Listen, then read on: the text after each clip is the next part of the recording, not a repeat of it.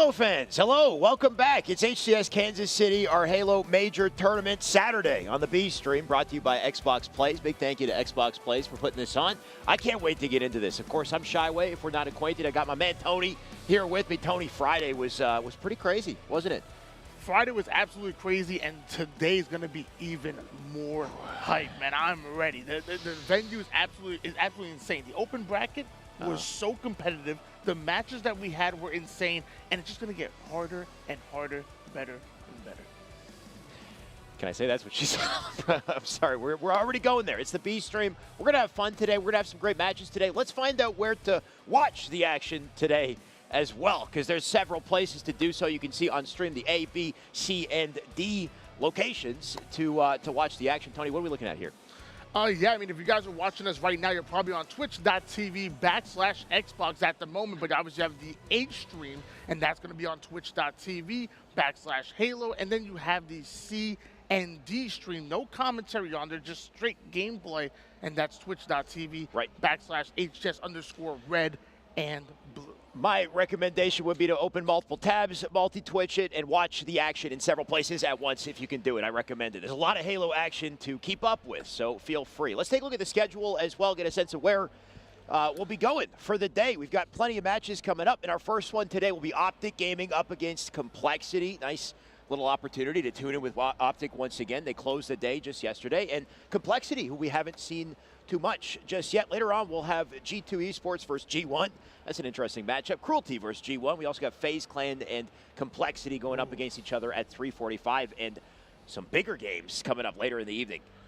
Yeah, I'm actually really excited. You get to see G1 twice in a row. We get to see Complexity, who've been red hot recently, and then we get to see Optic Gaming, who, I mean, they've been the story. They've been the story all tournament long. They won the FaZe event, beating out Cloud9, and have been looking better and better since. They're a dangerous squad.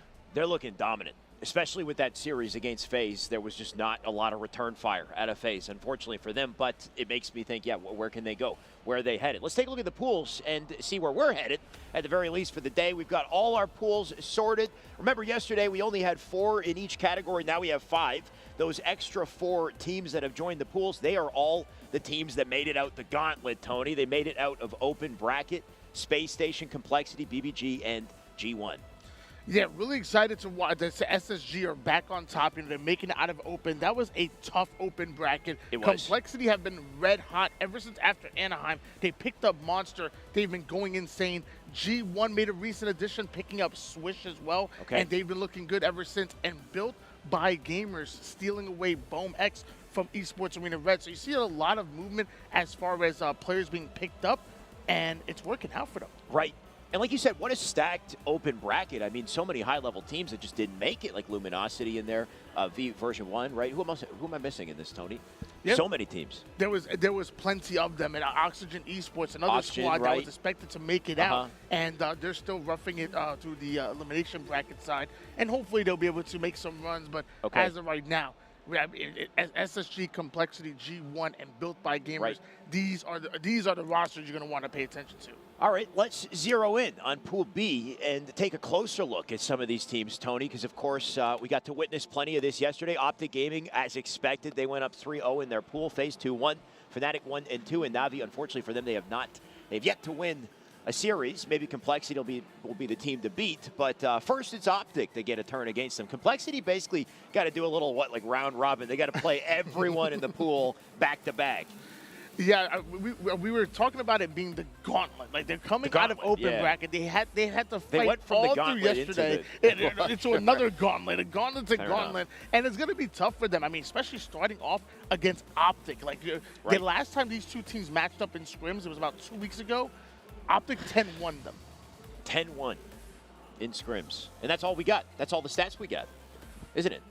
Yeah, I mean, these two teams don't match up a lot against each other. But Complexity have a new roster. I mean, we're talking Monster. He's been so good for this squad. You have Hysteria, the veteran, and then Vetra, the free-for-all genius. He's on the squad, and then Triton just really rounds out this roster well. I'm big on Complexity. I had them making out of open. Some people call me crazy. I'm like, what have you been watching the last month or two? They've been literally running every single amateur and, I guess, a semi-pro tournament. Just the fact that they made it here at all, I think, is definitely a statement. Unfortunate for them, they're going up against arguably the best team in the tournament at the moment, but I think it's a good test for them as to where they stand, as to their potential as well. Tony, you said, of course, this team has had a couple roster changes in subtle ways since they formed. One of the big ones being the addition of Monster. Tell me about this guy. He seems to be the main slayer. Yeah, he's been around the block, not even just Halo Esports, which I remember him way back in the day, but went into a little bit of PUBG, to my knowledge, went into even some Fortnite. That's when I really started to see him blow up. He's been around the block a few times, comes back into Halo, and instantly becomes the leading slayer on the squad. And we're talking series in and series out. Monster is putting in that work, and it's not even just about the stats. I mean, this team just clicks with Monster on. I don't know if it's the communication, I don't know if it's the leadership, but they just look like a totally different team. I've honestly had a handful of pro players recommend that I watch his gameplay. He's so good at the game. So I'm going to be keeping a close eye on Monster, and I think we all should be too. Let's take a look at the series layout, though, and see if it gives us any indication as to where this might go. Tony, we got Recharge Strongholds to kick things off. Slayer on Live Fire. CTF is our oddball Live Fire, and Slayer says Aquarius. So don't let that bizarre image fool you, unless or one of those things, I guess, will be changing. But, Tony, one thing we do know is Strongholds Recharge to start this out. Strongholds Recharge going to be game number 1, so these guys are going to be very warmed up going to game 2. One thing I also noticed that we're going to see Live Fire twice. Game 2 and game 4, we'll see these guys duke it out, so hopefully they're fans of the map like we are. Well, definitely. And you know what? We saw a lot of that yesterday as well, the double live fire. I think the reason we get it is because a lot of teams are fans of this map. Very competitive map and a good test of that team chemistry and also good opportunity for some sniper plays as well. The one map with the S7 sniper. I know we love the Shock. Shock is very powerful, but I think the sniper definitely steals the show when it's in play as well. That said, we're kicking things off with the Shock with Recharge Strongholds. Tony, they had a scrim, or they had, like one session of scrim. Or is it called scrims? They had a scrim. They played 11 games, and it was 10-1 was the final score. Optic and Complexity. Does that give you any faith going into this series? Maybe they took some advice, some insight from that experience. They've leveled up since. Maybe there's some new tricks up their sleeve. What do you think? Well, I think the good thing for Complexity is that they're matching Optic early. We noticed that with some of these squads that are matching up early with some of the, I don't want to say lower tier squads, but when these elite squads are matching up early, and they're not coming out that hot. Sentinels actually were taken to Game 5 by Knights, and it was really possible that Knights would catch them off guard. So with these squads, they don't, with Sentinels not scrimming much against Knights, with Optic not scrimming much against Complexity, and playing so early in the tournament, maybe Complexity have a chance to catch them off guard. Right, so the combination of like the lack of information, practice, the reps against the team, but also just early in the day. Teams don't tend to play quite as well earlier on in the day. They level up towards the end. You get to play like that's cold. You got to get the hams warm. I'm sure they've been warming up on the practice stations we got in the meantime. But we saw it with Sentinels though in PK, and it definitely looked like Sentinels were taken by surprise in their matchup with PK, and it took them till Game 5 to really lock it in and finish things out. So maybe that gives Complexity, like you said, some hope coming into this series. No streets in this series, unfortunately, for Complexity as well, because looking at the stats at that 10-1 scrim, the one game that they did win was a Street Strongholds, and that is not in the layout here. So everything they're going to have to punch past their weight class. Well, luckily, these guys, as far as putting a BR in any one of their hands, I think they're really confident in their individual skill. They're willing to take some of these 1v1 gunfights if it comes to the case of doing so. Now, when you're going up against Optic, I got 4 other Slayers on the other side that are willing to accept the challenge as well. So I'm wondering if Complexity maybe can isolate some of these individual gunfights and ultimately win them.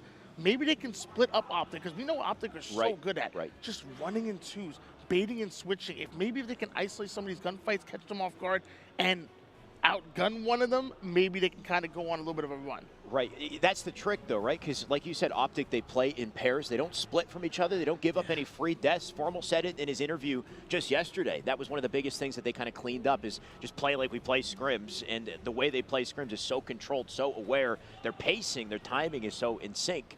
And if they're playing against a well-paced Optic, there's no opportunity for a 1v1, right?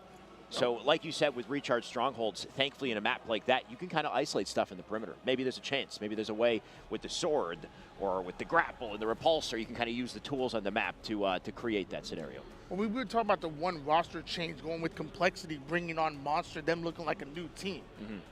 On the other side of things, Optic bringing in Formal, same thing. They're right off of a second place finish in Anaheim. Go in, bring in Formal, and they've been looking deadly. But you know, we have Complexity on screen here. And I love this squad. I think Vetra, that free. I was going to say talk about Vetra. That free for all winner coming in. He knows how to stay alive. He knows how to win those individual pivotal gunfights. And on top of that, if there's somebody weak on the map, he's hunting them down. He's making sure they get cleaned up immediately. The man's quick. I had the, is it fortunate or unfortunate, I guess, opportunity to play him in 1v1s, and I could not keep up in the slightest. The dude is fast on the sticks, and he comes from H5, of course. That skill has translated to Infinite. Very curious to see how he plays with this roster today, though.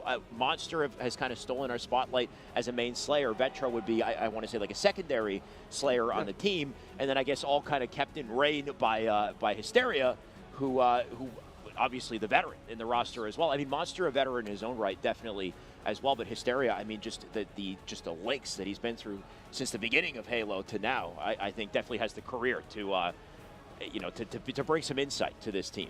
He's definitely left one incredible legacy. When I think of Hysteria, still creating it, I think of one that that's going the distance in any tournament that he's playing, and we're talking multiple championships going in his favor. So I'm happy to see Hysteria back, and I'm happy to see Complexity doing so well, because before Anaheim, let's be honest, they weren't looking as good. They weren't looking as good before Anaheim. So like you said, thankfully Monster has joined the roster, and maybe things are a little bit different. Maybe there's more chemistry. Of course, even though Monster joined, it didn't change the scrims, but it's LAN. LAN is a totally different ball game, right? Different pressure, different opportunities here, and hopefully they step up to the plate. And like we said, the morning is the best time to do so. We're still getting ready with the match, of course. As soon as the match is ready to go, we're going to jump in. We're going to get in the action. Don't worry. We're almost there. Let's talk about Optic in the meantime. We're going to bring the roster up on screen. I'm sure you guys know these boys very well, and they look pretty damn good, too. They really do. I mean, Lucid and Trippy were kind of that duo for this squad for so long. Formal comes in, and he's really been working really well with APG. I feel like not only has Formal done so well individually, but I feel like APG has been looking even better. So I'm wondering, are they just running in duos? Are they baiting and switching? Are they just clicking a little bit better than obviously what they were looking at before going into Anaheim and obviously in Raleigh as well? Well, they definitely seem to have found a level of confidence that they hadn't had previously, and their role within their team as well just seems defined at this point, right? Lucid, as talented as every individual is on this team, Lucid, it just felt like he was doing a lot of work, right? Trying to, IGL in the comms, and also trying to make some of the biggest plays in the game too, picking up some of the slays as a main Slayer. I think it's a lot of weight to put onto yourself as a player, and to have Formal there with the communication that he brings to the roster and the slaying ability as well, and then the vibes on top of that, right? The comfort for this team, I think it's just allowed everybody to fit within that perfect role in their team and play their best game as a result. So now we're seeing APG, like you said, pop off and go on frenzies and start the day with like a 20-4 scoreline. Yeah, it's really exciting to watch, and I want to see it even more. I can't wait for us to get into this first matchup. And one player I want to watch out for, I want to watch out for Trippy. Okay. I think Trippy, back when I remember watching him back in Halo 5, he was the one doing all the dirty work. He loved getting in there, playing the objective, putting his life on the line, keeping his teammate alive. I thought it was amazing. Going into Halo Infinite, he kind of stepped up as that secondary Slayer. We saw him start to really put in work as well. So he's definitely one of my favorite players to watch on Optic. And plus, he's just such a cool guy. Yeah, well, there's that. But I also think he's one of the most versatile players when it comes to his status at top level in multiple Halo games, right? Like, put this man on Halo 5, and he'll play at the top level in 2s and 4s. Put him on Halo 3, exactly the same experience, right? He's at the top in 2v2 Halo 3, 100%. So it's just the versatility that he has, regardless of where he comes from. And I think all the skills, they translate, right? They all come into Infinite. Infinite is kind of this beautiful hybrid of your classic and modern styles of Halo. And I think that brings so much to the plate for the team. So once again, just another player who's got confidence, who knows his role. I mean, what's to stop Optic at this rate? I almost want to see a team just give them some trouble just for the story, right? Because we haven't had it yet. Even with the FaZe series, you know, as great as it is to see a matchup like that, it didn't play out in that way. It was a 3-0 yesterday. We haven't seen any contention, so maybe C9 is the team to do it. You know, maybe Sentinels are the team to do it. Maybe Complexity this morning early can wake them up. We'll find out very soon. Well, game number 1 is going to be Stronghold on Recharge. Like you mentioned before, you talked about the shock rifle. Yep. You talked about some of the equipment that we're going to see coming in. Fly through. Game number 1 is about to start. We're talking Optic. We're talking Complexity. These two are going to be leaving it all on the line here. Don't let the names fool you. Just trust the tags, or what is it? Trust the branding. Optic and Complexity about to face off to kick off our day, our Saturday of the tournament. Tony, every single game, the stakes just get a little higher the farther we go. And you're looking at that sword. You're looking at the repulsor. I'm going to be really excited to see how they're going to come into play, because the sword can make plays when it comes to the close range, but that repulsor can be a hard counter. So I love the fact that we saw them both on the fly through, but first we have to get through the camouflage, and Lucid is already working on it. We'll hop on board with Lucid to start the day, though he will not stay up for 2. Actually, is that Lucid? No, that is not Lucid on the board. That's Triton on the board, Tony, who's down. It's the entirety of Complexity who seem to have dropped off that opening strat. Optic Gaming instead, they'll be walking away with advantage in numbers, and it looks like the first points on the board as well.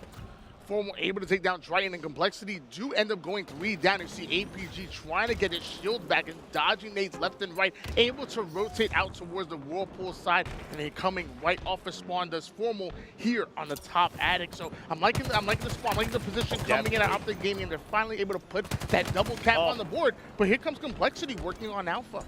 But they're all dead, so not too much they can do about it. Unfortunately, Monster last one up bottom mid, so he'll be deleted. And you see how quickly Optic Gaming were able to get from attic out to A with the perimeter. And using that high ground, using the angles, they can just cross them up. Lucid, by the way, pretty sure the man has a shock rifle. I saw somebody grapple. It might be Formal. But that definitely a playmaking device on the map. Lucid finding 3 players of Complexity over towards the bottom elevator, going down to 1 shot, somehow still able to find 1 before going down. Here comes Trippy on the kill feed with the sword, and Vetra trying to clear out Alpha, but there's just too many Optic members sitting towards top A. At least Vetra does have this vantage point, though. If he can stay up, he can draw their attention. Use the high ground to get a bit of a cross going here. You can see he's getting tagged up from behind, though. Not ideal. He'll drop into B. Get cleaned up by Trippy. Hysteria hopefully there to pick up the pieces, but Trippy with his sword in the feet, he's still going. And this just opens up opportunity. Brian hits the shot! What? Formal's already connecting, and it's early in the morning here, Tony. 3 down go Complexity, and Formal looking to take the 4th one, still having the shock rifle in hand. Double cap in favor of Optic Gaming. Luckily, Complexity come right off the spawn, able to steal away A, but it takes 2 to tango. You need a double cap in order to put points on the board. Having good reactions is a combination of what? It's prediction, right? You know he's coming, so you can react more quickly, because honestly, Formal's reactions in this tournament so far have been insane, Tony. And I think a big part of the reason why is because he predicts the situation so damn well and feeds off the teammates' info. Trippy's camouflage just running out. He has eyes on the player over towards Bravo, but notice how he focuses. He says, you know what, we need 2 caps. That 1 kill isn't enough of importance for him to laser focus on it and for him to lose sight of the ultimate goal. So he backs down, takes away A, ends up getting the assist onto the first one. Lucid now going to try to collapse onto 2, runs right into the shock rifle of Vetra. A second one, ends up getting the double kill, does Vetra, and now we're going to see Complexity start to work off of Alpha. They have the numbers, now they have momentum. But they don't have the sword. Just about to say Complexity need to get something started, and to do it, they need to make big plays. But Trippy, he'll make a big play of his own, shut him down, take back A and B. So there's the coverage on the map they're looking for once again. You can see the perimeter APG holding off the long haul here, and that high ground, I mean, there you go. It worked in Star Wars, right? It'll work in Halo as well. Don't challenge him. Well, finally the nades are going to deal with him, but not without going 3 down does Complexity, and because of that, we do see a momentary trip cap going in favor of Formal and Optic. Now Formal on screen, going to try to go for the flank over towards the gold side of the map. He has Lucid holding down things with the shock rifle and still holding on to the BC hold is Optic, but it looks like they're trying to work for that trip cap. Once they hit the slays, they might rotate over towards Alpha. We'll see it. just baiting and switching their way through Whirlpool all while it happens. So it looks like APG does take the kill. Formal still up. He'll let Lucid go ahead. Get to the A capture. Does not want to miss the shot sitting back in pipes, because he can make big plays with it. Already tagging up 2. All that damage he's done is just opportunity for Lucid to get in and be aggressive. And notice the rotation that Optic made going all the way toward the gold side. I said it, we start to see the slaves, they were gonna go after Alpha. They do just that. Lucid ends up setting off a remote detonation, and now we're just seeing things start to snowball. Everything working for Optic, even the shock rifle. You gotta pay close attention to the awareness, the reticle placement out of these players. They know exactly where to expect their opponent. So ready for the shot in the moment. They're around the corner. Formal will do it again. Don't challenge him right at this point. 232 to 4 on the board, Tony. They can't get anything going. Formal about to add insult to injury at this rate. On board around, Monster tries to stay alive on one shot, but he just hunted down. Back-to-back kills going in favor of Lucid and Trippy. Trying now, he's going to try to challenge over toward the seaside, try to get something happen, but it's just too late. A 250 to 4 win going for Optic. Optic Gaming going to come out very dominant in that first game, Tony. Not unexpected, but what was it? You said 250 to 4? It looked like 4. 4 points, so no real hope in that situation. And shout out to our producers in the back who did the Star Wars wipe. I don't know if you noticed it, Tony, to bring us back into to POV. We're making Star Wars jokes early in the morning, right? I mean, Obi-Wan, he said it best. He had the high ground, Anakin, and the high ground allows you to make plays. You can't just challenge him from down low. That's all we saw at a Complexity that entire game. They're down low, they're bottom mid, they're in C stronghold and long hole, and they're just looking up at BR gunfire, at shock rifles. I mean, what do you do?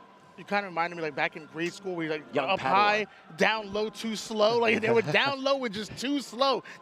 Sadly, Optic Gaming just absolutely running things on recharge. And I didn't really see anything out of Complexity to make me believe that they can bounce back in this series. Like, Optic Gaming literally controlled about 99.9% of that game.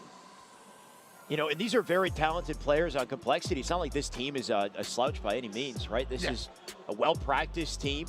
Individually, these players, I think you put them in 1v1s and they know their game. They'll hold their own. But when it comes to the team dynamic, and I mean, that's the beauty of competitive Halo and something that we've gotten back with Infinite and the kind of limited mobility that you have in this game in comparison to, you know, what we've had. You got to be so careful with how you play your life. You got to play off your teammates. You got to cross with your team. And I mean, Optic, they do it better than anyone at the moment. And the result is just, no matter how individually skilled you are, you just don't get opportunities to do anything, Tony. And the one thing I love about Optic Gaming is that they're taking every game, every series, so they're taking it seriously. Like sometimes some of these upper echelon of teams, they'll see a lower end team, at least compared to themselves, and they may not take it as serious. They may not go 100%. And sometimes you'll see teams take them game 5. Maybe teams pull off the upset. Not Optic Gaming. They're treating every game as if it's a grand finals. It's all business. That game, by the way, Tony, I think it was 5 minutes, 35 seconds. Sorry, 39. You can see on the top of the screen. Unreal. And within that small window of time, Formal managing to get over 3,000 damage. I think the least damage taken in the lobby. So just being elusive all while he does it. And he'll take that damage right into Slayer, Tony. Well, going into Slayer onto live fire, you said you want to see a bunch of S7s, and we're going to see at least one here. And it's going to be towards that mid-map, but not just the S7 sniper. You also have the drop wall. You also have the repulsor. You got a Mangler, might not see that as much. The heat wave, Tony. But the heat wave should be that close quarters combat weapon. Right, plenty of sandbox to work with, as always, with Halo Infinite's maps. It's just how you're controlling it when you're using it. The Heat Wave, I think, one of the biggest weapons on the map to control, though, of course, along with this Snipe. Snipe's got plenty of ammo, but it will be spawning less frequently on the map. The Heat Wave, it's always in play for the most part, right? Somebody's going to have it. When they don't have it, when it's off the map, it's back on respawn. So we'll see what they do to control these resources. We need to see some life out of Complexity. And, Tony, this is the biggest opportunity they've had yet to show us something. If there's any team that can bounce back after getting dominated, it might just be Complexity. These are the ultimate comeback kids. They understand that they're playing out there. They're just getting warmed up. It's like I said, the first game of the day, it's kind of cold in here. They got the hand warmers. Now we're coming in. Now this is going to be competitive. And dare I say it, I think Complexity can take a win. We'll find out They got to kill Trippy first. We'll kick off the game with him. Notice he picks up the combo as he makes his way to pillars here. He'll make good use of it, too. Going to keep it back in the A door. Almost tags one, but he'll jump into the line of sight of 2 players, and that's Complexity coming away with some early kills to kick things off, Tony. Monster bringing the heat, able to take down Formal, but gonna lose that heat wave courtesy of Lucid. Vetra tries to stay alive over towards the cuts, but he's hunted down immediately, and that's gonna be Triton by himself, but he has an overshield. Great plays coming in out of Triton and Complexity to get these power-ups, and now they're coming right off of spawn and getting aggressive with it. I think the biggest thing is gaining that heat wave control early on and using it to win fights and cuts. And by securing cuts, you've got access to that OS. Triton now living up on top mid due to it. You can see APG's picked up a kill in the feed here, so they're starting to lose numbers. Need to get aggressive on this one player on C-Box behind. I believe Vetra, though, a couple more competitors on Optic will chase him down, give us a 2-kill advantage. Optic Gaming here. Onward now with Triton spawning up over toward the B side of the map. Excellent cross-map shots, but it's not going to be enough to take down that player. Luckily, he does have some teammates that are now trying to go in for a bottom mid flank. That's going to be Monster. Heat wave in hands. He is spotted. Goes all the way down to 1 shot, but Trippy does go down. Excellent teamwork coming out of Complexity. Good work out of Complexity, too, taking advantage of Trippy getting aggressive on the dummy door there. Formal, though, for a second, he was looking for 2. Would have been nice if he pulled it off, but they'll shut him down for now. 12, make it 13 as a double from Trippy. Right off his spawn, he's getting aggressive. He'll take the trade on that, but it gives him a 3-kill advantage. Shots coming in from Formal, goes down to 1 shot. Again, more teamwork out of Complexity. You gotta love what we're seeing, but a Hail Mary out of nowhere. Lucid not able to break through the A side. APG recognized that he lost his teammate that he was running with, so he immediately backs down and catches a different angle here from Sandbags. That's gonna be an assist, and that overshield is up. Can he get a hold of it? Oh, so tantalizing, right? Just sitting there out in the open. We'll see who ended up grabbing it in the end. In the meantime, Monster is gonna get aggressive back B, does clean up 1. That's massive. Double back to the team. In the meantime, Complexity coming away with their 2nd OS of the game. They got to watch out for that green gun, though. You can see they got a back tower. So hopefully the communication comes in. But the entire team making their way through C, moving in unison here. And they'll clean up numbers because of it. Complexity looking so different in this game number 2 than we saw them in 1. They're actually showing some life here. They're actually up in slays right now. They actually have numbers on the field here, and they're going for that map control. There's a player over towards the scoreboard side trying to immediately spot him, and it's not only hunting him down, but feeding that information to his teammates so they ultimately can collapse on him. This is where we need to see the energy, the life out of Complexity, confidence from these boys. Watch them. Oh, okay. You got to love that Triton keeps shooting in that situation. If he doesn't hit those shots, that snipe likely connects, but that snipe now sits up on Outlook. We'll see who gets to it. Looks like Trippy is the one to do it. Of course, he converts it. 2nd over on C as well, and he's still got some ammo. Trippy now going to rotate that sniper all the way towards the next side of the map. Love that collapse coming in this time, not from Complexity, but from Optic Gaming. And now Trippy staring down the garage side spawners here. But it looks like Complexity going towards bottom mid, trying to take an angle over towards the power side. That nade almost able to take down Formal, but he's going to keep his life. And now Trippy has his back. Formal just ducking and diving. He'll stay up. Optic Gaming now with high ground over the scoreboard here. They're going to move together as they make their way through cuts. Lucid with 2. Trippy just bobbing and weaving here. He'll take Triton. The issue with Triton's positioning, I mean, he's got a double out of this on a Monster as well. But just being stuck out in the open in those situations, right? The pillars and cuts, so powerful when your opponents have nothing to work with. The one thing I always notice when watching Optic scrims, I'm even noticing it right now, is their communication is not just calling out random locations on the map. They're small talking all the time. They're calling out when they're within arm's length of their teammate, when they're ready to push, when they're ready to collapse. It's not just calling out locations, it's really calling out what your mindset is, and it's so important. It's one of the things that make Optic's communication so good. Right, they're calling the plays as they happen. Especially as they spawn, right? The moment they spawn up, they tend to even predict where they will spawn based off of where their teammates are the moment they die, right? And use that info coming into the next play. So quick to get info. What a brawl here, back B. Looks like Triton gonna come away with that one, and a snipe he's earned for it. Not too much ammo, but he can still make a play. I can tell Trippy wanted that no-scope on that one, but it looks like Triton has his hands on the sniper rifle. Maybe he can pull off a no-scope or two. It's a 38-32 lead in favor of Optic Gaming right now, but Complexity can make a run. Gonna be very hard to do, and Monster is the first one to go down, putting his team at an immediate disadvantage.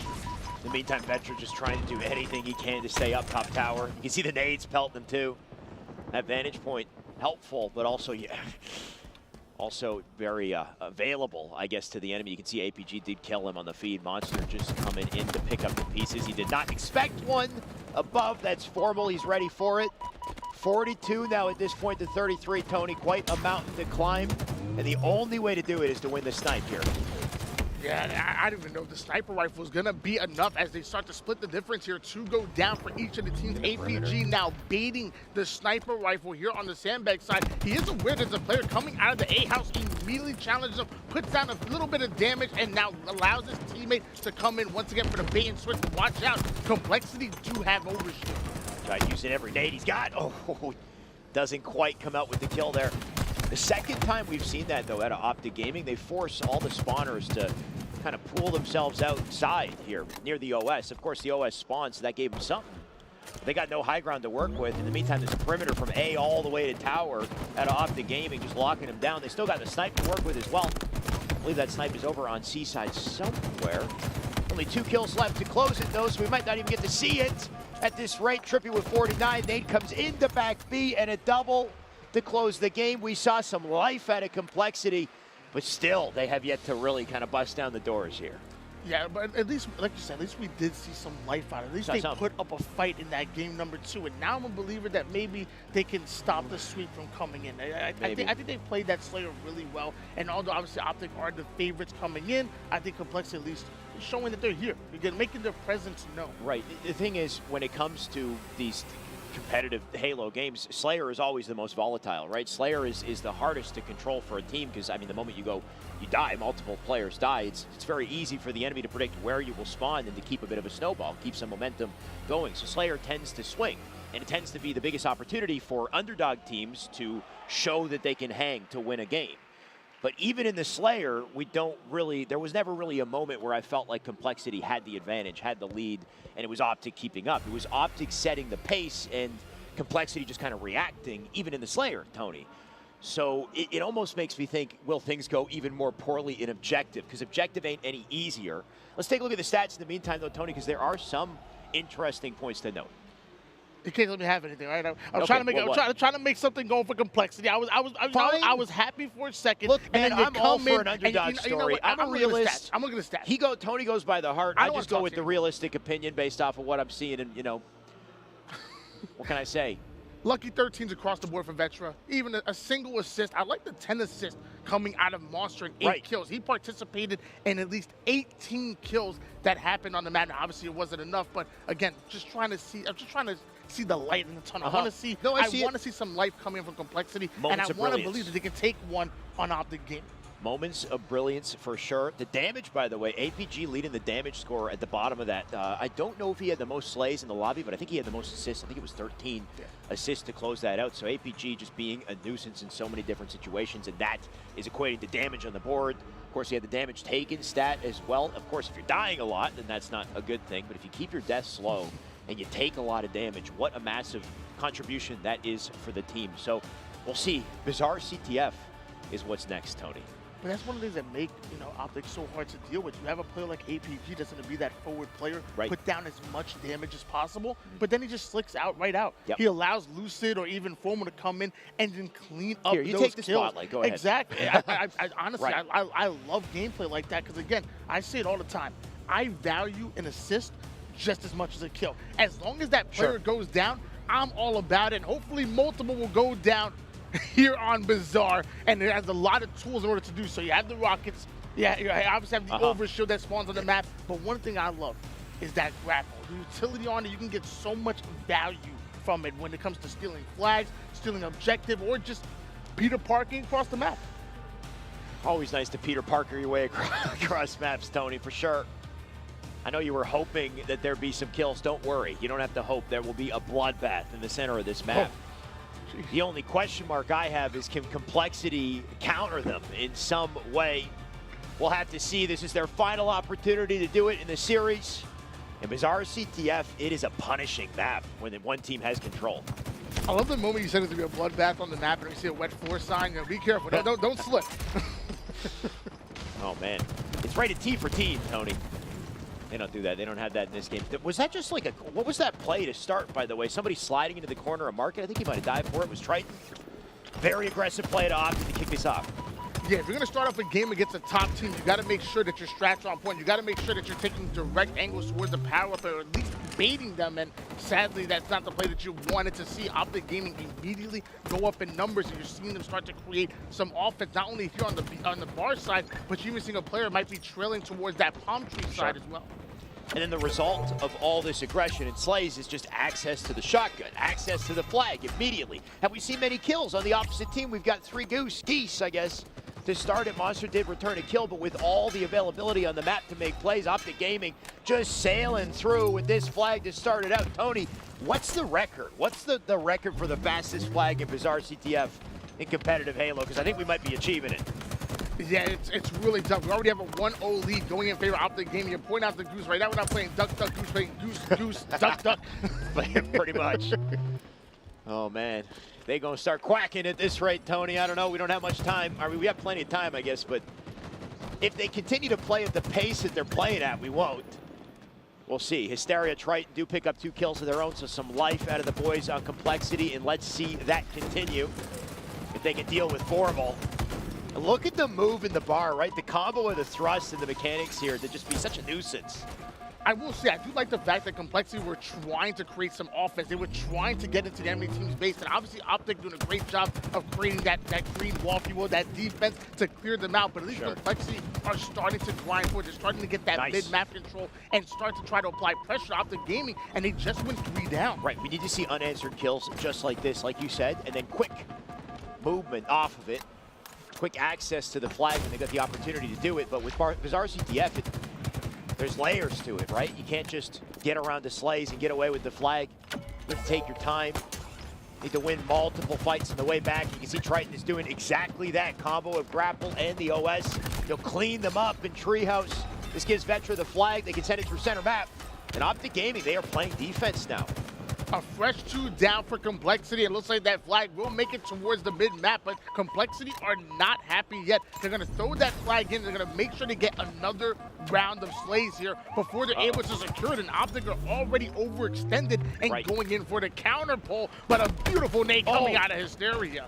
Exactly. What did Optic do to counter that situation? They say, don't worry, we're not going to headbutt you with the flag. We're just going to beat you back to the other side and kill you before you make it.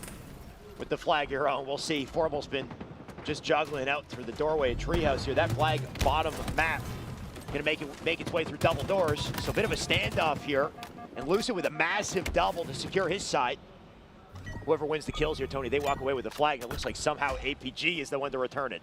A massive double kill is right, Alex. Complexity went all 4 down, a full squad wipe, and it was started by that 2 down. And now Trippy is grinding that flag forward. It's about to be punched in. This is a 2-0 lead going to the boys in blue, or formerly green.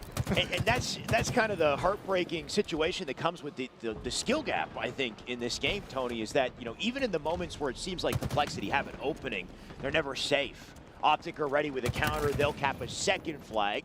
And look where Formal is. It's like he spawned back here. Just hanging out in their base. We'll pick up a flag once again.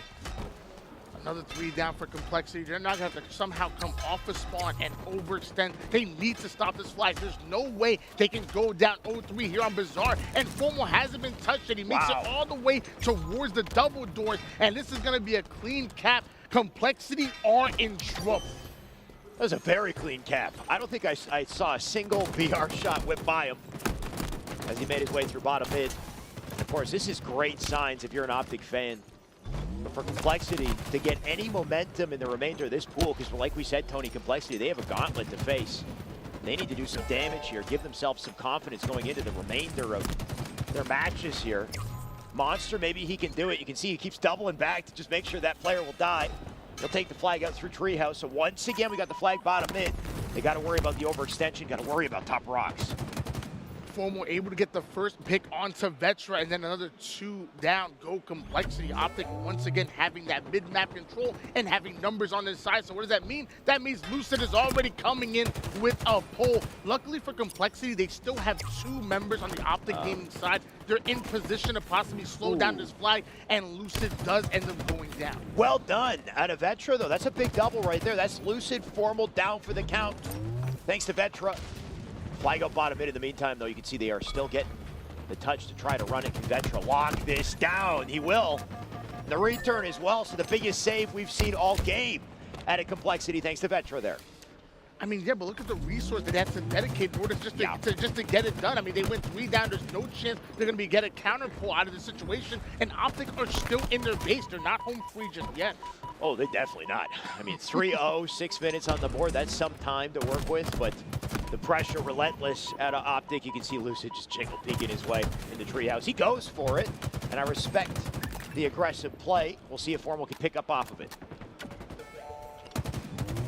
Formal keeping that high ground, putting down shots and trusting his teammate to come in with the bait and switch. Trippy not only getting the kill, but also to get his hands on the overshield. That Dynamo Grenade might have did a little bit of damage to Formal, but he's still alive. Has the rockets dropped down, despite being one shot, taking damage from the enemy team and his teammates. He's still able to get the kill. Trippy's now going to run this flag in, and they're going to be 1 cap away from pulling off the 3-0 sweep. Tony, they're just so on top of everything, so aware, so prepared for every exchange. Look at the scoreboard, 15-6 out of Formal, make it 16. As he's still going ham, they'll finally take him down bottom mid. But at this point, is there even an opportunity to come back, or are they just padding the stats here, Tony? Bulldog coming in from APG, 2 down go Optic, so maybe Complexity have a chance to capitalize on this, but the issue is, I mean, they're down 0-4. I mean, there's 5 minutes on the clock, so almost a cap per minute just to tie things up. Not even to win the game, just to tie things up against the green wall. This, I don't know if it's possible. Alex, I don't know if it's possible. I don't think so. Lucid's going for some big solo challenges, though. You can tell that they're feeling themselves. They're seeing what they can get away with, I think, at the moment, at this level, especially with all the leeway they've got to work with. And I think that confidence will carry them later in the tournament. Tony, I can't wait to see how far Optic will punch today, especially with Cloud9, FaZe, and Sentinel starting to really get in the mix here. The one thing I am happy for Complexity is that, you know, they're coming into pool play and they're playing Optic in their first series. This has to be the best warm-up possible. Wow. If you can stay alive in some of these games and play that Slayer so well and still be in, like going for the rest of the tournament, like, hey, this is gonna be easy from here. We're going against one of the teams that might just win this tournament. They're definitely in, definitely contesting for that championship. So it's good to get it out of the way early. Well, maybe. Also, you know, hopefully it's not deflating for them though, right? Like a loss of this caliber definitely can't feel good. Like you look at the slays on the board, it's just so overwhelming. Lucid still doing work here. Just gonna let him know it's his bar. He'll drop out, get the kill as well. There goes Hysteria. Still immediately puts damage into a second, right? Like, even though he's slightly down shields, he's not worried about it. He's got Trippy there on the other side to make sure he secures the kill and a 360 medal while he does it. Still a 4-0 lead in favor of Optic Gaming at the moment. 3 minutes, 25 seconds on the clock here. Trippy was trying to get that slay so he could secure a pull on the fly, but Complexity making it as hard as possible. And we do see a double kill coming out of APG. And once again, Complexity now starting to gain some numbers, now starting to gain some momentum, map control in favor of the boys in red. Gotta love the target priority. Like, Formal doesn't walk away with that kill there, but just the way he's switching targets when they become available. Like, he snapped onto the first player he was shooting in the back of that exchange as he peeked his way out. And these are just little subtle things that he does to be so efficient on the map with his damage. And I think other players might miss those little moments, but Formal definitely doesn't. And here he is once again with a double. 2 minutes, 40 seconds on the clock. They could go for the flag, or they could keep getting slays. It's up to them at this point. Formal trying to play for the Rockets, ends up going down to one shot. Well-placed grenade out of Triton, was able to take down one. Cross-match shots being answered back here for Formal. Whips out the rocket as that player tries to get into close range. Normally, if you're going up against a player with rockets in hand, you want to get as close as possible. You want to get that melee and force him to kill you and himself. Sure. But sadly, Formal, he was ready for it. And he's ready for a couple things now. He's got a grapple, OS spawn it up. He's going to get aggressive over to lockers, doesn't quite connect it. And then immediately checks over to Ali, knowing APG has died, so picking up off of communication. Trippy up above on Rockets, just slays him. You see the timing, the pacing that they got together? No, not like this. My Saturday just started. Formal's already coming in with the energy. Wait, what do you mean? He was trying to perform CPR on the enemy team. He was trying to get them back to life. Exactly. Okay, you're right. My bad. That's respect for your opponent right there. I love that. I love that for him. Formal certified CPR, was a lifeguard before a Halo player. Apparently, letting us know he is a respectable competitor in this tournament. I mean, honestly, if you're at this level of play and you get, you know, bagged by Formal off of an ego chow, like that's kind of like I put that on my resume, you know. That's kind of like a highlight. I'll take it. Nice double kill coming out of Lucid as Complexity going 3 down once again. And at this point, I think it might just be mathematically impossible. I mean, it's already hard enough to do against Optic Gaming, but to try to cap 4 flags in a minute, I think mathematically it's not possible. Tony, how do you even, why even bother with the mass at this point? There's a minute left, not even a minute. I'm a believer. They haven't even been, like, they've just been slaying this whole time. Finally, APG's gonna pull the flag. Can we get going here? 25 out of Formal, 15. We got 20 for Lucid. APG says, I've had enough, boys. Stop slaying. Flag out center. Complexity's still doing something, but at this point, all for naught.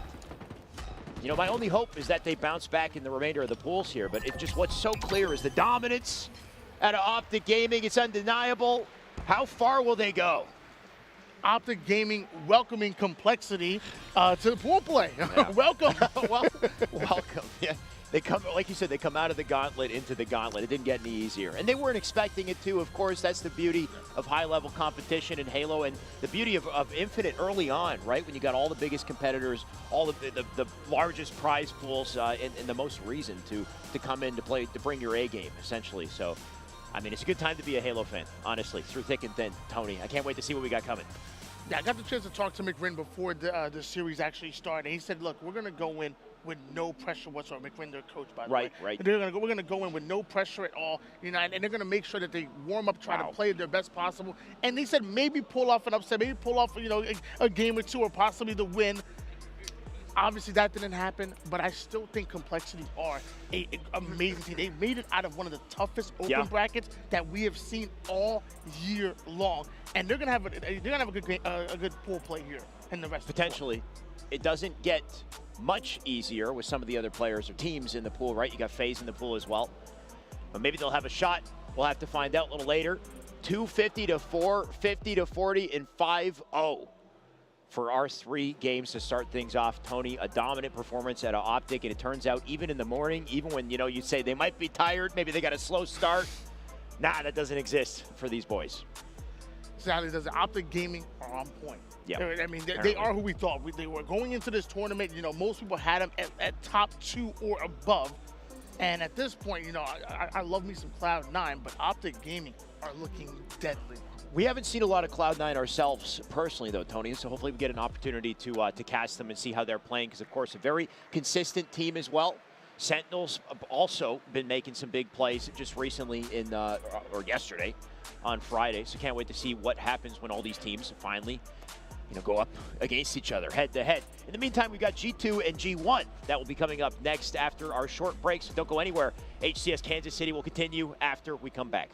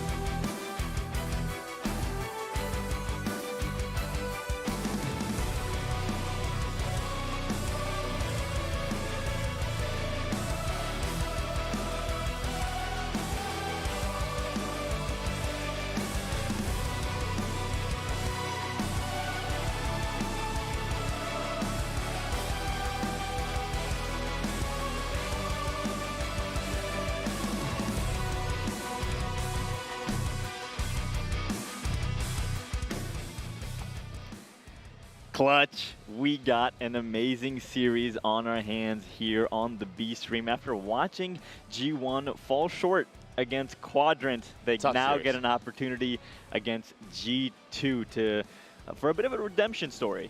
Yeah, absolutely. These guys play each other what feels like every qualifier, every tournament, every pool. You name it, G1 versus G2, it's almost like they're related. They're like long-lost cousins. And once again, we're going to see these two go at it. And G1 has gotten the better of G2 a few times. So as strong as the roster as G2 is, it feels like this G1 team may be their kryptonite, and this may be the first step in the right direction for G1's pool play journey, because like we talked about just briefly, that Quadrant series, it was heartbreaking. It was a Game 5 loss. And it's very difficult to come off those Game 5 losses, and we're going to learn a lot about this young G1 roster very quickly. Yeah, and just looking at the Pool C here really quick, E United dominating 3-0 so far. Quadrant, for me, has been the surprise of the event, 3-1 in their pools. G2 struggling 1-2, and G1 obviously only having that 0-1 Cruelty 0-3. So talking about just the information we have so far from this event, G1 actually put up a better fight against Quadrant than G2, right? So we saw G1 obviously have that miraculous comeback in Game 1 of last series to win that Strongholds game, right? And then it went on to lose a heartbreaking series in 5 games, but G2 lost in 4 to Quadrant. So if that is obviously matchups matter, right? I understand that, but from the information we have so far, I definitely think it's going to be a close series, and I don't know if I have a favorite here. Like, I don't know who. I think it's going to be a very close series. Yeah, for me, I don't know how indicative it is going to be between these two matching up against each other, just because I think this G2 roster isn't really happy or satisfied with the way they play. Having a chance to talk to Gilk, you and I, last night, he seemed pretty disappointed in his individual performance, and I really expect Gilk to bring his A game here today. We know what he's capable of when he's playing at his ceiling, and I expect to see more of Gilky's ceiling and more of G2's ceiling with that here today. So G1, they need to be able to rebound from that Game 5 loss. And as we take a look at the map pool here, starting off on Aquarius Ctf, Faisal, this is going to be one of those game types where your teamwork, your coordination, your ability to control the map and then spawn trap players, it's going to be very evident to your success. Both these two teams need to come out swinging, especially with their BRs, because that's the name of the game when we're talking Aquarius. Yeah, Aquarius flag, you're going to have you have the Dynamo Grenade, you have the Camo, you have the Bulldog, so you really want to, similar to historic maps in Halo, like the midships of the world, like you want to control the onslaughts. Yeah, you want to control the top middle, the middle portions of the map. You want to have that bottom middle flanks. You want to be able to be the team that's pushing into, be the aggressor in the game. So we're going to have to see if Gilky and the boys can do that on Capture the Flag Aquarius. Moving on to game number 2 will be Slayer on Bazaar. Then game 3, Recharge, Oddball. And then if we need it, Strongholds on Streets. And then wrap things up with Slayer, Recharge. So does this series layout say anything for you, or does it, regardless of what the maps and game types were, you still feel the same in terms of how these teams are going to match up? I think if you're G1, you're pretty happy with how this map layout came out. You don't have to deal with any live fires, and what that means is you don't have to deal with any snipers. And we know Gilky, we know Straight Sick, we know how nasty those guys can be with the sniper rifle in their hands. The S7, it's not going to make an appearance in this series. You do have Recharge with a few shock rifles, which we know plays very similar to that sniper role in the sandbox, but not quite the same, right? So it'll be very interesting to see if Best Shot, if Gilk can get on the right foot without the right power weapons that we know that they're capable of going off with. And that's going to be the telling story throughout the series, is a series with no S7 snipe. Is this going to benefit G2, or is this going to actually be something that they're missing out on? You said Best Shot. Are you referring to Straight Sick? I mean, he calls himself Best Shot, so we'll see what the nickname holds up. And he's going to need the Best Shot because, I mean, the battle rifle is like what he's known for, right? He's known for having a very steady, consistent shot with his battle rifle. And a snipe, but it's like, I feel like Straight Sick's best maps have actually been the onslaughts of the world, where he is able to display, like, where the sandbox isn't necessarily too impactful, where it is mostly BR on BR action, and he gets himself into as many 1v1s as possible. He wasn't necessarily winning those 1v1s yesterday, though, so he's going to have to pick it up as well. Yeah, for G2, I'm looking at Tusk as well. Like, we haven't talked about him too much this broadcast throughout the weekend so far, and for this team to take that next step and have a successful event, Tusk is going to need to step up, right? Yeah. We talked about Sab having an impressive tournament. Sab's nasty. Gilky, Straight Sick, all these guys have kind of they've been having solid performances, and Tusk as well, but he needs to just take that next step and really kind of step into that fourth player role. He's got to get comfortable. And just get more comfortable, you know, with this team and with his role on the team. And on the other side, G1, we saw what the duo of Chick and SLG can do, right? Those two are definitely very nasty. And to your point, Clutch, they should be, G2 should be fortunate, or should feel fortunate that they don't have a sniper on game 1. Yeah, absolutely. I think when you look at this G2 roster, and you talk about Sab and you talk about Gilk, those are players I expect to be pushing the top 6, pushing FaZe to the limit and whatnot. It really is Tusk that is that question mark that,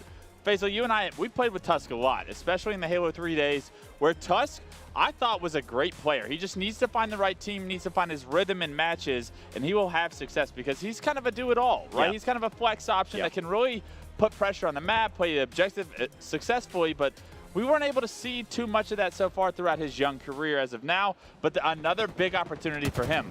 Another player to talk about is Tony Two Turn as we get this one underway. Tony is a guy that is very young, very skilled at multiple games, and honestly, I hear nothing but good things when referred to him, but he's going to lose his life very early, and it does look like G2 has won the break.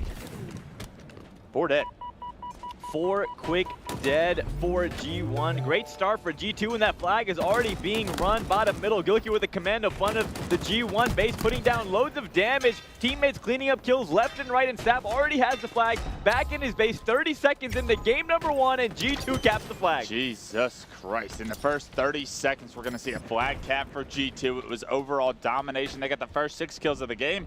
And not only that, they transitioned that to a flag cap. So G2 getting the slays, getting the objective done. Efficiency is the name of the game, and you're seeing it here and now. And that's kind of what I expect to see out of a prime G2. Look at those shots by Tusk. Great shots for that once again. This is what I expect to see out of a G2 roster. Hit your shots and play efficient Halo, and that's exactly what we're seeing right now. And this is the kind of series where we learn a lot about Tusk, right? It may be the stronger teams in the tournament that maybe expose a little bit of Tusk's inexperience throughout tournaments, but for him to find his footing in a series like this could be so important for the rest of the day for this G2 roster. I love the fact that he's already started off this game 5-1-2. Devin not able to get the return there. This flag is still alive for G2. I love how they're playing this right now. They're constantly moving the flag up while getting the damage down. But Tony and Swish with a couple of grenade kills. So this flag is in jeopardy right now for G2. Will they be able to capture it? Squally close to the return, and it looks like they'll be able to get the return. So not a second cap yet for G2. This could be big for G1. There's a counter cap opportunity here. Some overextenders already towards the pink side of the map for G2 coming off respawn. And G1, with the flag in the closet, going to be able to at least get this halfway. Tony Two Turn hits the slide, closes that distance, narrows that gap where he would have taken some damage, but unfortunately, he actually goes down. 2 members of G1 are now down, and G2 look to try and push this return, but they can't quite push yet. Stray Six thinks that there's a player on Dynamo Grenades, actually spots the player coming back from his closet. Best shot, takes him down, helps his team potentially get this return, but this flag's still alive, Basil. Yeah, that flag is not safe for G2 right now. Is G1 able to move it pretty far into their base? Tony Two Turn trying to get the touch, but G2 is right there to get the return. This is a very important fight for Tony, not able to get the kill, and the return goes in favor of G2. He wanted to get his shield, but unfortunately grenades just kept coming in, kept resetting. The shield timer reset, and unfortunately because of that, the return does come through. G2 keep this at a 1-0 lead for now. Unfortunate flank there onto Straight Stick because he was in a perfect position for his playstyle. You talked about it, Clutch. He likes to get on those heightened positions and just rain down fire. So he was in a great position right there to kind of give his teammates some cover fire, but unfortunately got flanked and take it down. Yeah, unfortunate, but he is one of those anchor players for his team that's going to be a large damage dealer. Tony Two Turn getting into the base of G2, getting a double with it, creating some space, creating some openings potentially for G1 to get in there, maybe get a flagpole and pre-Devinator. He's been doing this a long time. This is a big series for him as well. G1 needs to get on the right footing here in pool play. They need to figure out a way to advance across at least some of the teams in this pool C or in this pool B, and that's going to be very difficult for them to do. Squally, he's able to pick up a kill as well, and so far it's about even footing as the battle for map control ensues, but that one cap lead that was in the first 30 seconds of the game still reigns true. Good trade there by Tusk. Consistently, we're seeing this G2 roster be aggressive and push into G1's base already kind of in the early stages of this series. We've seen both these teams just have highs and lows, right? We've seen G2 cap a flag, we've seen them run a second flag in, and it got returned. We saw G1 run a flag so close to their base, it got returned. So both these teams are playing so aggressive, and now Straight Sick is in G1's base, with the camo. Yeah, no prioritization from G1 on the power-up so far, and let's see if it comes back to haunt them, because Straight Sick picked this one up for free, and now he's gotten to the enemy base. He's got a flagpole of his own, getting it across the map. You see the kill feed lights up in G2's favor. Swish is coming off respawn. He's the last guy to try and stop this one, and he's not going to be in any position to try and deny Straight Sick from making this a 2-0 lead. And I love that play by Straight Sick. He got the camouflage and used it to capture a flag. That is the objective of the game. I hate, whenever in any Halo you get an power up, you get an overshield or a camo, you should be trying to get a capture or trying to move forward in the objective. And we saw Straight Sick do that. He got into G1's base and ran the flag single-handedly with that camo. It's all about when you get power weapon and power up control, can you convert that into objective efficiency? Straight Sick doing his best impression of an objective player there, getting the objective done, extending the lead to 2-0, and honestly, Faisal, in Halo Infinite, you do not see two-cap leads blown very often. It is a very defensive game, even on Aquarius, where it can be a high-scoring map. Plenty of time still left in this game, but you are comfortably playing the rest of this game if you're G2 Esports. Good shots there by Swish, taking down Gilkey. Looking at the scoreboard really quick, pre-Devinator, we haven't had a chance to watch him too much, but he already has 15 kills on the board. He's been a nasty player for a long time. On the other side, we talked about Sab being a really good slayer for G2, 14 respectively for him as well. Tony on your screen got the double kill. Good shots on Straight Sick and Gilkey. Tony putting on a show. T-squared, Tony 2 turning up right now as his team needs it. That's a third of the life so far. And look how aggressive he likes to be. I love this out of him. The more I see out of this kid, the more I understand why there's a lot of hype around him, why he's on this G1 roster with a lot of familiar names, a lot of household names in the Halo scene.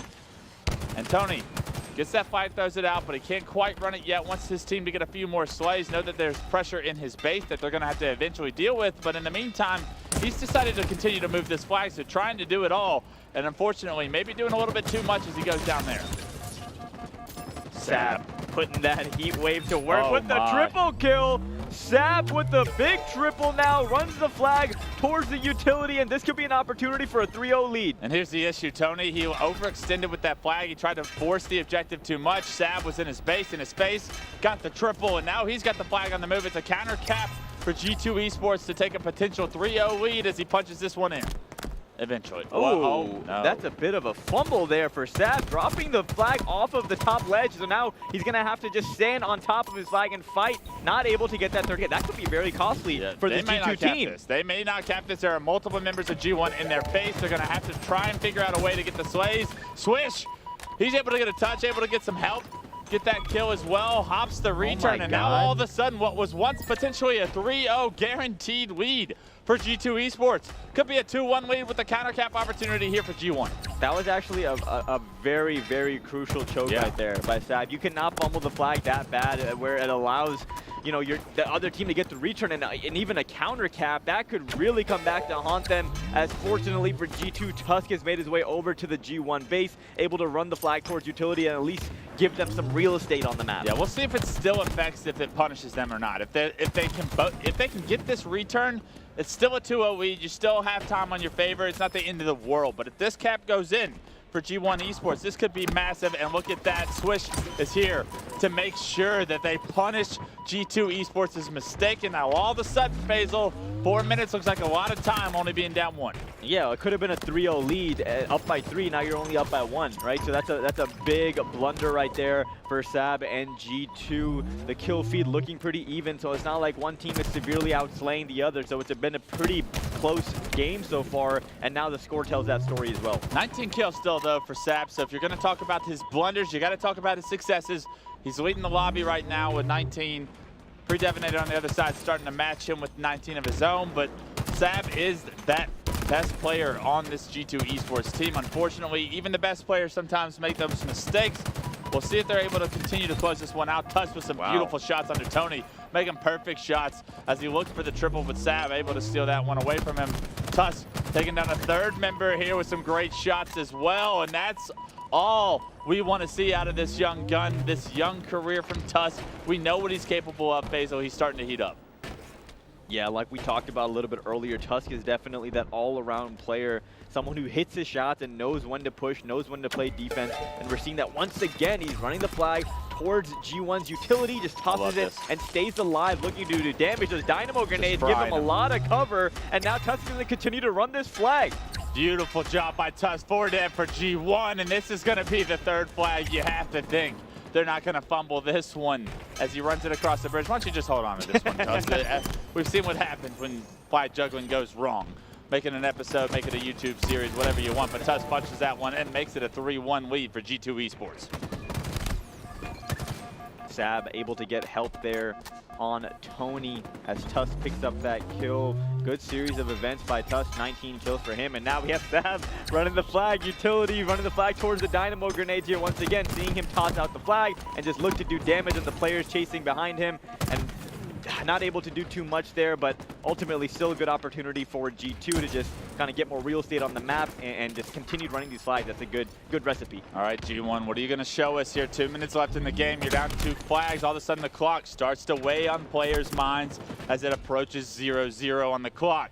You need to figure out a way to make this a one-cap game. Predevinator has that in mind. Unfortunately for Predevinator, he's lost 2 teammates, so this flag not going to have technically the support that you would want to have while trying to run this. Fortunately for them, they do spawn closet side, so they may be able to help him out, but unfortunately he gets sandwiched before anybody can get into the closet and try and help him. Flag still down halfway, however. Got 2 players to deal with on the dynamo grenades, and those 2 players make slight work of the rest of G1. And this flag, it's shortly going to be returned, and G1 with less time than ever before to try and make this comeback a reality. Double kill for Devin, but not able to make it to that flag in time as it did get returned. Heat wave in his hand. Devin trying to do some damage, but goes down. Straight 6. Tony left alone as well as he falls. A couple members go down for G1, and like you said, Clutch, only 55 seconds. Looks like that player, maybe his controller disconnected or something, but not much. Oh, there is one player did go out for G1, so looks like that game may have lagged him out. But a 3-1 scoreboard there as G2 was having a fantastic game, and Tusk really in that last minute or two was playing phenomenal. Tough sights. You have to think that that game was all she wrote, right up 2 flags, minute left. We'll see what the ruling is as we get back into a game eventually, but I mean, yeah, Sab having a strong flying start, a bit of a blunder with the flag, but it didn't look like G2 Esports was going to be too punished by the mistake. And Tusk, everything you want to see out of him. I mean, we know how knowledgeable, how smart of a player he is. It's just a matter of, is he on point? Can he find his footing here at a tournament? Seems like he was finding his footing in that series, and that bodes really well for G2 Esports on Saturday after a poor performance on Friday. Yeah, and if I'm G2, I would really hope that G1 would have beaten Quadrant. Because then they were definitely. If you're G2, you can beat G1 and try to still get that second place in your pool. But because I was thinking about this as we were casting, but because G1 lost to Quadrant, now Quadrant is locked in that second place in the pool, right? So at this point, they're just fighting for a higher place in their pool, and both teams more than likely will start, depending on how G1 does, more than likely start in that lower bracket. But you know, a good start there for G2. Looks like they're going to have, you know, start off their Saturday a lot better than they started off their Friday. Yeah, absolutely, and they're going to need to, because like you said, with that Quadrant win over G1, they're going to have to go straight into the elimination bracket from pool play no matter what at this point. So G2 has no more room for mistakes. You got to find your rhythm, you got to hit your stride, and you got to do it quickly. And this is a great series to kind of get the ball rolling in that direction, right? This is a series that doesn't have a lot of implications on it because you're going to elimination bracket no matter what. It's just a matter of where in elimination bracket you're going. And at least you get to go off of a win, right? You're not going in there thinking, we just played really disappointing. You get this opportunity with the series to say, let's get it going, let's find our rhythm, let's start to heat up, and when we hit elimination bracket, let's have one of those fantastic elimination bracket runs that we know that they're capable of. Yeah, unless G1 beats G2 and E United, then that'll put them in the running, but I don't know. Don't count on that. Yeah, that'll be a tall task for G1. But, you know, we've seen all these open bracket teams that made it into pool play. Obviously, fantastic outing out of that open bracket and just dominating the competition. But now you're going up against the top dogs in the league, and it's going to be a lot tougher than that open bracket. Much different story here. Much more individual skill, execution on plays, efficiency of objectives, just the pace will pick up a lot. I think that's the biggest difference. It's a lot like the difference between when you have conversations between EU Halo and American Halo. As you continue to climb tiers, the pace of the game gets faster, and it's can you play at this pace? Watch Cloud9 and Optic play and tell me they play at a different pace than a lot of the teams that we see placing in the top 12 and the top 16 of tournaments. I would say you're correct. Yeah, no, and you know, talking about G2 a little bit more, we touched on Tusk's important role on this team. We talked about Sab, you know, being that slayer. What role does Straight-Sick, right? We kind of joked and we said, oh, he calls himself best shot, which obviously he has a really good shot and he has had that for over a decade in competitive Halo. But what does Straight-Sick bring to this team, and what does he need to do for this team to be successful? Well, typically, like throughout Straight-Sick's career, I've always viewed him as that anchor player, that post up top middle, top pink 3, and just put as much damage as you can into players and make it easy for your entry fraggers to push into a base and potentially find themselves in a winnable gunfight as they're being the aggressor, right? Because it's not always easy. It's supportive damage that can also lead to slays. Sab, he's like a get-in-your-face kind of player. Gilk is also a little bit of a sit-back player. So it really is Sab and Tusk trying to do the entry fragging here. But I loved what I saw out of Straight-Sick in Game 1. The fact that he got that camo, that was huge. Went straight to the base, immediately recognized, hey, I can get this flag pretty far. And because of it, they actually get the flag cap. And Straight-Sick makes a play that I would say that's typically not a Straight-Sick play. Typically, I would say Straight-Sick's going to take this camo, go somewhere, and try and get some slays. Yeah. Like, the fact that he's transitioning his gameplay, he's becoming that overall player. And this probably didn't happen overnight. This has probably been happening throughout his career where I just haven't been able to see enough Straight-Sick recently to, like, acknowledge that. But that's exciting for me to see because a lot of times, if a player gets stuck in his ways and in his tendencies and, like, sees Halo one way, he stops improving. So for Straight-Sick to have the longevity of the career that he's had, he's been playing since I was a pro. Yeah. For him to continue to learn and adapt and evolve into like a better, efficient player, I love that out of him. If he can keep that up, that's good things. Yeah, Straight-Sick definitely very impressive with the evolution of his playstyle, going from like a free-for-all kid way back in Halo 2 to being that, you know, slay but no objective kids when he moved to 4v4. And now he's just evolved his gameplay to really be the all-around team player that you need to be if you want to try to win an event, you know, in the HCS in one of these large competitions with hundreds of thousands on the line. And he needs a win, man. He's been doing it for so long. You know he wants a win. Is this G2 team in a prime position to get a win? Not right now. But they do have a lot of talent on the team. So it's a big question around the league right now, I feel, is like, why is G2 not better? Because when you look at that roster, you're like, every couple of tournaments, I would expect them to go on a run. I would expect them to beat a FaZe or like an United or somebody like that and create an upset. But we haven't seen that yet. And it's kind of like surprising that we haven't seen them. Instead, they fall short to Quadrant, which is even bigger of a shock than the potential upset that I would have called an United or a Fnatic or like a FaZe earlier on.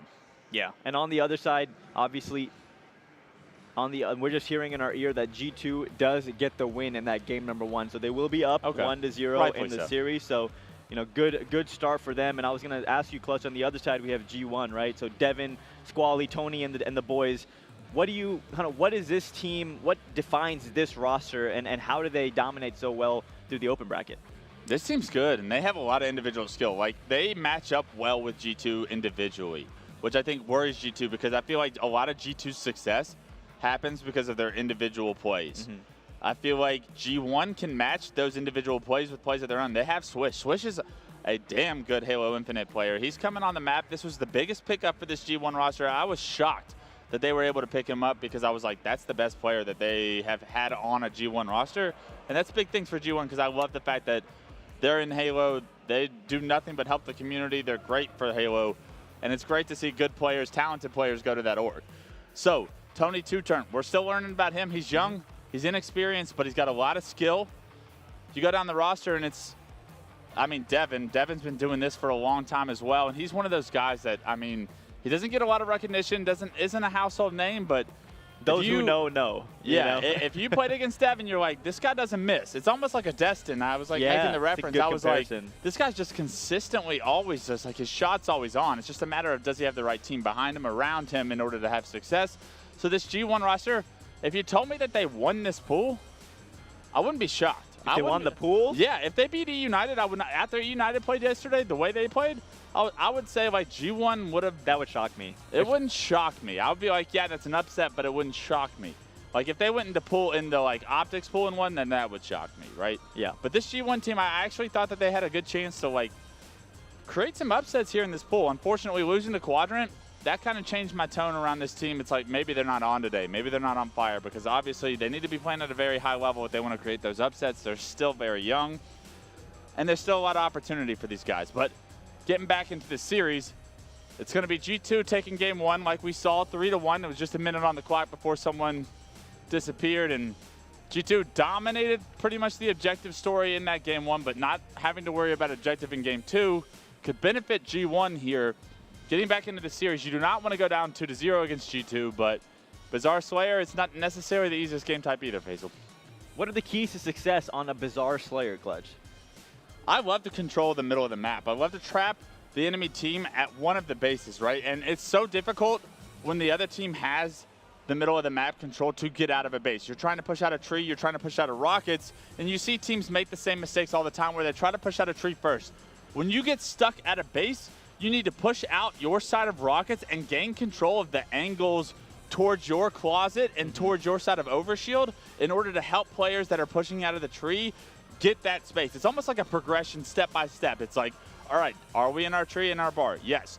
Now we got to push rocket side. Check. Now we can push into our corner, and now we have half of the map to play around. Once you have half of the map, you try to win those gunfights. Here we go, loading into game number 2. Bizarre Slayer starting things off with Tusk on your screen, going for the overshield, but gets taken down. So overshield will be in the hands of G1. A much better start for them. Double kill for Squally right off the bat, and he's being aggressive. 3-0 start for G1. Somebody I didn't think had a great series against Quadrant was Squally. So if he can pick it up, already starting off 2-0 in this game with overshield in his hands, make it 3. This could be great for G1's chances here in this series. You know Squally has had a lot of talent. He's been on the scene for a little bit himself, and this could be the roster that brings him on the map as a household name as well. This upset would be massive for G1 here at the LAN. We'll see if they're capable of it. Tony 2-turn, he has rockets, so it's all G1 early on, 5-0. I mean, you cannot have such a terrible start in a Slayer game, especially in Halo Infinite. We saw G2 succumb to that fate on game number 5 against E United because of their slow start. We were actually talking to Gilkey last night, Clutch, and he said we were down 9-1 before we knew it, and the game got out of hand. Well, look at the score right now. It's 9-0, so a very terrible start for G2, and now the snowball effect could be in full force. Gilkey, we talked about this. You can't let these things happen at a tournament. You have to be locked in the second the Slayer starts. If you start off slow in a Slayer, it is bad news bears. It is so difficult to manifest a comeback. A couple of kills do get traded back into G2's favor, but I mean, they still have so much work to do, and on a map like Bizarre, it will not be easy to create this comeback. On board with Straight Sick, gets a nice kill with the grenade Bulldog in his hands. Gets taken down by Tony. Tusk gets a kill on the other side, so a couple members for each team fall. It's been a lot more back and forth since that 9-0 start. Gilkey with a good kill right there on Tony. Tony's crazy. The grapple with the shotgun just right at 2 people that are shooting you, like, you have no chance of getting a kill. He actually almost gets a kill there, which is actually the craziest part, but he gives no Fs. Now this overshield for Gilkey is going to be very important, and there you go, punching in that overshield, so this could really kind of turn the tides, and fortunately for G2, it was still in the early stages of the game, so they were able to do a hard task, and that's weathering the storm after a really bad start, and now, unfortunately, right there, Gilkey gets taken down, so it's not totally weathered just yet, but things could have been much worse right now. They're down by 7. Still a 7-kill game. G1 still looks like they have good control of the maps. There's still a lot of work to do for G2 Esports to make this a real competition here in game 2. They're going to be stuck over a blue, and we'll see if G1 can trap them efficiently here. Look at this. This is going to be so difficult for G2 to push out of. They do trade 1 kill, but it's traded back again and again in G1's favor, and at 18-10 with players at very disadvantageous positions right now. So Squally, he wisely just backs up. They're going to play for this next set of rockets. Oh yeah, Squall, before that death, was actually playing that really well. He saw 2 players on G2 able to maneuver his way out of there. It took 3 G2 members to take him down, so a lot of attention being put to that top rocket player. Now we're on board with Tony, who gets taken down with rockets in the hands of Sab and Bulldog as well. This man always controls the power weapons as he replaces one of them with the BR as the ammo has run out. But Sab always on top of the power weapons, always on top of the power-ups. Still just a 6-kill game, and it looks like G2 Esports has a lot more control of the map now, so G1 needs to be careful here. This is where that fantastic start could be immediately erased. Straight Sick towards the overshield. He's going to have some good information on players trying to push towards the shotgun. And that is not where you want to be if you're a G1 esports player. You want to be high up on the map. You want opportunity to have some cross angles. You want to control the middle. And unfortunately, the bottom middle of shotgun is not what I'm referring to. Tusk in the battle top rocks, chooses to thrust out of there now, putting down some great shots, get some great information on a couple of G1 players in front of their base. This could be a big series of events for G2 as Tusk gets a double kill. Sab also marking on the map, letting his teammates know where the rest of G1 is, and another back-to-back overshields in the hands of G2. It's been all G2 since the start of this game, and still a 3-kill game in G1's favor, but you can feel momentum and the power control shifting towards G2. G2 has dominated the control of the map since they've basically got their footing, and that does not bode well for the rest of this game for G1. They're able to trade out a couple of kills, but they need to figure out a way to get around the Slays in their favor, and I'm not quite sure they're in position to do that right now. Gilkey spots a couple players. Bottom shotgun definitely will call them out to his teammates, and now Tusk marking as well. Nice shots by Tusk. Good job by Gilkey giving him the information. And there we see once again Tusk in the right place at the right time. Another double kill, looking for the triple with the Bulldog. Tusk making plays. The triple for Tusk. And all of a sudden just a 2-kill game here now, separating G1 and G2. Make it a 1-kill. It's continuing to be traded back and forth. G1 Tony picking up a big double, making it 9 for his team and his kills for the game. Tony continuing to be that main slayer for this team, and they need him now more than ever to get back into this series. And he hears that, and he's answering the ring of the bell. Another triple kill for Tony, make it 12 for him for the game. He's starting to pop off. Yeah, and it was a 1-kill game like 20 seconds ago. Now it's back up to a 7-kill lead. Make that 8 kills, make that 9 kills. G1 is rolling right now. Everything working in their favor. It's a new T-squared on the block. Tony turning up right now. 13 kills to his name, 13, 5, and 5. And he has once again spread this lead to a 9-kill. Make it 10 kills now for G1 when you thought G2 did enough to come back in this game, and you thought that they were going to grab the momentum of this game too. It was Tony 2 turn to shut that storyline down. Yeah, after the initial start there for G1, it was pretty much all G2. It was kind of back and forth, a little bit close, and then G2 went on a big run. And for the last minute and a half, it's been all G1 as the lead has been extended to 10 kills.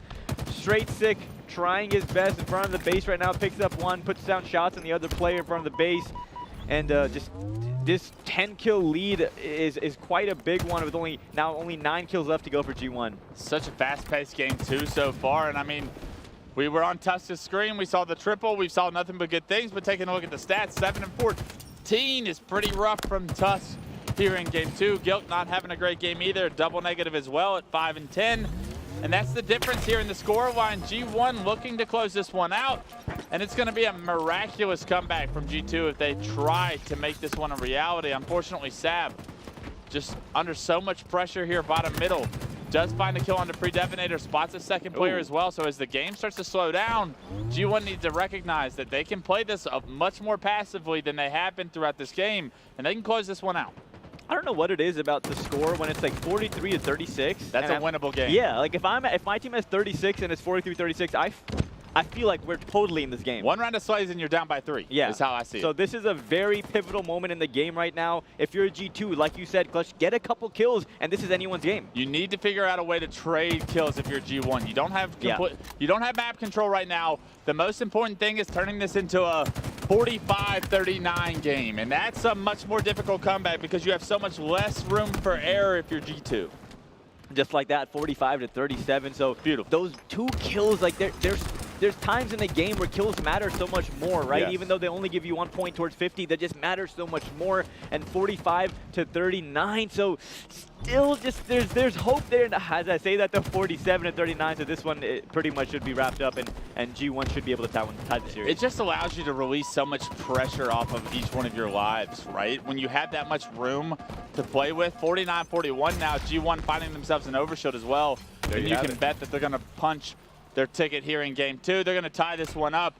And G1 and G2, they play each other often here in the HCS qualifiers, in the Pro Series, and now at the Major. And it's always a good series. And once again, now all tied up 1-1. It's going to be a best of 5. You can almost bet this one's going the distance, Faisal. Tony, Swish, Devin, Squale coming out firing in game number 2, tying things up with a 9-0 start in game 2, and then pretty much letting G2 tie the game in that mid-20, early 30 stages, and then taking off and closing the game so strong. Yeah, it was really Tony stepping up there in the middle of that game and creating separation between his team and G2. It looked like G2 had everything going for them after that rough start. They were able to crawl back, and when you see 26-25 after having a 10-kill lead, you're like, we're in trouble. But it just took one player stepping up, making a play, and from that play, the rest of the team once again gained that momentum to punch their ticket to a Game 2 victory. Yeah, looking at the stats, Tusk, we talked about it. He had a couple nice moments in the game where he was able to really open things up for him and the rest of the team, but still ultimately dying a little bit too much. 16 deaths is way too much for a Slayer. Going -6 and Gilkey 7 kills is not enough for a Slayer. So they're definitely going to need to step it up, and Gilkey needs to really step into that main Slayer, the problem. He needs to step into that role more, and we haven't seen that so far this event out of him. Yeah, for me, 2 things stuck out when we look at those stats. It was Squall with the 11 assists. That's phenomenal by him. You got to put damage down. He was doing it to multiple players. You love to see that. 11's a lot for a Slayer. Tusk, when you have 16 deaths and the rest of your team has 11, you got to figure out a way to slow the game down for yourself, right? Yep. You can't be dying that much more than your teammates. You need to find your rhythm and your pacing, which is very difficult to do when you don't have control of the map, but it's something that the best players have mastered, and that's why when they fall down in games, they're able to create comebacks. Yeah, 16 deaths, we talked about it too much. On the other side, just props all around to G1 for coming out and tying things up, and that's what we expect out of them, right? Yeah. We've seen these two teams go back and forth online. We've seen them play against each other quite a few times, and it's always a good battle. So looking at the rest of the series layout here, we're going to come up next with Oddball on Recharge. Now this, if you're on either side, you have some snipers on both sides, but fresh off of the crazy overkill chick, I'm sure he's going to be trying to get that shock rifle. There's so much individual talent here in this series that I love the fact that we're seeing a couple recharges here. That shock rifle, it's so much dopamine. It creates so excitement. It creates so much opportunity for sick plays, sick clips, individual skill to be showcased. And when you have Gilkey, Straight Sick, Tony, Swish, all these guys can pop off with this. I mean, I didn't even say Devin or... I mean, every single person. Sab is known for going off with that weapon. I mean, he's ripped my face off so many damn times when I play him in matchmaking. I just want to freak and break my controller at times. So couldn't be more excited to get this one underway. And this is going to be the test. I think Recharge Oddball is where this series is won or where it is lost. Whoever wins this game type, I really feel is the favorite to obviously take this series. Not only are they going to create a 2-1 lead for their team, but I feel like Recharge Oddball shows that you are the better team because it takes coordination, cohesiveness, it takes strategy, it takes awareness, communication, things that will carry on throughout the rest of this series, throughout the rest of this tournament. Typically, the better teams in Halo win the objectives, and I think Recharge Oddball is a good test of skill. Here's a question for you, Clutch. Typically in Halo, there's a term called the swing game, right? In your opinion, in a best-of-5 series, is Game 2 the swing game or is Game 3 the swing game? It depends on the series score. I think the swing game can always be something. It can, if you're down 2-0, Game 3, obviously if you win it, it's a swing game technically, but it depends how the game goes down. Like, I have to watch this series and I can point to it and say, this was the swing game, right? Okay. Like, the swing game could have been Game 2 where it was tied up and Tony makes the play to extend it to a 9-kill lead again. Right, that could be where we look back on in this series and we say this is where this series was won or lost by G1, right? It'll be very telling. I mean, if Sab had fumbled that flag and then they get the return and G1 had come back, I'd have been telling you, hey, Game 1 was the swing game. No, definitely, it depends on the series. I agree with that. Typically, in my eyes, it's always been that Game 3, like that, the objective game after the Slayer, whether you're down 2-1, whether it's 1-1, just winning. Even when you're down 2-0 and you win Game 3, you feel like you're in control of the series. Yes, you know what I'm saying? All right, all we got to do is get to Game 5 at this point. Yeah, like, and if you're tied 1-1, if you're tied 1-1, you win Game 3, then you feel like. So I've always thought Game 3 to kind of be that swing game, but I do agree with your point where does come down to that specific series sometimes, and I'm excited to see how this one turns out. Well, put it like this, right? If you're down 2-0, that's the most pressure you're ever going to have on yourself in this series. If you win Game 3, you have a little bit less pressure because you're like, if you're down 2-0, you already know you have to go to a Game 5. It's just a long journey. When you win Game 3, you're like, all right, we're halfway to Game 5 where we want to be. Yep. When you're tied 1-1, it's like when you win Game 3, you now put all of the pressure on Game 4 on the other team. You're like, we could win Game 4 and close the series, or we can go to Game 5 and win there. It's like Game 3 will always be the game in the series that the most pressure is felt or the most pressure is put onto a team, like afterwards. So that's definitely, in a term of like swing, how you define swing, that's definitely a way to look at it and says like we're swinging the momentum or the pressure all onto this team, because the focus then significantly goes to, hey, you guys are either eliminated from the series here, or like this is the lowest you're going to be in this series, and now you're climbing up. And like when you already start, you gain momentum, you gain confidence as you start that climb. Definitely. And I cannot wait to hop into the oddball recharge. One of my favorite game types in Halo Infinite. So much opportunity for playmaking, right? You have the power-up, you have the grapple, the repulsor, the sword, you have the shock rifle. There's so many opportunities to make plays, and I'm excited to see which team makes the more plays. One thing I'm very interested in seeing is G1 going to do a better job of controlling the power-up? Because I felt like on Aquarius Ctf, it was all G2 with the power-up control. You have to focus more and position yourself to be ready for these power-ups when they come up. You can't just expect it to come up and be like, if we have map control, we'll get it. If coaching comes into play, too. If not, then yeah, we're not in a place. But it's also like there's players throughout the history of Halo that are significantly good at getting powers. Renegade, Demon D. Like those guys were always like, oh, OS is coming up in 20 seconds. I'm going to be near OS when it's coming up. I'm going to be near Camo when it's coming up. I didn't see that from anyone on G1 in Game 1. They got to change that narrative. And I'm hearing in my ear now that the map is loading, so we are about to finally hop into game number 3 of this best-of-5 series, G2 versus G1, all tied up 1-1 as we're hopping into recharge oddball. You need to win 2 out of 3 rounds to win the game. Ignore the mangler on your screen. It will not be picked up throughout the series. It is GA for the tournament. GA, G1, G2. It's all acronyms. Camouflage bottom, middle shock rifle on that across the bat ledge. You have your sandbox to work with, and ultimately it's going to come down to teamwork and rotations. We'll see how strong these two teams' setups are, right? This is a big question for me when you look at the top 12 teams in North America. Is they can get a setup, they can typically play with the lead, but can they hold that setup and how long? How long does it take them to break setups as well? We're starting off with Predevinator. He's looking to be aggressive bottom control. Already finds himself an assist with a nice melee, some good damage onto a third, and it's all G1 here early on. Yeah. 4 members go down for G2 and only 1 kill on the side of G2. So once again, a great start in this game, similar to game number 2. Squally almost connecting with that headshot. He has camo shock rifle. Nice shot on nice no scope. Not able to get the kill though. That could be a blunder that cost him, and I'm sure left a sour taste in his mouth. Yeah, that's no good from Squally there. You want to see that kill get secured and him move on to the next, because there was real potential for him to do a lot of damage right there, but unfortunately that shock rifle, if you're not perfect with the headshot, it is going to do minor damage to that player, making that kill so difficult. But it does look like G1 has weathered the storm, has gotten the kills that they needed to secure some ball time here. Now they start to rack it up, already up 25 points.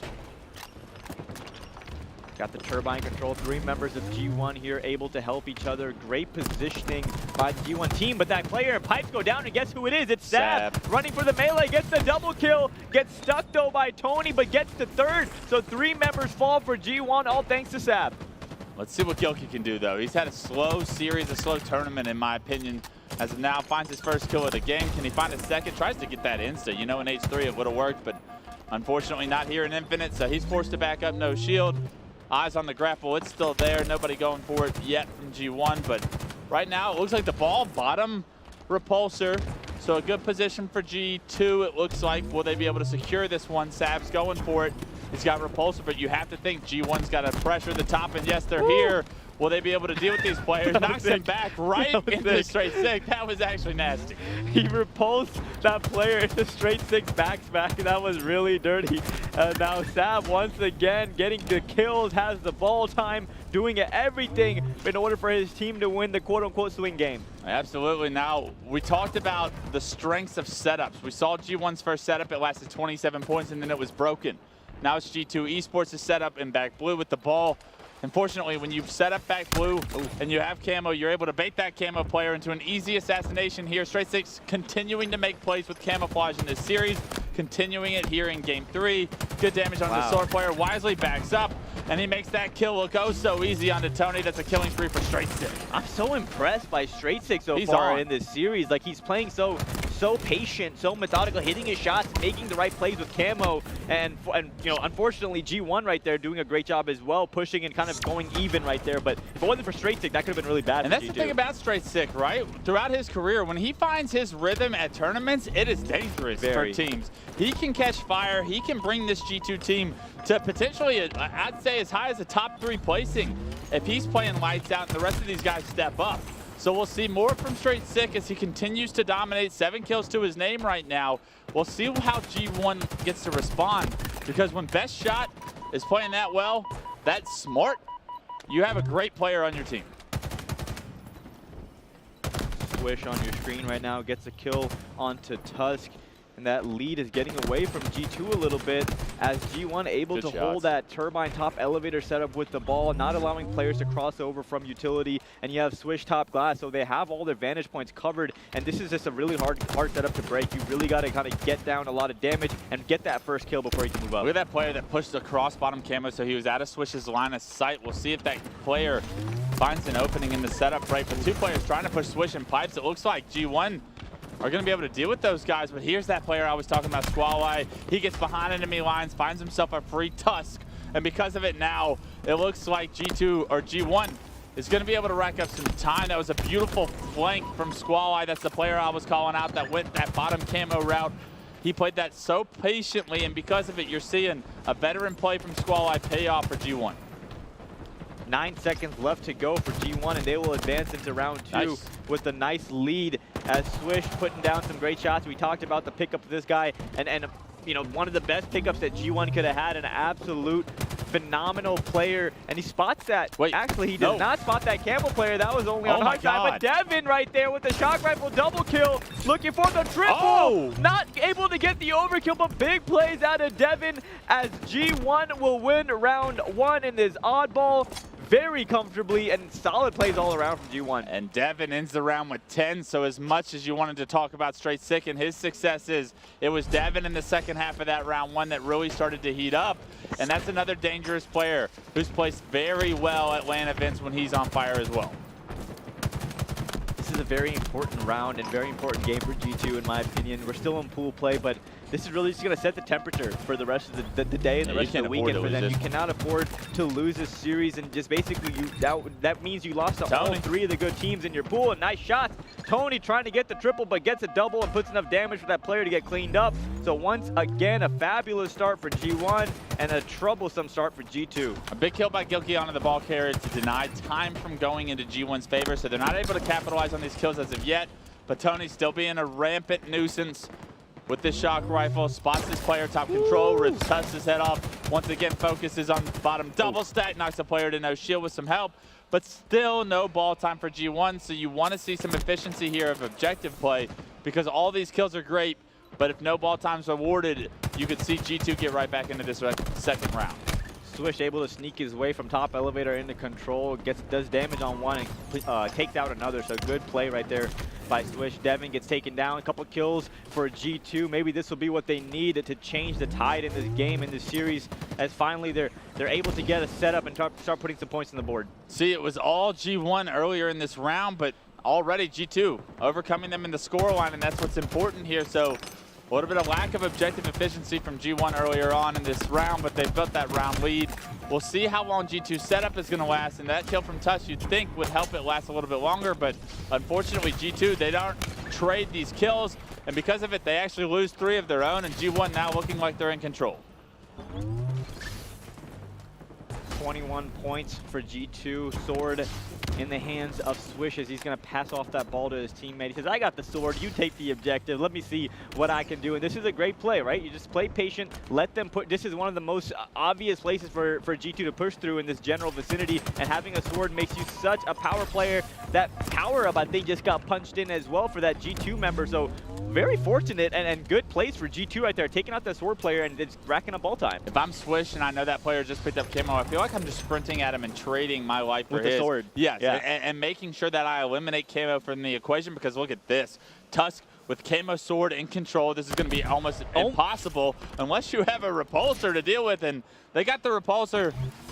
Tusk not able to find the opening kill that you would have thought he would have been able to with sword. He spots the second player bottom tunnel. Unfortunately, Swish with perfect shots takes him down, and now all of a sudden, that camo, it's been neutralized. The sword coming out. The repulsor is outplaying a sword with camo multiple times in this last 30 seconds. So that repulsor obviously very important to keep in your back pocket. Tony actually having himself a round right now. 9 kills already. He is putting on a show. I just like to yell Tony every time he gets a double. Tony. And you can just see his, it's like you Toby. can see Tony. that, yeah, you can see his shots are just nice as hell with the shock rifle, then pulls out the BR for the double. You're not even watching it from his point of view, but you can tell how special of a talent this kid really is as he's starting to make his young career a reality here for G1 Esports. It's 48-16, however, here in round 2. G2 Esports making this game 3 count, trying to push this one the distance. 2 minutes and 40 on the clock. And G2 Esports looking much better here in round 2 than they did in round 1, Faisal. Yeah, definitely looking a lot more polished this game, and I like to look at the scoreboard. It doesn't tell the whole story, but it tells a large part of the story, and seeing Gilkey just not outstandingly having more kills in his team, but has 8 kills, has 5 assists. Much like better. He's just putting more damage, he's being more of a presence on the map, and he's getting involved, as Hunter JJX would say, let's get involved. Yes. Gilkey is very involved this round. Let's play the game. Spawn in, Gilk. We know what you're capable of. Faisal and I are 2 of the biggest fans you have in the building. I promise you that. Your ceiling, we know what it is. We know what you're capable of. You can play with the best. And it is a scary thing to think about when you're playing at a high level. We just haven't seen it as of yet, and this could be the start to something great for him. However, the ball still being neutralized, 75-18. Almost a complete reversal. Gilkey finding some confidence with the body disrespect as well, and you can tell he's starting to feel his stride. When Gilkey starts shooting bodies, it's a problem for the other team. You know he's feeling good, and he needs to start playing that way, and finally catching his stride. 94-16. This is an absolute bloodbath. And on the other side is G1 as G2 ties up the score 1-1 going into round 3. These series go the distance. These games are always going to go the distance, and this oddball, it's going round 3. Round 1 dominated by G1. Round 2 dominated by G2. What will happen here in round 3? Who will determine who will take over round 3? That's the big question. It's an early trade of kills so far. Yeah, let's see if G2 can actually have a good start for once in these games, and it looks like at least it was an even start, so not terrible for either side, and no control for either side just yet. Yeah, better than we've seen. They did have a strong start to Aquarius Ctf, but since then they've had rough starts to each of the rounds, each of the Slayer situations, and G2 finding their footing, it seems. Trade kills that do favor G1 so far here in round 3, but still no oddball time. You want to see efficient oddball played here by G1. That was something we knocked them for in round 2. Came back to bite them, and already Tony Two-Turn, he's focused on that oddball. He's got it all the way to the elevator with some teammates around him. This could be big for G1. Yeah, and only playing up to 100 seconds per round, like the scrappy time is so important, and it's so valuable, especially on this map, right? 10 seconds is a lot. It's a lot, and you can really, and you're able to play it out in a multiple area. So anytime you're an opportunity to get ball time and rack up 5, 6, 7 seconds, you need to do that. And we're seeing these teams do that. It's ideal to hold a setup, but you also need to master the skill of milking. Yeah, here we go. G2 got the ball to elevator. Not able to milk too much time, though. Gilkey under tons of pressure, but the rest of G2 is there. They get a few kills of their own. And now they've turned G1's elevator setup into a G2 elevator setup. And we'll see if that's an actual elevation. If this is a +1 to G2, 23 and counting. Hold on to the ball.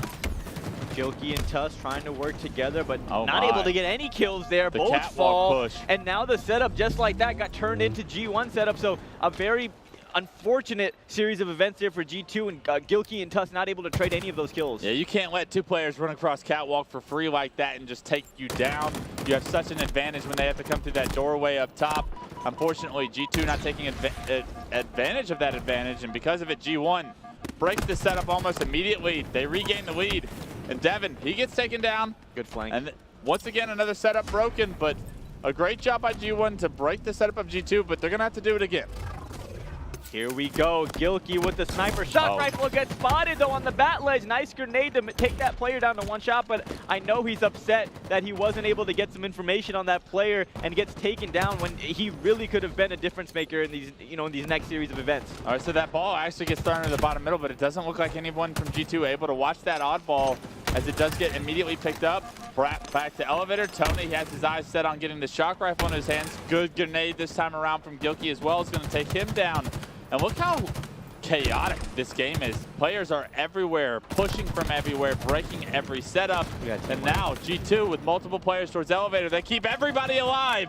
And this could be the real first setup for G2 to gain a significant lead here in round 3. 3 members go down for G1. A flawless execution of breaking a setup by G2. And now Sab needs to keep his shields and needs to be able to watch that cross, right? The play is going from control to top elevator. Because he took so much damage, he had to back off. And now you're seeing G1 push up. He does get a kill, though, but Tony finds 2 in the kill feed. So it's a 2v2 situation here. Both players trying to push Turbine.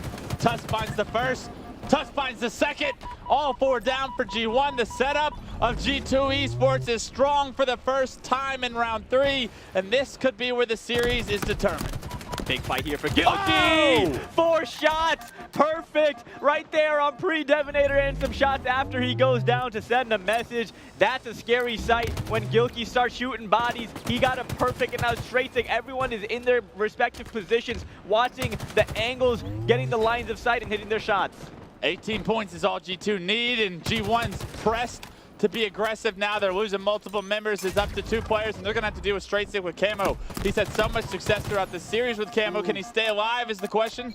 Squall-eyed, he takes down Gilk, but straight stick with Camo. He's so sneaky. He's so successful. He finds another kill, and G2 are going to close game 3 out with 1 more point, but they don't get it. The setup is broken at the very last second. Straight stick still with this Camo, though. Gets behind the ball carrier, knocks him to no shield, and he's got to go for the ball. You just need 1 point.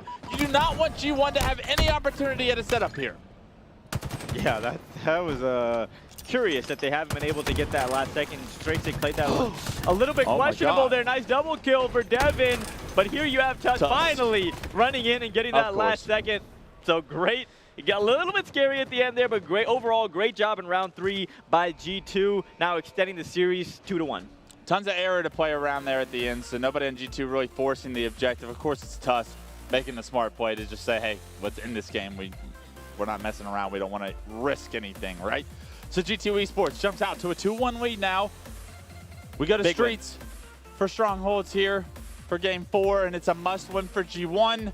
And G1 coming out of AM bracket looked so strong, but all of a sudden, a tough series against Quadrant, a tough series against G2, and now all of a sudden pool play looking very difficult for them. Yeah, I'm excited to watch the Street Strongholds. It's such a fast-paced game type, right? And players on both teams are very aggressive, so we're going to see a lot of back and forth similar to that oddball. Not much opportunity for just very solid setups. It's mostly scraps, and then once or twice in a game, you'll see an extended setup. So I think we're going to see something similar like that in this game 4. In G2, that was a big win for them, giving themselves some cushion. And like we talked about, worst case scenario, they have a game 5 on the horizon. Most importantly, you see Gilk with the consistent body disrespect. And although that can be viewed as like a waste of time and how you need to be focused on the game, especially in a game that went the distance as far as rounds and whatnot, confidence starting to grow in G2, something that they probably didn't have much of after yesterday. Completely different story this time around. Gilk with 8K damage, going to lead the lobby, and that's the Gilku we know and love. Yeah, straight sick, and Gilkey doing a great job putting down damage, and I've been very impressed by straight six. Like, strategy when it comes to playing that with that camouflage, right?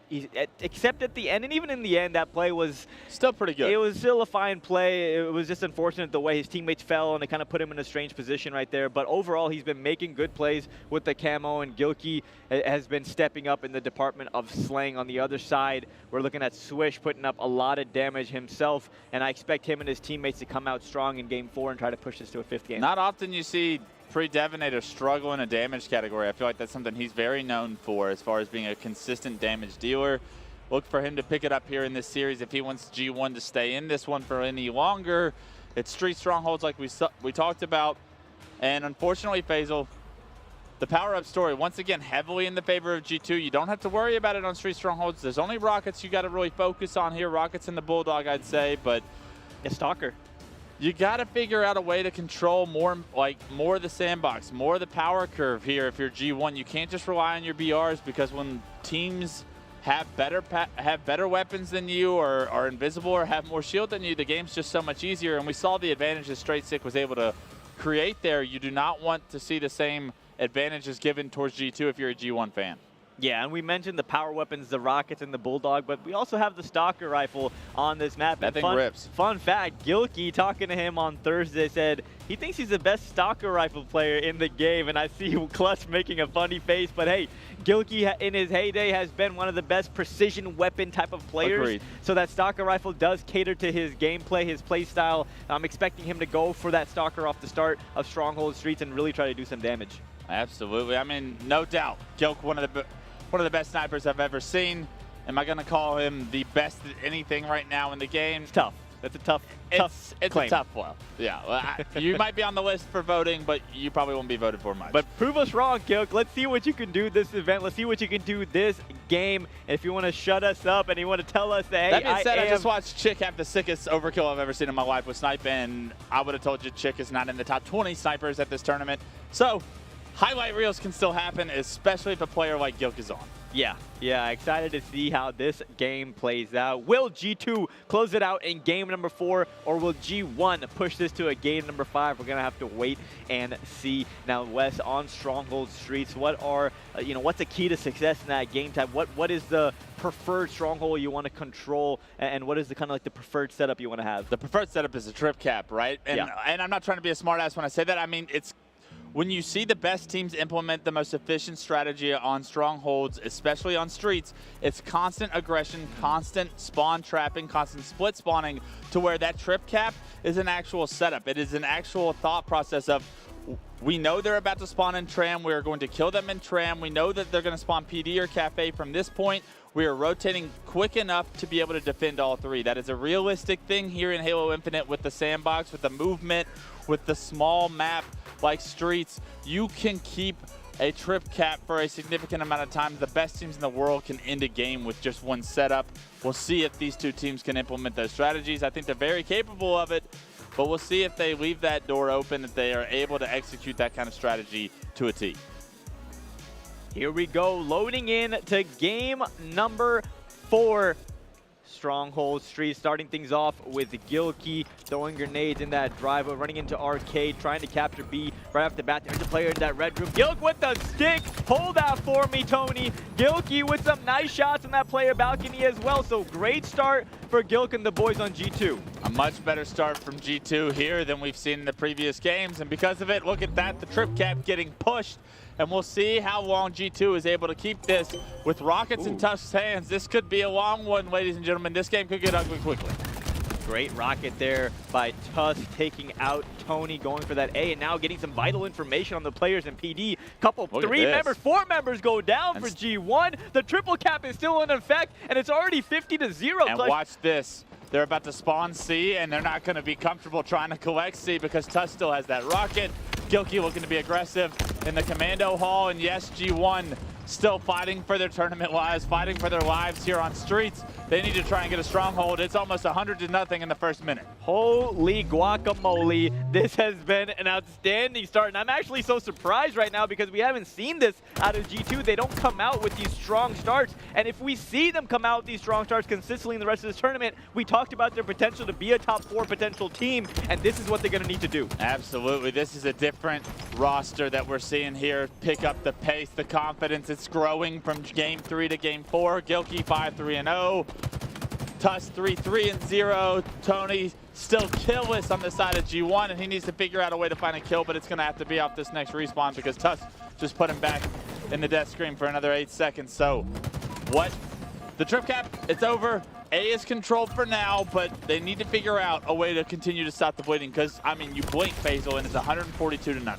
Big couple kills there for Swish, and this could be a very important, this is a very important point of the game for G1, similar to how G2 just held an outstanding setup and put 142 points on the board. You're going to need to really close the gap right now before things get more out of hand. Yeah, Swish doing what he can to try and help his team clear out. And now all of a sudden, a trip cap for G1 Esports. Here we go.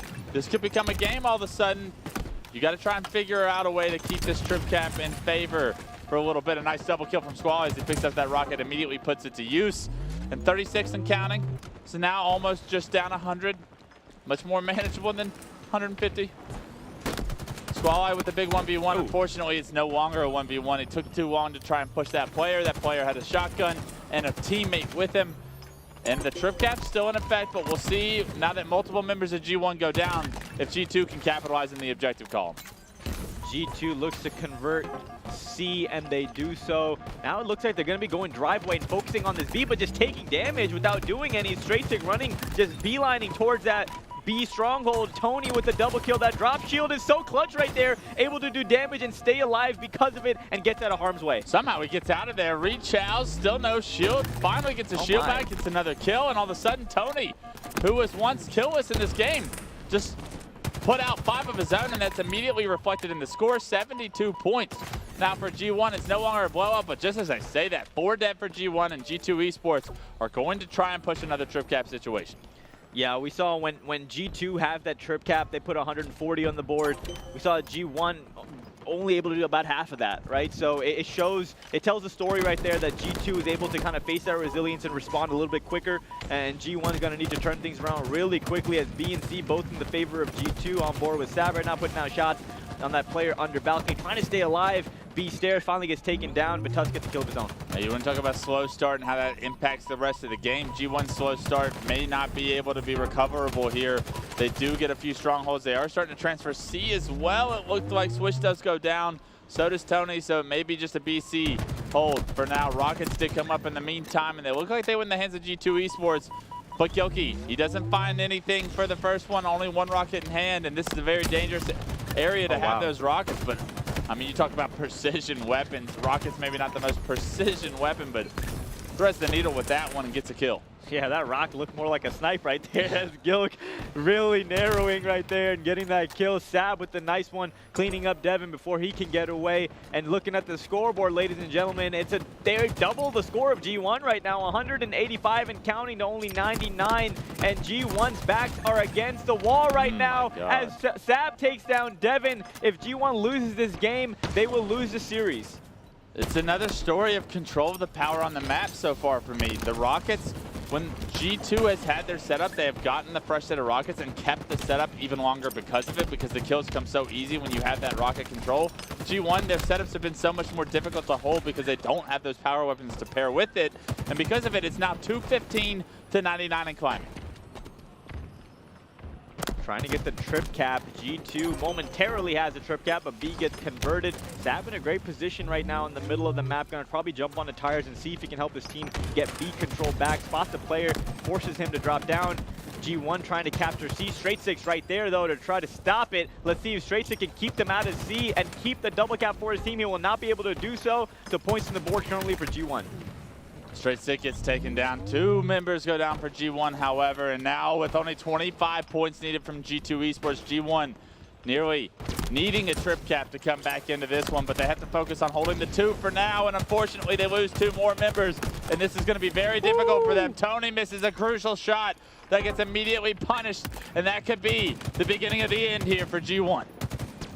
Devin with a good grenade kill and heavy damage on that player in tires. Not able to get the kill, but will try to convert B stronghold and does just that. A is right on the cusp of being converted, but it hasn't been completed just yet, and there it is. So a couple strongholds now in the favor of G1, and only 15 seconds left to give to G2 before they win the series. Yeah, but once again, Rocket's in the hands of G2, and now look at the advantage that just creates. It's an immediate kill for Sab. He's able to stay alive, give us some numbers, more information, and with that, 240 and starting to climb.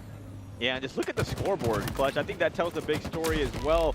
Yeah, the kills are the difference. Getting outslayed. G2 doing a great job. Sab doing a great job. Just picks up a double kill, banks a grenade, trying to look for the triple. Instead, just rushes the player, gets the trade. Very valuable trade right there as well. So just for one of his life, takes 3 members down from G1. A fantastic job by Sab. Gilkey now stops that B push, looking for the double. Gilkey picks up 2, looking for 3 on this player B, but Devin does take him down. Great job there by Gilkey, and Tuss trying to stop Devin from converting B. He does, so now 2 strongholds in the favor of G2 trying to close this out. Yeah, Squall doing what he can, finds himself a double, but unfortunately he's going to lose his life in the process. They get A control, but they lost C in the process as well. Someone needs to get into B. 2 points is all G2 needs, and that's going to do it here. G2 are going to take the series 3-1 over G1 Esports here in pool play.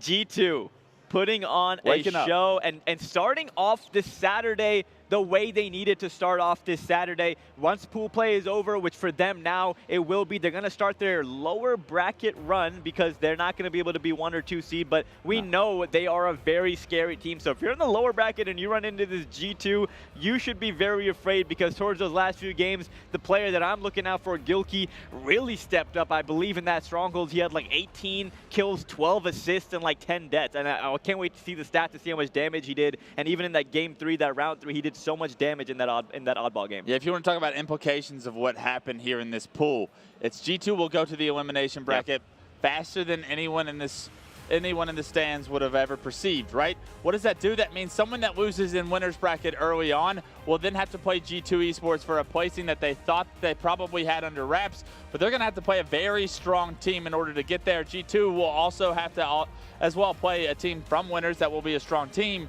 but we see this so often, Faisal, because that one upset to Quadrant, what that does to the bracket means 2 teams that should not be playing each other for top 12 or top 8 later on in this tournament will, and that's going to be one hell of a match with a lot on the line.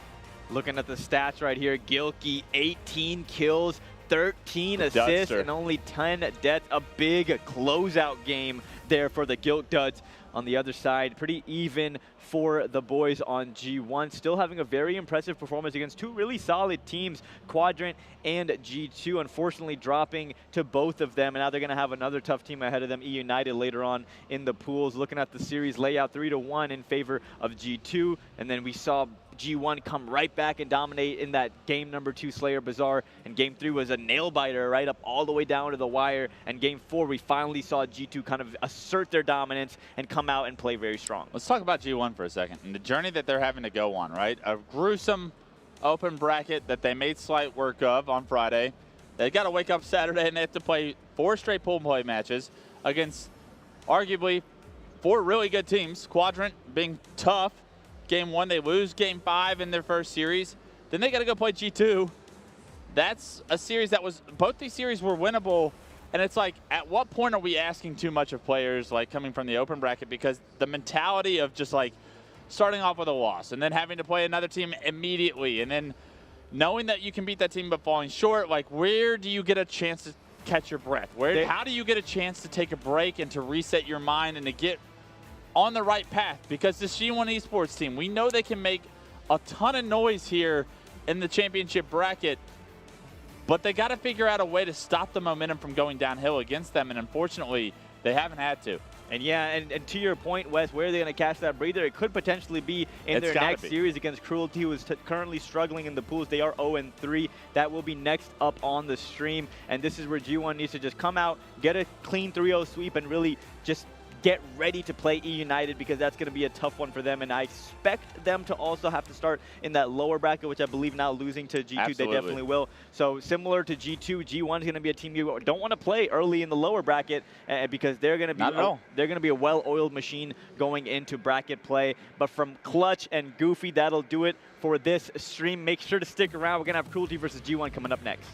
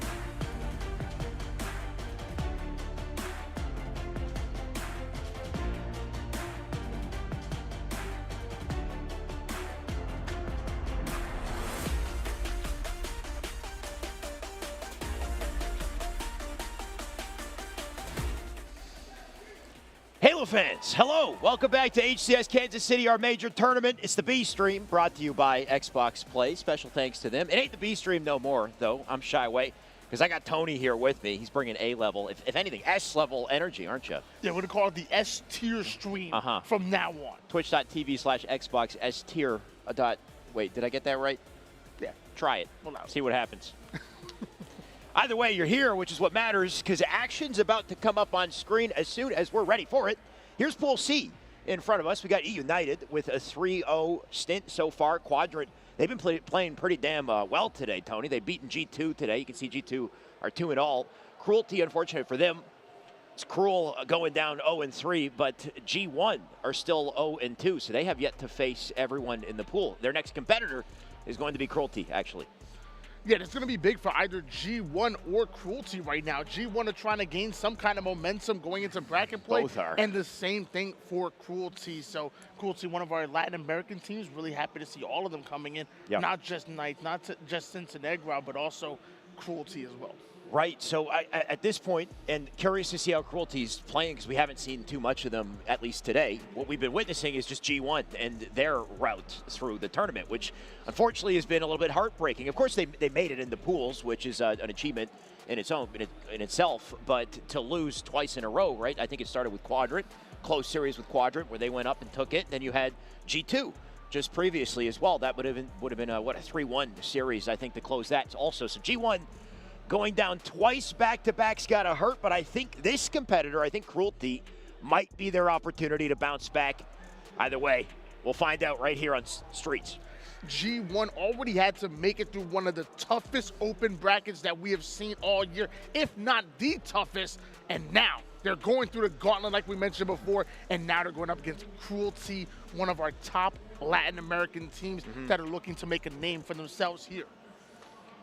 As nice as it is to see G1 make it into pools, almost nicer to see the Latin community represented in this tournament. First Infinite tournament we've seen with them here, and let's see what they can do. Maybe it's their chance to get a win on the board. We got Dragoniac, I believe, to kick things off. I better get it right, Tony, because he's making plays to start. There's a double. There's been plenty of times that I've run into Dragon in matchmaking, mainly in Halo 5, and let me tell you, he used to just have his way. He was a bully. I'm not a fan of Dragon. I'm not a fan of someone's going to bully me. Same thing with Nugget. Nugget is one of the leading slayers on this team. He definitely has some talent and helps at the Rockets as well as he takes down one in total. Nugget, definitely a name I recognize. High-level Latin player, bouncing around on some of the best teams in his region. Finds himself on Cruelty and finds a ball in his hands. Probably gonna get the kill though first. He'll put that ball down. We'll see if his teammates can get to it in time to collect something off the setup. Instead it's G1 who've got it in back subway. You can see all four of their members surrounding it too. So a little setup for G1 here early on. Tony immediately going to drop that ball to try to help apply pressure to the enemy team along with his teammates. When we got the ball in hands, you don't have to be a sitting duck. You can drop it, you can put down damage, you can stay alive, you can make yourself a presence on the map, even with the ball in hands. And Swish going to try to stay alive with the Stalker rifle, ends up being taken down. So now we're going to switch gears over towards Tony. He's going one shot as well. Tony just doing what he can to stay up here. Does not have a kill just yet on the board, neither does Swish. For Devonator, on the other hand, he's been popping off. Apparently he's 6-3. We'll see what Rinnegan can do. Ball, of course, out center. Nice baitable location to work with, but you can see he's lost two of his teammates here, so Rinnegan, hopefully he can come away with a kill. Gonna fly it with Shoddy, unfortunate miss. And if you miss shots on land Halo, Tony, you know, there's no excuses, right? You're going down.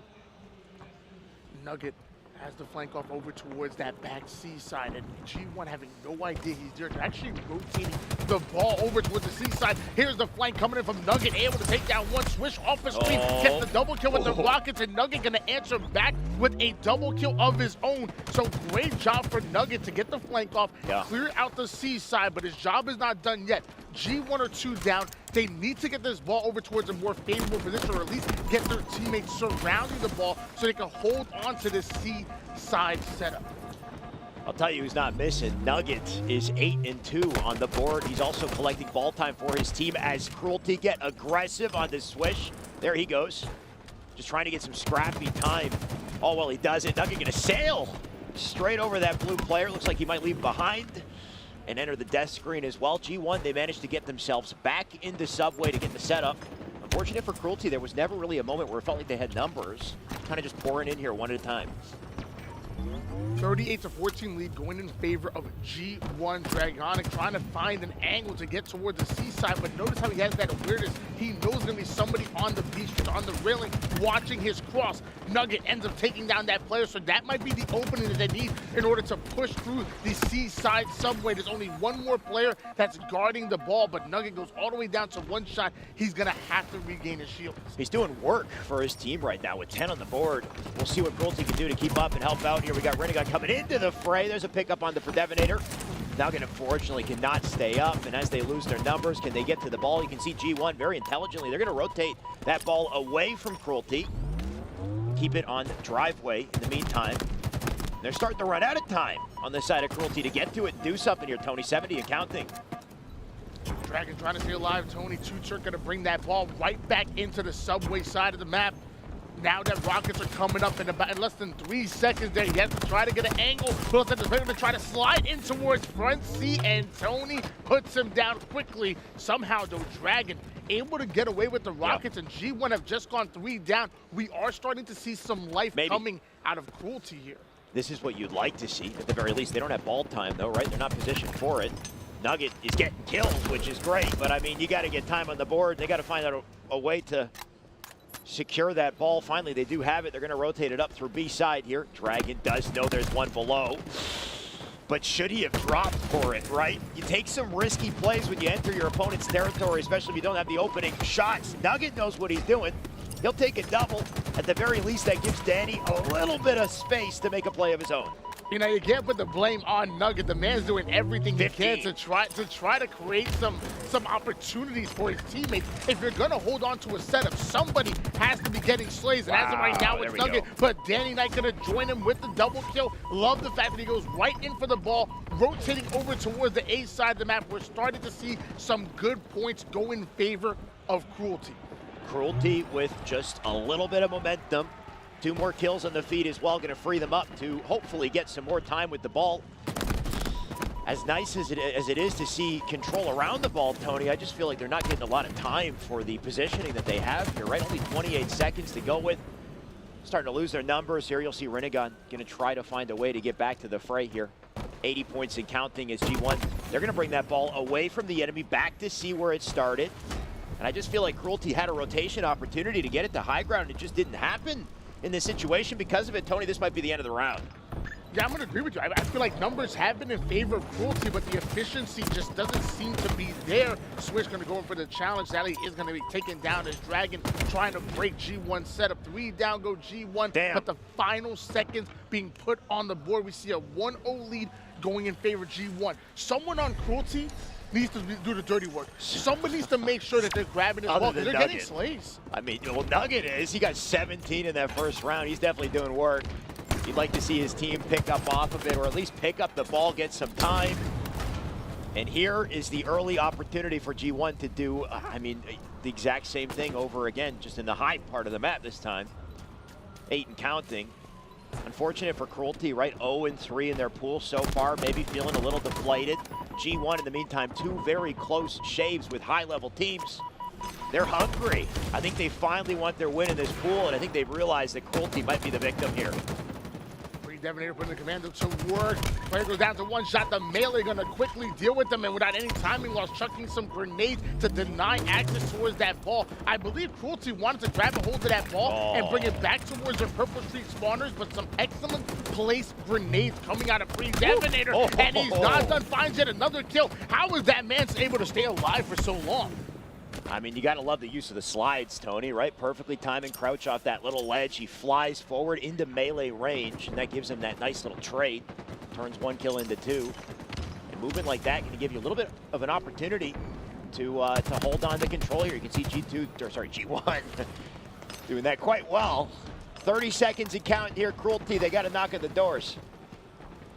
Ball in the hands of G1. Like you said, full team needs to find a way to break the setup, and Pre-Devenator puts another kill onto the feed. Dragonic not able to get the pickup kill onto that player over towards Arcade, but somehow Nugget finds a back angle, has the Bulldog in hands, puts the shiny to the body. That's going to be one down for G1, but all three of his teammates go down. All his friends are dead. Oh, did he get backspec? Either way, I mean, big play out of Pre-Devenator. That's the risky, business behind slide challenging in Halo Infinite, is the commitment that comes with flying out with a slide when you think you got to kill. Pre-Devenator with the awareness, just taking advantage. And like you said, Nugget was alone in PD, and he's going to be alone again. All of Cruelty just dying on the kill feed. Tony with easy access to the ball and more time. G1, they have yet to be threatened by the enemy team here. I don't know, something about this Tony guy. I like him. I don't know. I can't put it together. I don't know what it is. There's some coincidence in here. Either way, what I do see is some ball time for Cruelty for the first time in this round, but will it extend to anything? They're just kind of barreling on through back A. And as of right now, round number 2, they are simply getting outslayed right now. G1 are clearing them out left and right, are just looking way too comfortable. Cruelty needs to find a way. Maybe they need to overload one side with 3 players. Find a way to make G1 uncomfortable. Put them on their back foot, because the challenging individual gunfights is not working. G1 are simply winning. Sorry to say, Tony, I think that the opportunity to make G1 uncomfortable might have to happen in Slayer. It hasn't even been that long of a day. We're already tripping out here.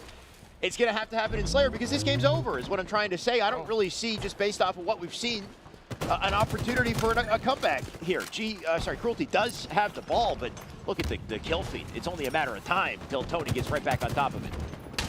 Tony's here, Tony's there, Tony's everywhere. 3 down goes Cruelty, and Tony putting the Bulldog to work. G1 able to steal away that ball and bringing it over towards back A, as they're 22 seconds away from taking the game. I don't know, what was that? What was that? I mean, there are certain situations where I'd say a little bit of body disrespect is like, that's a mental game. That's I respect it. That's part of competitive Halo. Then there's a situation where you're just owning the enemy team, and you're also bagging them. Like, is it too much? Is it just offensive at this point? Not in tournament play? No, doesn't matter. Anything goes in tournament play. Yeah. If you're going to play dirty, you play dirty. I mean, the team name is Cruelty, so maybe it's what they've been asking for coming into this tournament, because at this rate, they might end up 0-4 in their pool if they don't find a way to snap it together, snap into action. Do something in Slayer, because game 1, I mean, that was quick, very quick. Well, like you said it towards the end of that game. Game number 1 was over. Yeah. If Cruelty were going to come back in this game, it's going to be on game 2 Slayer. What's one way to throw them off? Get in their head, play that mental game, go in with the bags, do a couple of squats. I know you've been doing some squats. You got to get them squats. Y'all can't see the lower half of this camera, and you probably wouldn't want to anyway. I'm just kidding. Where are we going with it, Tony? Right, I'd like to see them find a way to bounce back. And I think the way to do it is, sure, you can body disrespect. I think the confidence on the side of G1 is over the roof at this point. Their egos aren't going to be shattered by a little body disrespect. They need to couple it with a full round of slays. They need to get multiple dead without a return and a setup and a collapse. Like, we need to see momentum for any form of mental effect on G1 here. Why don't we take a look at the stats, because they really tell a story. First of all, number 1, on the upper echelon, I mean, on the upper side of the bracket, or I guess the scoreboard here, you have Nugget dropping 24 kills. Wow. That just pops off to me right away. But then on the other side, you got almost 20 kills out of 3 out of 4 members coming out of G1. Pre-Devenator with 22, Swish just 1 shy of dropping the 20 bomb, and then Squally with 18 kills and 10 assists. I think you're just waiting for your moment for him to make a big play, just so you can say that, say his name like that. Either way, we got the damage on screen as well. Squally coming off with 5,200, but the 6,000 out of Swish. Okay. Little storyline with Swish, though, right? He's the newest entrant onto this team. He's been bouncing around a little bit with a few different rosters. He almost ended up on Fnatic for a second there. Was dabbling. Ended up on G1. Looks like he's been a great addition to the team as well. So far, so good for this series, and a series that G1 absolutely need.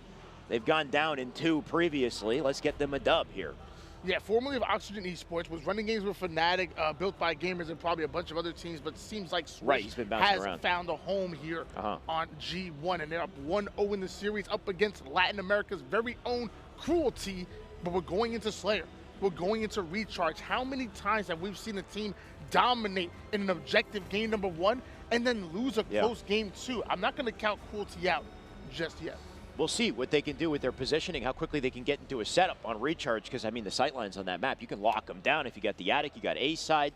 Can they hold that positioning? Can they find ways to, you know, maintain their lead throughout the game? This is less of a snowball as far as, you know, the way the map plays in comparison to something like Street Slayer. Street Slayer, you know, one team gets momentum. If G1's going big, they're going to run through their opponents for the remainder of the game. But Recharge, you can slow it down. You can change the pace. You can alter the direction, the flow of the game here. So we'll see if Cruelty can find an opportunity, because if they don't find it here in Slayer, Tony, it's, you know, that's dangerous territory going down 0-2. You use the word slow, and I think that's what Cruelty needs to do. They need to slow down G1. G1 came in way too hot in that game number 1, and Cruelty needs to find a way to slow him down, and I think it's going to be on the backs of Nugget. Nugget has proven that he can slay with everybody in the lobby, and he's had to continue to do that, especially when the only objective right now is first to 50 kills. Yeah.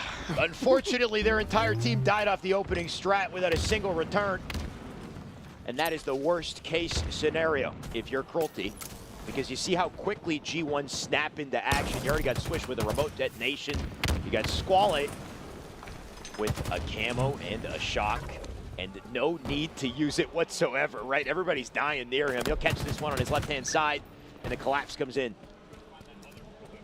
This is not the start you want to see if you're a fan of Cruelty right now. We're looking at an 8-2 lead in favor of G1. It's not just a scoreboard that's working against them. It's just, once you go 2 or 3 down against a team like G1, they know where you're spawning. They have no other objective to even look at besides knowing where you're spawning and applying pressure. Things are starting to snowball. Things are starting to get really bad for Cruelty. And here I am saying hopefully they wouldn't in Recharge instead of a map like Streets, but at the end of the day, if G1's playing well, Cruelty, they're going to feel the pressure. They need to find a way to slow this down, and maybe they can find it here. Squally not going to make it easy, though. There's one. He'll turn for 2. Devastator will take it, make it 13 at this point as they spawn up in gold. Squale making his way over toward the long haul side, and look at the pinch coming in out of Tony Two-Turn. You have 2 players coming from long haul. Tony Two-Turn putting in pressure from the gold side, and they're just surrounding Cruelty. They're making them feel their presence, and it's really tough to deal with. At this point, if you're Cruelty, this is feeling like a 4v5. A little bit. They're constantly at a numbers deficit. And you see the team now pinching the remainder of the players in Elevator. That's a double for Devastator. Immediately knows where to look off the kills as the new spawners come out of long haul. And notice that they're just kind of going into, like, that challenge. What do you do playing from trippy quarter on the box there, right by yourself? You're going to get crossed up. We need to see Cruelty play off each other's crosses and take their time with the push. Instead, I just feel like they're kind of filing in line across the perimeter. Yeah, at this point, you know, it must be tough. It must be hitting the mental heart of the Cruelty right now. I mean, this is a big deficit that they've dug themselves in. I mean, we're looking at, what, it's 23-8 going in favor of G1, who are already fresh off of a dominant game number 1. You've got G1 playing in the pocket, and then you've got Cruelty that just seem impatient as far as finding an opportunity to counter him. And because of it, Tony, he's just going to keep picking up kills, make it, not quite a triple. Would have been nasty if he just kept the shock out and hit the headshot. But that's okay. They've got leeway to work with. 27-10. You can go for fancy stuff if you like. You know what's a fact? Anybody named Tony has got a Halo. Yeah.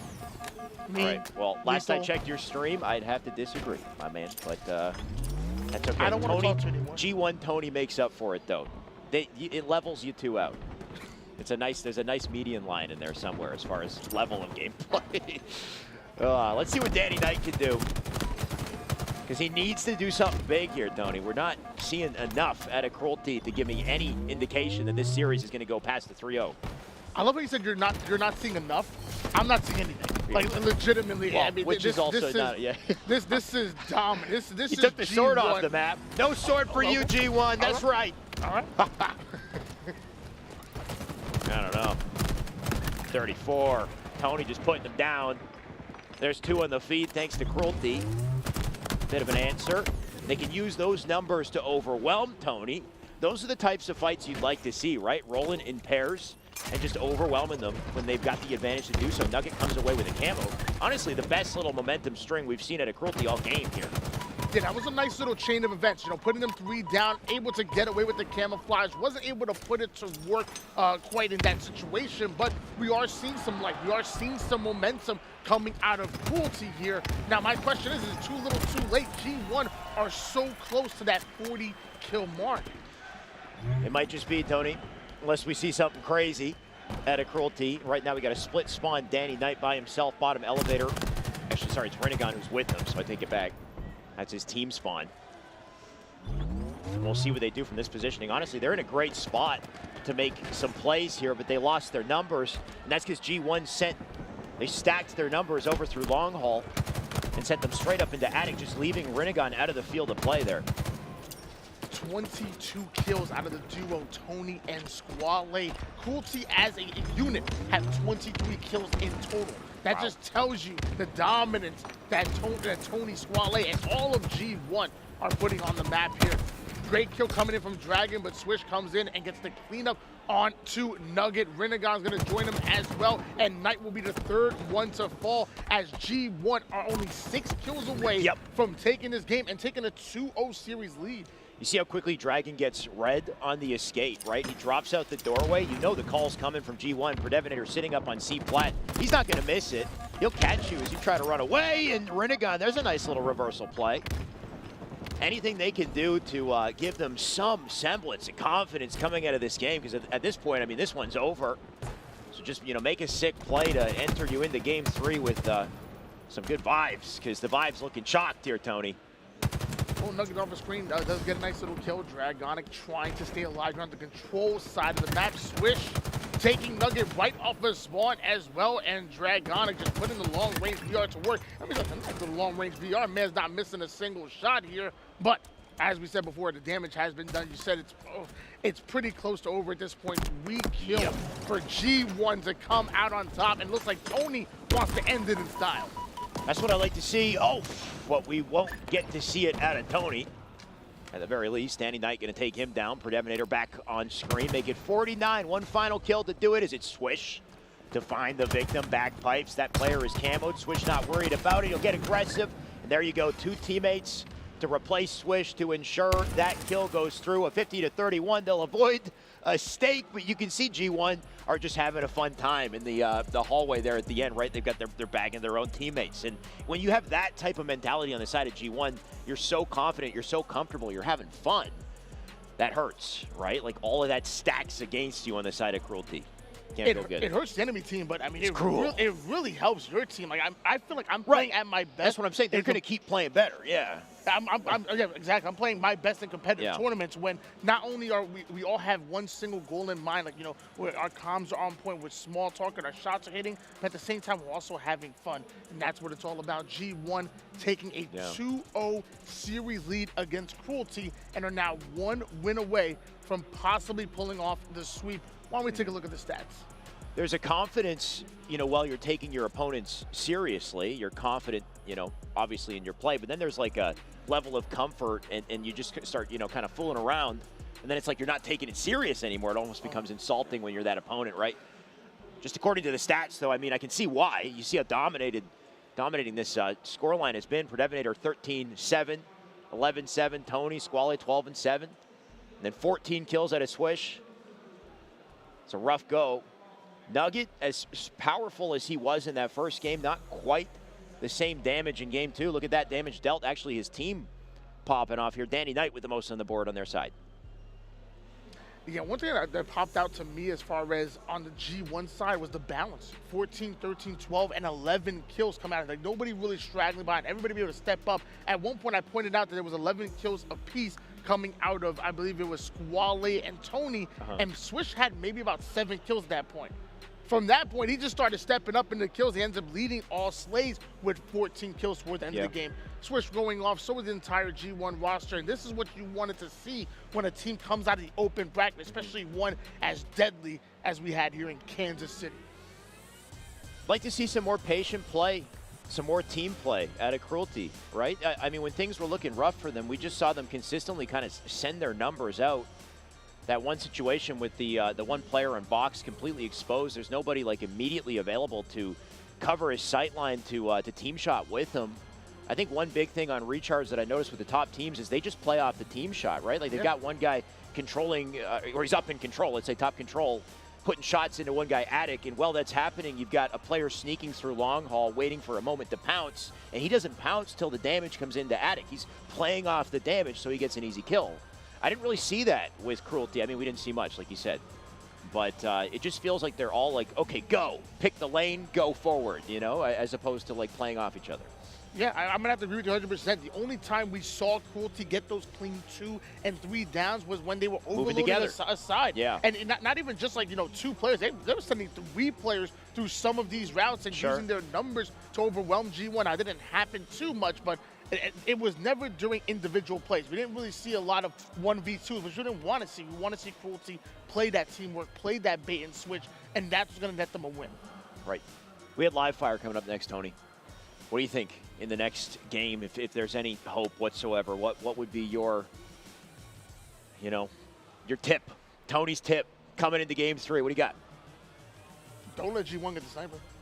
Whatever you do, do not allow G1 to get the S7. Otherwise, you are going to be in for a tough time. I've heard you say this before. It could be, one thing could be, pick it up and make plays. Another could be just, if you gotta burn the ammo, toss it off the map. Hey, by all means, just keep it out of their hands.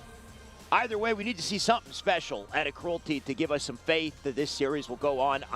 Or if not, I guess G1, they'll plow through. Well, maybe this is what maybe Cruelty wants to see. Maybe they want to hop into strongholds, out-rotate the enemy team. How many times have we seen a team lose out in the Slays battle, but be able to out-rotate the enemy team and use that objective efficiency to pull off wins? Maybe that's what Cruelty are looking to do here in game number 3. Okay.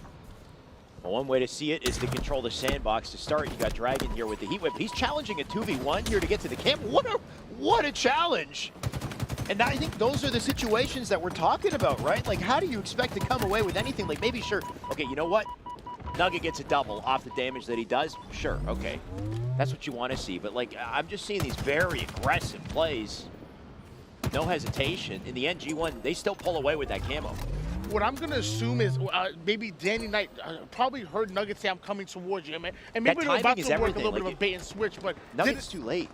And maybe there needs to be a little bit more small talk saying, when are we ready to collapse? Hey, I'm here. Let's go. Let's collapse now. Let's push now. It was a little bit off timing right there. And sadly, because of that, free Devonator now able to get away with the camo and the heat wave. He gets away with a stick grenade to the face. I guess that's not really what he wanted. The trade is a trade. As long as you come away with something, but you can see 26 points on the board here for G1 to start. Strong as expected. Pressure coming into B, and Swish with quite a flank from behind enemy lines here. They'll pick up an easy kill, access to the cap. But nice little crossfire out of Cruelty to keep him away from it. Squall, he hears it though. He'll clean up Danny. And not that it's impossible to hold an HC setup here on live fire, but I would say B is probably the strongest stronghold that we have on the map, because you have access, you have sightline from C and the H side of the map. So we're seeing both these teams fighting heavily over B. We do see G1 ultimately winning that situation, and now they're putting good points on the board once again. 3 down, go Cruelty, and that final player gonna fly at Tony, going in for the ego chow. Tony loves that. G1 doing a great job of prioritizing, camo and the weapons when they need to. Yes, they have the BC setup, but they still left B to kind of, or they shifted their numbers to focus outside here.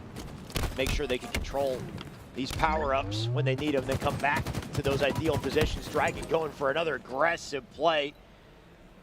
He'll get strafed out by G1. Renegon going to try to take advantage of the audio cues to at least come away with something here. Yeah, one thing when I was watching Cruelty in some of these tournaments, and I feel like they've gotten used to bullying lesser talented teams. when it comes to lesser talented teams, they're challenging those individual gunfights. They're winning every single one and playing their numbers off of that. But I feel like when they run against the likes of G1 and some of these other teams that are in the bracket, they seem to have a tough time. Cruelty needs to find a way to get in rhythm, find a way to play with each other. And even if you're not winning those pivotal battles, either avoid them or find a way to get into the ones that I guess work in your advantage. Or just use the needler, because that'll do the trick. I'm down for that. Close range, that weapon is actually deadly, but the snipe's a little better, assuming you're hitting shots. Danny forced to drop down. 77 on the board here. Cruelty with 2 caps in their favor. Danny with an opportunity. He'll go for the scope on that, but he hits the shot. Doesn't quite get the second kill. Squally comes out with a double and a snipe off that. So G1, unfortunately, they're just handed a weapon. Squally didn't need a needler to get a double kill off of that one. Excellent damage coming in. Gets the assist on the first one. No scope to the brain for the second one. Body shot with the sniper, but not able to take down Danny from across the map. Got a little froggy there. Gonna leap onto the black screen. Such a great use of the scope there. Jumps up, perfect placement. He's right beside the head, ready to peek it. You love to see it when it all comes together. Speaking of which, Swish has a camo as well, so he can make plays too. They're on B, they're on C, they're on A. About to get a trip cap. If they keep the Slays up here, do you even bother to challenge them back tower? Just limited options here for Cruelty, limited time as well. Tony, the final game in this series, if they don't do something quick. Camouflage in the hand of Swish, and Predevinator was able to get away with the sniper rifle. So all of the power-ups and power weapons going in favor of G1. And how many times we talk about that sandbox control? How many times we talk about not just relying on your BR, but utilizing everything on the map? Well, they're definitely doing that. Except the Mangler, right? They'll skip right by that weapon. It'll stay on the rack until we make some changes to it at least. 117 on the board for G1. And oh my God, the shots at a Predevinator. They're so confident at this point, right? G1, they needed this little boost in confidence and energy. I think the 2 close shaves they had in the previous series is gonna hurt, but to come out of this series on top, it gives them momentum for their final one in the pool. And you know, maybe things look up, maybe their placement in the bracket will be just a little better. Cruelty able to spawn him onto the A side, so they took Bravo pretty quickly, ended up rotating over towards Alpha, but sadly they weren't able to get the Slays in order to defend Bravo, and now we're seeing G1 once again steal away that double cap, and Squally stealing lives with the heat wave, eating that player. Picking up the entire map in the process. Full trip cap and locked in. Devinator gonna nade himself, maybe give Cruelty an opportunity to get some space here because of it. He does die. Swish gonna pick up on it. He'll take 2 off of that as well. That'll give him access to snipe. They still have a trip cap. And Cruelty feeling the pain at this point. Swish not gonna let this, he's not gonna let him get away with it either. He tried. And at least the camouflage got burnt, but it's still a triple cap going in favor of G1. And Cruelty really having a tough time in pool play here. I feel bad. I mean, this team traveled a long way. Well, they've earned their right to make it here. But man, it's been really tough, and G1 are making it really hard on them. I think a true competitor is going to take full advantage of this opportunity, though, right? And hopefully learn from this experience. If you love competitive Halo, then even losing, you know, is it's just part of the game. It's just part of the process. So hopefully they don't hang their heads too low. They find a way to adapt in the future. So I don't think their tournament is quite over just yet, Tony, but this series definitely is. 2 down, go Cruelty once again. That it will give some numbers to G1. We're on board with Danny Knight. Winds up finding his way over towards bottom mid, so excellent job for Danny Knight to stay alive here. Gonna earn himself a heat wave, and we do see Alpha change hands onto Cruelty. But as that happens, G1 gonna rotate all the way towards Bravo, and we see a double cap once again going in favor of G1. 215 points for the boys in blue. Rinnegan and team open up with 2 kills here, so that might actually give them access to C at the very least. They can play off the high ground, but a 2v1 Chow coming straight into the cap. Danny Knight will come in from behind, though, and at the very least trade out the kills. So they still have control of top map. And can they work with it? Can they get something going here? Give us the impression that they, you know, there's something to hope for with these plays. If they start losing their numbers with this type of setup, That might be curtains for the game. Nuggets staying alive towards Bravo. That's what I like to see, though, coming out of cruelty. I mean, that way you don't have to push for the trip cap too early. Get yourself Bravo, get yourself a double cap, and then hide your presence on the map until the right moment. Sadly, we do see Slays once again go in favor of G1 here. Dragon doing an excellent job of staying alive, then rotating over towards his teammates. Squale does end up going down as a player in no man's land over towards back B, but somehow he's able to slay out. That's going to be a flank out of G1, 3 down out of Cruelty, and Bravo once again will change hands, and looks like they're working on Alpha as well. So Cruelty, they had a setup, right? BC. How did G1 break the setup, Tony? They sent like majority of their team straight outside past the camo and just overwhelmed Danny Knight over on C side.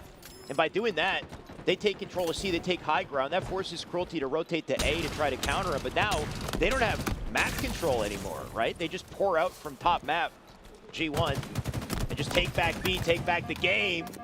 And that's kind of the chess match in the end of the day. G1, they put it together for a very confident 3-0 finish, and one that they needed to give them some momentum in the remainder of pools, I think. Yeah, excellent plays coming out of G1, and I'm excited to see this squad. I mean, I wanted to see Swish find the home. Been good friends with him for a while. I actually teamed with him myself. I ended up coaching him because I'm not that good of a player, and I'm happy to see him find the home here with Gamers First. Right. G1 looking pretty good off that series. Of course, they had 2 kind of heartbreaking losses leading up to it, but there's some potential, I think, still. So good reason to be optimistic. Some good Halo played, and I'm sure some good Halo still left to be played in this tournament as well, Tony. Can't wait to see what's coming up next. Yeah, and Cruelty still win the tournament. There's still a chance that they can ride out throughout the elimination bracket and make something happen, but we got to talk about G1. Yep. 2-0 game 1, 50-31 game 2. 250 to 111 game 3. That is a dominant series going towards Gamers First. That's a report card you want to show to mama. I don't know, it is dominant for sure, Tony. And we'll see what they can do with that dominance going on in the remainder of pools. That's kind of all I've got to say with that one. Kind of done and dusted. Rough go for Cruelty, right? Like we said, you know, traveling here is a big opportunity for them to be able to play these high-level teams. Best thing they can do is just download information, right? Take notes, learn something from this, and come back stronger, regain from it, right? That's competitive Halo in the end of the day, and the beauty of it, just you get to witness the skill gap, right? Just witnessing how this went, but then earlier in the day, what do we have? We had Complexity against Optic in the same type of domination there, so the layers just kind of continue. Speaking of Complexity, they'll be up next on our B stream, and Tony and I, we're not going anywhere. It'll be Complexity versus FaZe, so stay tuned. We'll be right back with more Kansas City, HCS, and right back to casting as well. We'll see you soon.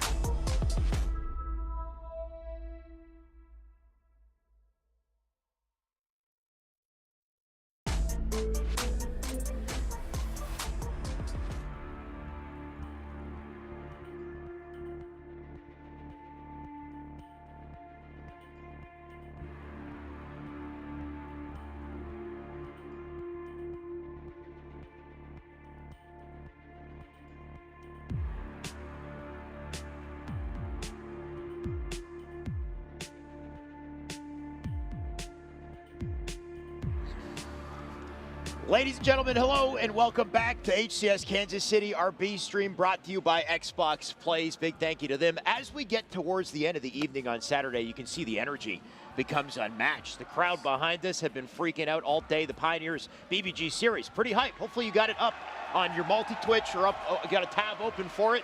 We've got action in multiple places. FaZe about to go up next as well, up against Complexity. So a big matchup happening here at the same time. Don't miss any of it. I'm Shyway. Of course, I got Tony with me. How you doing, Tony? Are you ready for the energy in this one? I am ready. Kansas City may have the Pioneers' home crowd making some noise, but you know, there's a lot of FaZe fanatics, I'm sure, in the chat. I'm one of them. I love me some FaZe. I mean, understandable, right? FaZe, on top of the fact that they're a very, very talented team, they're a team full of pretty lovable characters, too. I mean, you got Snipe Down at the center of that roster, but supported by Bound, Falcated, Boo Boo Dubu. I mean, this is a team to beat, especially for Complexity, because Complexity in this pool find themselves in a very interesting position. Tony, take a look at this. 4-0 for Optic Gaming. They've been cleaning up shop. There's no question to that. But we might have a three-way tie if Complexity beats FaZe in this series. That is interesting, but that's also a big if. I mean, we're talking about FaZe. We're talking about FaZe right now. This is a team that's projected to get top 6 and above. You know, they're shooting for top 4. They're shooting for a possible championship. Is FaZe Clan, and although I'm really big on Complexity, I think FaZe are the favorites in this matchup. Understandably, they definitely are the favorites. Just to kind of recount their history with this pool, though, they got, unfortunately, they got obliterated by Optic Gaming. Optic just unstoppable at the moment. They went up to face Fnatic as well. Close series against them, but they couldn't quite make it happen. Na'Vi, though, that was a different story. They were down 2-0 in the Na'Vi series, and they came back and reversed, swept them. Unfortunate for Na'Vi, they go down 0-4 in their pool. I believe they'll stay in the tournament, but in the worst placing in that bracket when we do put it together. But with Complexity and their recent win, though, Tony, that's a little stint of momentum that maybe they can carry into this FaZe series. And they'll have to do that with the series layout that we just witnessed. It all starts with Recharge, though, which you can see on screen. This so important game number 1 in the best-of-5 series is going to set the tone for the rest of this series here. Complexity want to start off hot and with a big win, but they have a tough task in front of them. We're talking FaZe Clan. Tall task indeed. Curious to see how FaZe Clan have been playing. We got to witness them yesterday, a crushing defeat against Optic to close the evening, but I guarantee they're back with a force, and they'll be back in this series. Recharge strongholds to start it out. Triton gets right over towards the back goal, and then taking down one, and that should be a double kill coming in out of Triton, putting FaZe Clan 3 down, and because of that, they're able to steal away a double cap after they're able to finish off B. Nade starts to fly, though Triton already in the lines of sight of FaZe Clan. Triton and Complexity, they say, nah, look at us. Look what we can do. There's a double out of Hysteria as he makes his way back to A. He'll control high ground here. You can see his teammates unfortunately dead on B, so FaZe Clan, they will get access to that section of the map. So no perimeter control for them to work with. Instead, Boo Boo Doo Boo will lock that down. They're going back to C for a B-C hold. And Boo Boo coming in to support Bound here. Might have extended just a little too far though, right? Right into two opponents on Complexity. Yeah, Boo Boo Doo Boo realized that Bound was in trouble by himself over toward the C side, so he tried to use that grapple to get into the action. Sadly, by the time he was able to get into C, Bound already died, and then he was hunted down shortly after. And like you said, Tony, timing is everything. But unless you got Snipedown on your team, though, right? Because Snipedown comes in with the flank after Boo Boo, and he's just shredding left and right. The man is not missing. That's 3 consecutive kills there. Bound coming in to pick up off the damage as well. And that'll give FaZe access to C, and Bound wasting no time getting the center map to control this. Bound already trying to take Bravo to keep on to the double cap. We still see an early lead going in favor of Complexity, and they're able to clutch out that kill and get the reset onto Bravo, but Valkyrie going in for the challenge onto the A flat. Both players one shot, and Hysteria taking the challenge. You can see them both inching their way closer to that doorway, wondering who's going to ice up, but this time Hysteria is the one to do it. And thanks to his win, they get access to A, and Triton with the camo can make plays. Look at him just bomb out of the fight. Just barely evading FaZe there. He'll keep the camo in play, and look at him being a nuisance still. They got to respect him, and because of it, they can't get back to this hold. Love the camo plays coming out of Triton. The sword does come into play. Snipedown able to take down not only Vetra, but the camouflage Triton. Those are pivotal kills coming out of Snipedown. That's what he brings to FaZe. Bit of a slow start for FaZe overall, but one thing's for sure, Snipedown, he ain't playing slow. He's 9-5 on the board. He's definitely keeping FaZe in tow in this match. They've got control of the map now finally because of it. Val going to continue to pepper him over on C. Looks like instead he'll get flanked. Nice little play at a Complexity to draw the attention there, but can they break out of this hold? You can see finally FaZe got themselves a bit of a perimeter to work with. Falcon, Boo Boo Doo Boo, and Bound combining for 10 kills as a unit. Snipedown having 10 by himself at the moment. He is really slaying out here in recharge. Bound putting the cross-map shots while guarding the bat ledge side of things, and that's going to make it hard for Complexity to be able to advance forward into Bravo. Falcon is now going to take that information and then hunt him down. 3 down go Complexity, and now we're seeing FaZe in their early setup and really taking control here on recharge. Engines are revving up on the side of FaZe here. You can see things connecting. Foul will turn that into a double. He'll bounce back to Elevator to stay up. Still getting tagged. Look at him live in this situation, though finally he gets taken out. Not sure what hit him, but that type of distraction gives FaZe openings, and the opening to control the entire map apparently too. Trip cap and lock.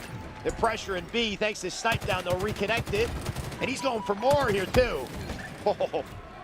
Great plays across the board by FaZe. It's a little bit easier to get a trip cap than it is to hold on to one. Normally that team is able to spawn up and immediately play a base, but we saw FaZe Clan not only getting the slays, but also getting the return as well, and they're still dropping bodies on the feed, trying to take that battle over towards the bottom side of the map, but not going to be able to do so. And once again, Complexity going 2 down. You can see how quickly this game is barreled out of control. Complexity led by, I believe, what, 50 to 60 points to start this, only for FaZe to get one bout of control. The momentum they gained off of it has given them 129 and counting here. They continue to hold the map, and I'm thinking Complexity maybe getting a little bit impatient, just trying to fly off their spawn, do damage, but getting melted for it.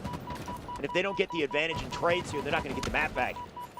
I said it once before, FaZe Clan are one of the hardest teams to gauge. Their floor is probably top 6, maybe top 8, but their ceiling is winning a championship. They can go toe-to-toe with some of the best in the game, including Cloud9, including Sentinels, including Optic. FaZe are right up there with them, and they're trying to prove it here up against Complexity. I mean, personally, Tony, I'm just waiting to see what Boo Boo can do with his shock rifle. Connect! Doesn't quite hit the headshot, but that's still a kill. 172 and counting. Complexity from dominance to destruction. They need to find a way to regain in this game, especially considering Boo-Boo's got the reticle trained on him, and he's not going to give up his life easily. Teammates spawn nearby, Bound getting aggressive. Boo-Boo line of fire to support from behind, but thankfully Complexity will fend them off. But for how long? They still don't have control here. We do start to see Slays go in favor of Complexity at the moment here. Another one drops, and the assist being earned by Hysteria working onto Alpha, and that's going to be a momentary trip cap coming out of Complexity. Simple plays coming in, but they're absolutely dominant, and that's going to be another multiple down. Right. Now we're seeing Hysteria trying to hunt down this player. He knows C was starting. He's like, well, where did he go? With a numbers deficit, maybe he decided to back off for a little bit, come back when you least expect it. That's Foul and Bound both picking up their pips. That'll give Boo-Boo access to B as well, so very quickly they'll take the map back. Complexity with a little stint of control, but it's not enough to give them the confidence they need to bounce back here. We'll need to see another big play. Well, we do see another double cap going in favor of Complexity at the moment. We're going to see Snipe Down Combat evolve that sword right over towards him as he's looking to make sure that C is not only cleared out, but they have the opportunity to advance over towards Alpha. There are 2 players from Complexity onto the A side of the map. Snipe Down putting the cross-map shots and opening things up for Falcated to pick up one. FaZe Clan started to find some slays, but haven't found a base just yet, and Falcated just went down. Right, the worry there is Snipe Down Foul, only one's up in that situation. They can't really play off each other the moment Foul goes for the commitment. So you just got to have faith that he'll win his fight. Thankfully, Boo-Boo Doo-Boo going to come pick up the slack. And Snipe Down, no hesitation, closing the distance here. He'll take 2. Oh. Another double come on, Snipe Down. I mean, it was, but might want to regret the equipment use there, right? He thought he was being cheeky. Snipe Down's really been trying to make some plays here for FaZe and continuing to do so. That's going to be a third of 4 kill back-to-back double kills going in favor of Snipe Down. Complexity are now 2 down, and a third one is trying to defend away C. They're holding on to the trip cap at the moment. 220 points in counting as FaZe are entering the end game of game number 1. FaZe just locking the map down. You got Foul up above on the bat ledge. Snipe Down still going ham here. Man's on a spree. Has 2 dead as well. They'll light him up, but Snipe Down just looking for anything to keep Complexity off the hills. Falcated going to stay in B in the meantime here too with the shock rifle. At this point, Tony, I don't know what Complexity can do to bounce back. Falcated and Snipe Down are combined for 42 kills and 10 assists at the moment. Falcated, the secondary slayer on this team for this game right now, advancing forward onto the gold side of the map, holding down B, making sure nobody on Complexity is able to push forward, and that's going to be the 250-point mark. Big reach. Yeah, a very strong game out of FaZe. That's undeniable. And it didn't start strong, though, right? Complexity, they came out with some early pressure, early momentum. The moment FaZe kind of regained, grabbed their footing, was the moment that everything kind of fell apart for Complexity, and they couldn't quite find an opening anymore, right? Maybe there's a little bit of an impatience there, not quite finding the the opportunity to go up in slays. Maybe they're over challenging for those 1v1s and they're not quite pulling it out. Hard to say. But the story, at least being written 1-0 to start things, and you start to think, what's FaZe's objective in this series? We talked about it from the side of Complexity, but FaZe, I mean, they want to dominate in this. It's not just about winning. Yeah, and I love that you brought that up. Complexity, when they had control, it almost like they were scrapping. It was almost like they were trying to scrape by. When FaZe got control, they held onto it for most of the game, and they just didn't let go. Right. And ultimately, there was moments where Complexity were able to bounce back, and it definitely showed some life. But when FaZe had that control, they held on it for a lot longer, and they definitely were a lot more dominant in that game number 1. As we take a look at the stats, Snipe Down, 22 kills, 8 assists. Falcated right behind them with 21 kills and 4 assists, 20 KDA coming out of 2 of them, at least. Yeah, I mean, we got a peek at both of them. I think Snipe Down definitely stealing the show in that first game. A lot of our POV witnessing some of the big plays that he made. And it's just the timing of the flanks, right? Snipe Down, I think something he said in the past is that he excels at shooting players who aren't looking at him, essentially. He doesn't miss when he finds that little opening when you're not expecting him. And you saw some of the flanks that he made, right, with Boo-Boo coming in, being aggressive. I think those are the big plays that FaZe can use to open things up. And hopefully that's a momentum they can carry going back up against a team like Optic or C9 later. Because like we said, their objective here, not just win, dominate this team, and then use that energy to get back into the ranks up into top 3. Well, if Complexity are able to start off streets as hot as they start off recharge and hold on to that control, maybe, just maybe, they can tie up the series here. However, FaZe Clan having the opportunity to really put the stronghold onto Complexity by going up 2-0 in the series, it's going to be Street Slayer. What do you want to see? You got to see early control at a Complexity, right? Streets, especially Street Slayer, the way that the game tends to play, if you get that opening, that strong opening, you earn the shotgun. Around the Slays, you can very easily lock down spawns, whether it's bottom C, subway, or like you said, sometimes open up PD. PD's a rough spot to spawn. You don't have too many options to break out of that section. You got 2 little doorways, so quite a nade trap. And I think if teams are aware of it, you can really cycle spawns in the game. And I think for Complexity to have any shot in this series, they need to showcase that confidence, that, I guess, ferocity early on in this game. My thing, I wonder who's going to start off on that PD side of the map. Because to me, I love starting off on streets. I immediately go for the drop wall and then beeline it straight towards that Bulldog street. Sometimes I'll drop the drop wall early, make sure I throw a couple of denial grenades from that C subway towards Bulldog, and it's usually just easy access towards the Bulldog. And we talked about before, the amount of ammo that you get and how small streets is, you can really control the flow of the game if you get a hold of that Bulldog, and we're going to find out who does that best, FaZe or Complexity. We'll see. I know Bound has got the strat down to a T for the drop wall and the shotgun. The way that he moves off the rip here, we'll see if he applies it. Got a couple Slayer stats on screen from the tournament so far, by the way, Tony. Relatively even across the board, and that's the thing with Complexity, though, is I'd expect them, the moment they get an advantage, to really showcase what they got here. They definitely are no slouch in this tournament. And despite, no offense, but despite FaZe Clan facing harder competition, having spent most of their time in the pools, it seems like they're still doing good and still doing better as far as kills per minute, going up against the head-to-head with Complexity. Right. Hysteria able to get a hold of that Bulldog, puts it to work immediately, takes down one, goes in for the double kill, able to get it off, and more importantly, stays alive. 3 out of 4 members hitting the black screen here for FaZe, and Hysteria immediately taking that center angle to get back into the action. That's the PD spawns I was talking about. Right. Vetra sitting towards Cafe, watching that angle, but Boo Boo Doo and Snipe Down are able to spawn out and to fight out of that PD spawn trap. Hysteria will still pick up his kill, though. Man is 5-0 to start. This is exactly the start we said we needed to see at a Complexity. And we talked about where they would spawn, right? PD was the start of the map here. And we saw one of the fastest, I mean, we didn't get to witness it, but Triton picked up rockets within, I want to say, less than 10 seconds, just beeline to it.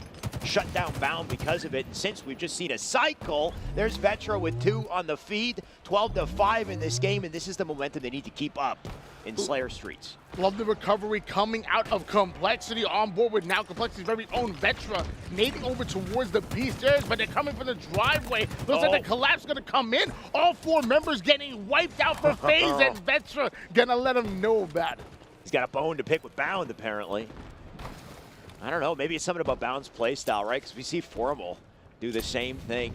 A little bit of body disrespect, try to get in his mental. Bound definitely one of the players that tends to have the highest highs, maybe the lowest lows too, right? He's a bit of a wild card.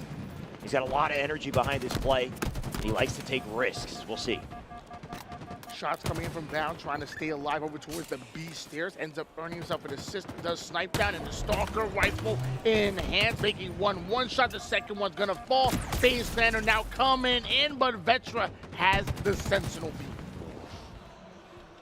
Just a bloodbath down center map, though. I think that's it for Rockets. In the meantime, Monster not going to waste any time trying to tag up 2 over on Cafe. You can see FaZe starting to slow this down, right? Got a cross set up from Alley to A Stronghold, and using their numbers, their sight lines to just light things up and slow the game down for Complexity. It's a 7-kill lead, but if this keeps up, things could change very quickly. 7-kill lead in favor of Complexity, despite the fact that their normal leading Slayer hasn't been able to put a single kill on the board. Monster currently 0-4, but does have 5 assists to kind of make up for it a little bit. That's because the rest of the Complexity just stepping it up in the Slays department, and he's just earning every single assist. On board now with Falcated, 3 out of 4 members up for FaZe. They're pushing the B Street side. Boo-Boo ends up finding one. And that's the opening they need to try to push through this B Street and try to break this setup that Complexity have on them. The worry here is FaZe have been holding the top of the map, Tony. The longer they do that, the more they're going to spawn their opponents down in C, and you can see they're all stuck here because of it. They'll start to break out, though. Complexity going to try to pour their numbers out through driveway here. Bound coming up from behind, though. Maybe he can get a flank. There's one down. Shots into a second. He'll make it 2. Turn it into 3. Oh, there's the teammate. Boo-Boo here to help out. Either way, FaZe have done their job, and that lead ain't so large anymore. Who's Boo-Boo helping? He ain't helping me. He stole the triple kill from Bound. He had that. I want to get hyped. That was his. That was Boo-Boo. We're going to have a talk after this. Boo-Boo taking the wrong kills. Taking the wrong Boo-Boos here. We'll see. Here he is. He's got the Sentinel beam. Close quarters. This thing is nasty, and now you can see why. Monster going to get melted. He does have his 1 kill, but 7 deaths. And Boo-Boo going to keep adding that to the scoreboard here. As he gets kills, the Rockets spawn, and probably the worst point in the game for Complexity to lose their numbers. And FaZe Clan finally taking the lead once again. They had fought back. They were down by almost double-digit kills, but FaZe are back in it. Bound having the Rockets in hand, only having 1 in the pod. Meanwhile, off the screen, Hysteria, the vet, taking down Boo-Boo. Bound going in for the challenge onto Arcade. That's going to be 1. Challenging 2 more onto the B Street. Tries to buy enough time for Sniped to make it into tires. Sadly, Bound goes down. Sniped going to fall as well, and it's starting to snowball a bit from there. I mean, they're trading blows, right? Complexity, of course, they started hot, so this is not a good look to have things tied up at this point. When it matters most, you can see the pressure that they're under here too, as they're going to try to double back to Arcade, but that's 2 dead together. Holding hands as they go down. They'll spawn back up together too. And you can see the free reign that FaZe have on the map to work with without their teammates to help. And now at this point, Monster stat line is starting to catch up with Complexity. No. Bound. Oh no. The body shots coming back in. Monster needs to step it up right here, right now. We know the potential that this young man has. If they're gonna beat FaZe, everybody needs to be able to come in on the stats department. I would not be surprised if Monster turns this around immediately. Already having 6 assists, but still 10 deaths on the board. And Tony, see, this is the thing with body disrespect. It's a double-edged sword, right? If you're gonna, bang Bound, expect him to do it back to you, and definitely don't do it to Snipe Down, by the way. There's a storied history. Don't trash talk Snipe Down. That is a big error in competitive Halo. And right now we're starting to see what happens when FaZe get it together. 40-34 here. Falcated just trying to hold his life down in Subway, but Vetra still doing what he... Oh no, here he is! Again! Ooh. He found Vetra this time. Last time it was Triton. He's going to do it for each member of the team. Better watch yourself. A little bit of respect crouching coming in out of Bound. Falcon going all the way down to 1 shot, going to try to make his way onto the B stair side. Meanwhile, off the screen, Hysteria and try and go down. FaZe do have numbers, so they're going to look to get aggressive. Falcon taking down yet another one in Vetra, and that's 46 kills in counting for FaZe. They're 4 kills away from going up 2-0 in the series. Tony, rewind the clock for a second. How did this game start? Well, it was like 12-3 or 4 to start the game. Complexity was so much aggression off the rip, but things slowed down to a crawl, and FaZe, they sped up, making 48 with a 10-kill advantage. All of a sudden, it's out of the running for Complexity Game 2. Falcon already having sights on somebody in the Arcade side. The shots go in, and so does the information. Boo-Boo knowing exactly where that player is, but it looks like Vetra's able to answer. Snipe down going for the challenge onto the C side, able to get the double kill, and that's gonna be it. FaZe Clan going up 50-40 and going up 2-0 in the series. Right between the palm trees there, about to send him on vacay or something, Tony. I don't know. That's 2-0, like you said. We got 1 more game in this series for FaZe to close this out strong and solidify their placement as second in the pool. The best they could hope for right now, with as well as Optic have been playing with their 4-0. But of course, FaZe going out with that gives them a better placement in the bracket going forward. And maybe an opportunity for a little rematch with Optic, right? An unfortunate way to end our Friday. FaZe, they're punching higher. They want Cloud9, they want Sentinels, anybody they can take on And I think this dominant performance we're seeing is a good indication of their potential going forward. Yeah, I love the fact to see seeing FaZe play so well, but yeah. I don't want to get confused, you know. Complexity, they aren't Optic. Complexity aren't Cloud9. I love me some Complexity, but there's levels to this. Exactly, and that's why you want to see them come out dominant. If their expectation is to come back and beat a team like Optic or a team like Cloud9, you can't struggle against Complexity. On the other side of the coin, Complexity, they're no slouch either, right? They've had some great moments today, especially in their series against Navi, reversing the bracket there, or reverse sweeping. So maybe they'll reverse sweep again. I don't know. They'll have to work a little harder this time, and you can see from the stats here, you know, not to point out anyone specific, but maybe some players need to work a little harder in that next game than others, Tony. Yeah, clearly Hysteria. 15 kills in a Slayer, that's not gonna be enough. Unacceptable. The leading Slayer in the whole lobby, that's not minimum 26 kills. I know we're getting there. Hysteria, come on now. That's fair. Yeah, we're pointing them out, understandably so. But either way, I mean, ideally, you know, you want to see those even stats. You want to see if you don't have a lot of slays, you got a ton of assists. I think Monster did have the most assists, at least on his team. But when it comes to Aquarius Ctf, they're going to have to outslay to get advantages for the flag. And Tony, some of the strategies, like we said, that we've seen in Aqua CTF a lot more recently is just the overextension, right? Sending one player to back base, drawing attention, giving that team an opportunity to regain the map while they're looking back at you. We'll see what they do. Yeah. And even though I'm a fan of overextending over towards the P side, getting behind enemy lines, there's a risk to it. I still love the fundamental hold down that car side, make sure you have somebody in that utility, force the enemy team to spawn fridge, so leave that open, and then rotate back towards your team as you either run it through mid, over towards car, or even a safer route, utility towards the car side of the map. I'm still a fan of the fundamentals, but there's no doubt that having somebody overextend, if you don't have that complete control, can be really strong here on Aquarius. And we're going to see what team elects to do what. At the end of the day, it's really about adapting. No matter strong side, weak side, no matter what, make sure that you slay out and get those flag pulls. Tony, well said. I think for the sake of Complexity and their opportunity to do anything in this series, it's about adaptation. Can Complexity adapt to the pressure they just received from FaZe, or will FaZe just shut them out? Will they just roll them over? We'll only find out here. Aqua Ctf. Both of these teams are going to be fighting early, not only for that car side control that we mentioned in the beginning of the series, but also on top of that, make sure that they get the camouflage. It is so powerful in this game, and one thing that's powerful as well is those dynamo grenades. 100%. Something we've seen twice now is the speed that Complexity have off their opening strats. They seem to get right to the power-ups, power weapons immediately. Triton with the camo. We saw Vetra, the dynamos earlier as well, so using that to just hammer a back base. There's a sticky and make it two. It's not enough to stay alive, but it's enough to get a flag out the base. Yeah, that was the final kill. That was a full squad wipe going in favor of Complexity. And you're seeing, again, somebody on utility. You're seeing the opposing spawn over towards Fridge. You see how powerful that car side control is, but they weren't able to catch the flag. That flag will be stopped short. Triton going to be able to relay it in, and the first flag tap going in favor of Complexity. Here come FaZe. Okay, not to say it's a little bit of a deja vu with the Streets game, but this is the strong start that you want to see for Complexity. Can they maintain the strong start for the rest of the game? Nice little wiggles we saw there in that gunfight, though. Sniped down. Comes out with a trade. Boo Boo Doo going to look to pick up the slack here. At least he's got damage for bound for the easy kill. Boo Boo takes it, though. Foul with a trade, too. This should give FaZe an opportunity this time.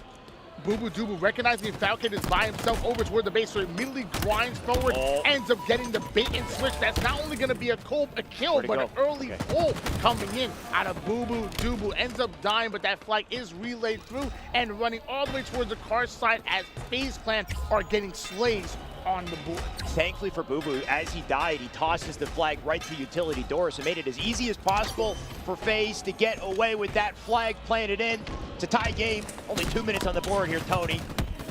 We got a camo popping up too. Snipe down, not able to get the kill with the heat wave, so that heat wave should be in the hands of Complexity here. On top of that, the camouflage for Monster. getting right toward the utility side. 2 quickly go down, make that 3 down. The final player alive ends up getting perfect kill, and that should be a pull coming from Complexity, and Monster already spotting at least 1 spawner. FaZe already extending across the map. Right, you can see Monster reading the situation. He knows where to expect him. He'll call it out to Hysteria, though unfortunately Hysteria cannot turn the kill. Triton will do justice over in utility. It's just not quite enough. FaZe still with a numbers advantage. Veteran will drop top mid. This is going to give FaZe, you'd think, access to flag, but as we say it, apparently Monster's been running one of his own, Tony. Complexity, they've got a shot for this unless FaZe can pull the flag away from him. Yeah, the flagpole came early from Complexity, and FaZe were forced to overextend across the map, which they did so well, but now it's in Complexity able to not only slay out, but the return comes in. That's a 2-1 lead coming out of Complexity. Ain't nothing complex about that. No, for sure. I mean, there's a little bit of complexity behind the way he executed that flag plant, though, right? The juggle into perfect slide to put it in with no wasted time. And no wasted time getting back on the map here for FaZe, though. Last thing they want is another pull. They'll take 2 kills. Hysteria backs up the Dynamos. You see the power of them, though, as he almost gets a double up top car. At the very least, he's got info. Yeah, 1 Dynamo grenade is strong enough, but 2 almost seems unstoppable. So that was a nice kill come out of Hysteria. Not even able to, didn't have to shoot his gun 1 time. Now, challenging a player, definitely shooting on this one. Bait and switch coming Complexity. Hysteria recognized that, so now he's changing his focus onto the courtyard player. This is going to be yet another pull coming out of Complexity. They are a damn strong Aquarius team, but as I say that, they did go 3 down. They did lose their numbers. Coordination out of Complexity apparent, though. They've been locking it down. Hysteria last up, he's just trying to slow down FaZe, ensure they don't get away for free with that camo. Hopefully his spawning teammates can deal with it. The spawning teammates got a double dilemma, though, because Falcated going to be pulling that flag through utility. Drop it behind for a teammate, tag up 1 bottom mid. Foul doing it all here. That's a very difficult slide to hit, by the way, Tony. He almost perfectly landed that. Didn't quite give him the kill, though. Snipe down once again, able to get the heat wave, and this time 3 out of 4 members going down for Complexity. FaZe needs to take advantage of this. Heat wave in, switches to the VR, but luckily able to get the kill, and that flag is already across the map. Snipe down is just applying pressure here towards utility, but just like that, we are tied up at 2 apiece and bound, immediately going for peak control. Complexity coming with a flag in FaZe. They always got an answer. But if things continue at this rate, Complexity might be able to hold on to momentum. As I say it, though, that's the whole team dead. That's going to be spawners up in Fridge. FaZe, they've got free reign. You already got a player up on top mid to cut them off through pink. It could not be a better situation for FaZe, and this might be a guaranteed cap because of it. We'll see Triton with the kill to slow him down. Just 1 last link for Foul to take this flag. Nade's coming in. They're going to try to tag him up, but Foul doesn't care. He'll plant it in. That's a lead for FaZe in Game 3. Complexity, their final chance in this series if they don't ice up. FaZe are so damn good. Able to cap that flag, and then after capping it, pushing towards mid-map control, getting another round of slays, and then they literally made that look so easy. Back-to-back caps going in favor of FaZe, but it looks like Monster able to take down Bound. Monster now going to try to stay alive over toward the back pole, but he will be hunted down by Falcated. FaZe have successfully cleared out their base, and now they're looking to grind forward. Oh, there was 1 more. Not fully, and that's kind of the tricky to get the defense, so there is no retaliation, no counter cap. And it looks like FaZe have finally done that. Boo Boo looking for another victim. He'll take it. There's a nice little reversal. Got the thrust to work with here too, so he's made it to utility. Teammates opposite side as well. We'll see what he can do. Booba gonna double back for that mid-map control. On top of that, should be able to get himself some Dynamo grenades as well. Trying, challenging toward the Dinos, not able to take down Boo Boo Doobu. He's a tough kill. Hysteria tries to finish him with a couple of frags, but ends up catching some Dynamo grenades right back at him. Veteran now has to try to clear out the space. Complexity needs to be careful. FaZe might be poised to take another flagpole if they're able to get these slays. Complexity forced to play slow here. You can just see the pressure Monster's receiving. Thankfully, he's got a teammate for a little double melee there. That'll delete Bound. But the cross still coming in from top mid. And if they don't get back to center map, it's going to be very difficult to break out of the base. Monster, can he take the fight? He cannot. And as he drops, so do 2 others on Complexity. Last one up, Vetra can't get the kill on Boo Boo. What a snap. Once again with the team dead. That's a flag out, Tony. and they might not be able to keep up. A clean round of frags leads to another pull coming out of FaZe Clan. Trey ends up going down here. Boo Boo Doo just watching anybody trying to overextend, and nobody in position to stop Falcated from punching it in. A 4-2 lead in favor of FaZe. Luckily for Complexity, there's still over 4 minutes on the clock. Unlucky for Complexity, they're still playing FaZe. Yeah, it's not looking pretty. The longer this goes, the larger the deficit, it seems. They've got 4 minutes to work with. It's not quite done, but it will be if they die in quick succession like they've been doing, right? They've been dying together, which is the rough scenario here. You got Hysteria now down again. Triton will do his best in a little 1v1 here, but decides it's better to get away, right? Just stay alive, milk this situation, come back with a kill on Bound, but hopefully that gives Complexity some vantage points here. Love the slates come out of Boo Boo Doo with Knife down. 19 kills apiece. Complexity losing 3 out of 4 of their teammates. Hysteria, the vet, the final player to fall here, and Complexity are on the ropes. One more cap for FaZe, and not only are they taking this game, but they're also taking the series. A Hail Mary coming out of Bound. Another 3 down as Falcated making use of the sidekick, and this might be it. This might just be another pull. Complexity needs to find some defense. I mean, defense is all they've been doing for the last like 3-4 minutes, unfortunately, Tony. They get about halfway through the map, but they can't quite get to the flag here. Boo Boo shut them down with a sidekick. Comes back for the Dynamos. I don't know what happened to that. Maybe he shot it. I think he shot it. The electricity is just coming off of it before Boo Boo can get to it. Now we got Monster, who's picked up the second Dynamo. Might tag up his teammate with it. At the very least, they got the double team action here. And the flag out as well, so Complexity, with the time they got left, if they can keep this flag in play, I'm a believer, Tony. 4-2 lead still in favor of FaZe. A little less than 3 minutes on the clock, and luckily you're a believer because as of right now, I mean, if they can keep the flag in play, it's gonna be tough here. Bound makes his way towards mid-match. We will see a return as a FaZe Clan. I mean, they're only worried about making sure their base is clear, going in for that mid-map control, and they can count on a clean round of slays. They don't have to overextend for anything. They can just play good fundamentals, and eventually either this flag cap will come to them, or time will simply drain down. Or you could just be Bound and do Bound things, right? Fly straight into util and shoot 3 players at once. Those are Bound things? Those are Bound things for sure. Just get aggressive, right? Go for the challenge, be confident.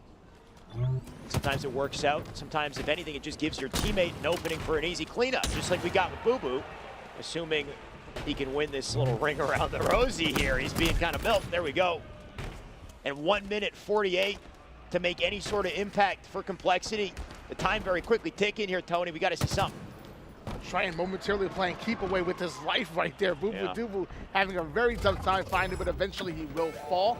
And also eventually Hysteria able to get away with the camouflage and the camo. If they're gonna pull off a cap, it's definitely gonna be on the backs of this combination right there. And if they're able to cap this flag within the next, 10 or 15 seconds, it's still doable. We still have sudden death rules coming in. Don't count Complexity out just yet. They're gonna have to touch, I mean, Hysteria's dead, so good luck touching that flag, but in order to keep it in play, they need to be on top of it, and unfortunately nobody in position to do anything. Because of it, we only got 1 minute left on the board to make an impact in Vetra. Getting the kill is nice, but dying ain't gonna get you where you need to be. And FaZe just looking to shut them out, their hopes and dreams in this pool. Now I'm really worried about Complexity. At this point, they just need to start sending at least one player overextending because they need to start pulling every flag possible. Time is not on their side. Monster trying to stay alive toward the bottom piece side of the map to quickly go down for Complexity, and there's no way they're going to be able to cap either of these flags if they can't stay alive. I mean, that's Halo Infinite in a nutshell. Numbers advantage. Don't quite have the tools to skate out of a fight. Don't spawn with the thrust. Can't just backpedal. You will be exposed and deleted. Hysteria will delete one of his own, but in the last 15 seconds in the game, that's all he can hope for is a nice little 1v1 kill. FaZe, they'll come out on top, not only in this game, but a 3-0 in the series. Tony, what a dominant close. I wish I could say I'm surprised. I really wish, but come on now. We're talking about FaZe Clan. We're talking about Falcated, Boo Boo Doo Boo, Snipe Down, and Bound. These guys are going 4 championships. That's going to be a 3-0 sweep. Yep. Sadly, Complexity will have to play out the rest of the tournament, most likely in the lower bracket there. Seems so. I'm sure we'll get a recount maybe on the pool to see how things went, but just off the top of my head, right, we would have had first place, Optic, 4-0. FaZe, I believe, just punched their ticket straight to second. Yep. Fnatic did beat Complexity as well, but they lost 2. Maybe third place in the pool. Complexity going to come out 4th, and then 5th place, unfortunately for Navi, would be 0-4 in their performance. They could not win a game in lowest placement in that championship bracket once we get there. But here it is, the stats, read 'em and weep. FaZe Clan going up with a strong 3-0 to close their pool's performance and get right into the bracket confidently. Well, can we at least talk about how Complexity were in these games? You know, for example, in the beginning of Recharge, they started off amazing. Same thing with Streaks. They had a 12-4 run. Yeah. And then even going into Capture the Flag on Aquarius, they were able to not only get those power-ups and power weapons, but they capped the first flag on FaZe. Complexity have had these hot starts, even against the likes of FaZe. They just weren't able to put a complete game together. You're right, Tony. They couldn't quite put it together. It almost seemed like Complexity kind of, came in with a lot of energy, and FaZe, almost allowed it, so to speak, and then sort of just downloaded and adapted per game on like a per game basis, right? They come in with opening kills, opening advantage, but the moment FaZe get their footing, they're just unstoppable, and it's something that we talked about on the desk as well. Can they gain that type of footing, that type of coordination against the big teams, the ones that matter most, right? C9, Optic, we didn't see it yesterday, but confident series like this maybe gives you hope, gives you optimism that in the rematch, things are different. It's funny. Look at the, oh, sorry, go ahead. I was just saying, funny you mentioned that. I think it was a great point. It almost reminds me of like Floyd Mayweather. Like, what makes him a great boxer, that he'll spend those early rounds just getting to understand your timing. He wants to see your jab. He wants to see your cross. He's just going to take as little damage as possible, avoid as much, and then once he gets your timing, once he gets what you're doing, that's when he counters back. It almost seems like that's what FaZe did against Complexity. And it's almost like the moment you get comfy, too. You're like, oh, this is okay, right? We're beating them. We got some momentum. This ain't as hard as I thought it would be. And then FaZe goes, they go ahead and play confident. Let's see the bracket, by the way, and what this means, of course, Tony. Pools are finally done and dusted. We're finally getting into the bracket. Okay. Finally getting the sense of where this tournament is going to go. We can see Cloud9 is the first competitor for FaZe to go up against, so it ain't going to be an easy road. And FaZe were expecting that, but we'll see what they can do. Sentinels Quadrant to start their entrance into the bracket. That is apparently the next match on the B stream as well, so that should be an exciting one. United Pioneers, Optic Gaming, Ascend. I guess Pioneers must have won their series on the main broadcast, right? They just went up against BBG. Yeah. Hell of a series. Every match coming up, Tony's going to be so hyped.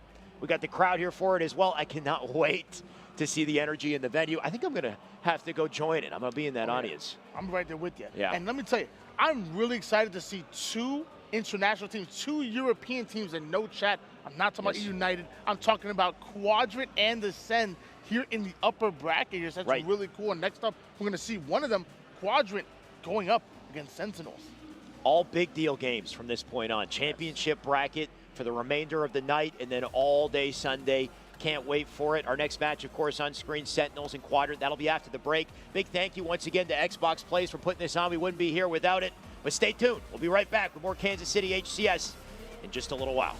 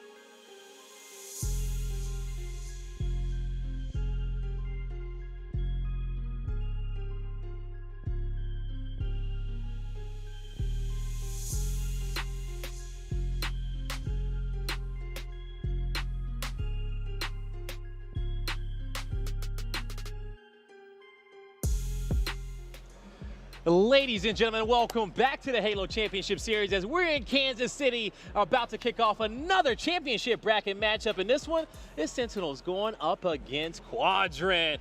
Woo! Now, Quadrant, they've been hot as of lately, coming out number 2 in their pool, but Sentinels 4-0 in theirs. And this is going to be an interesting one because, as we see, the international teams have been popping off. I was just going to say, on both these streams, the A stream and the B stream, we have these top European squads squaring off with the top North American teams. Right now, it's 1-1 with Optic versus Ascend, which is over wild. on the A stream. Which is wild. Yep, they're popping off like you said, and so this one we get to see on this upper half of the bracket. Sentinels take on a Quadrant. This could be an interesting one. I know that Ascend is regarded as the #1 squad out in Europe, but we've been seeing waves already. I mean, to consider 2 teams from Europe, breaking already into the top 2 in 2 different pools. Exactly, it's such a massive step forward. Yeah, it truly is. You know, a scene is over here towards the main stage, firing off, and those Slayers having a great game. But you know, in order for them to be as good as they are, they had competition in that region, and that is Quadrant. So they have been dominant. But can they go up against the Sentinels team, who has had their woes over the last few events? And when you think about the addition of Royal 2 back to the squad from Anaheim till now, they got through, you know, past that first event, and they should be back to full form. And I'm excited to see what that championship bracket version of Sentinels looks like. Yeah, I feel like this is going to be the best Sentinels that we have seen yet this year. So we're going to see how they started off here in the winners bracket quarterfinals. We're kicking off with CTF Bazaar. Let's jump on board with the superstar Frosty. See what he's going to do off the bat.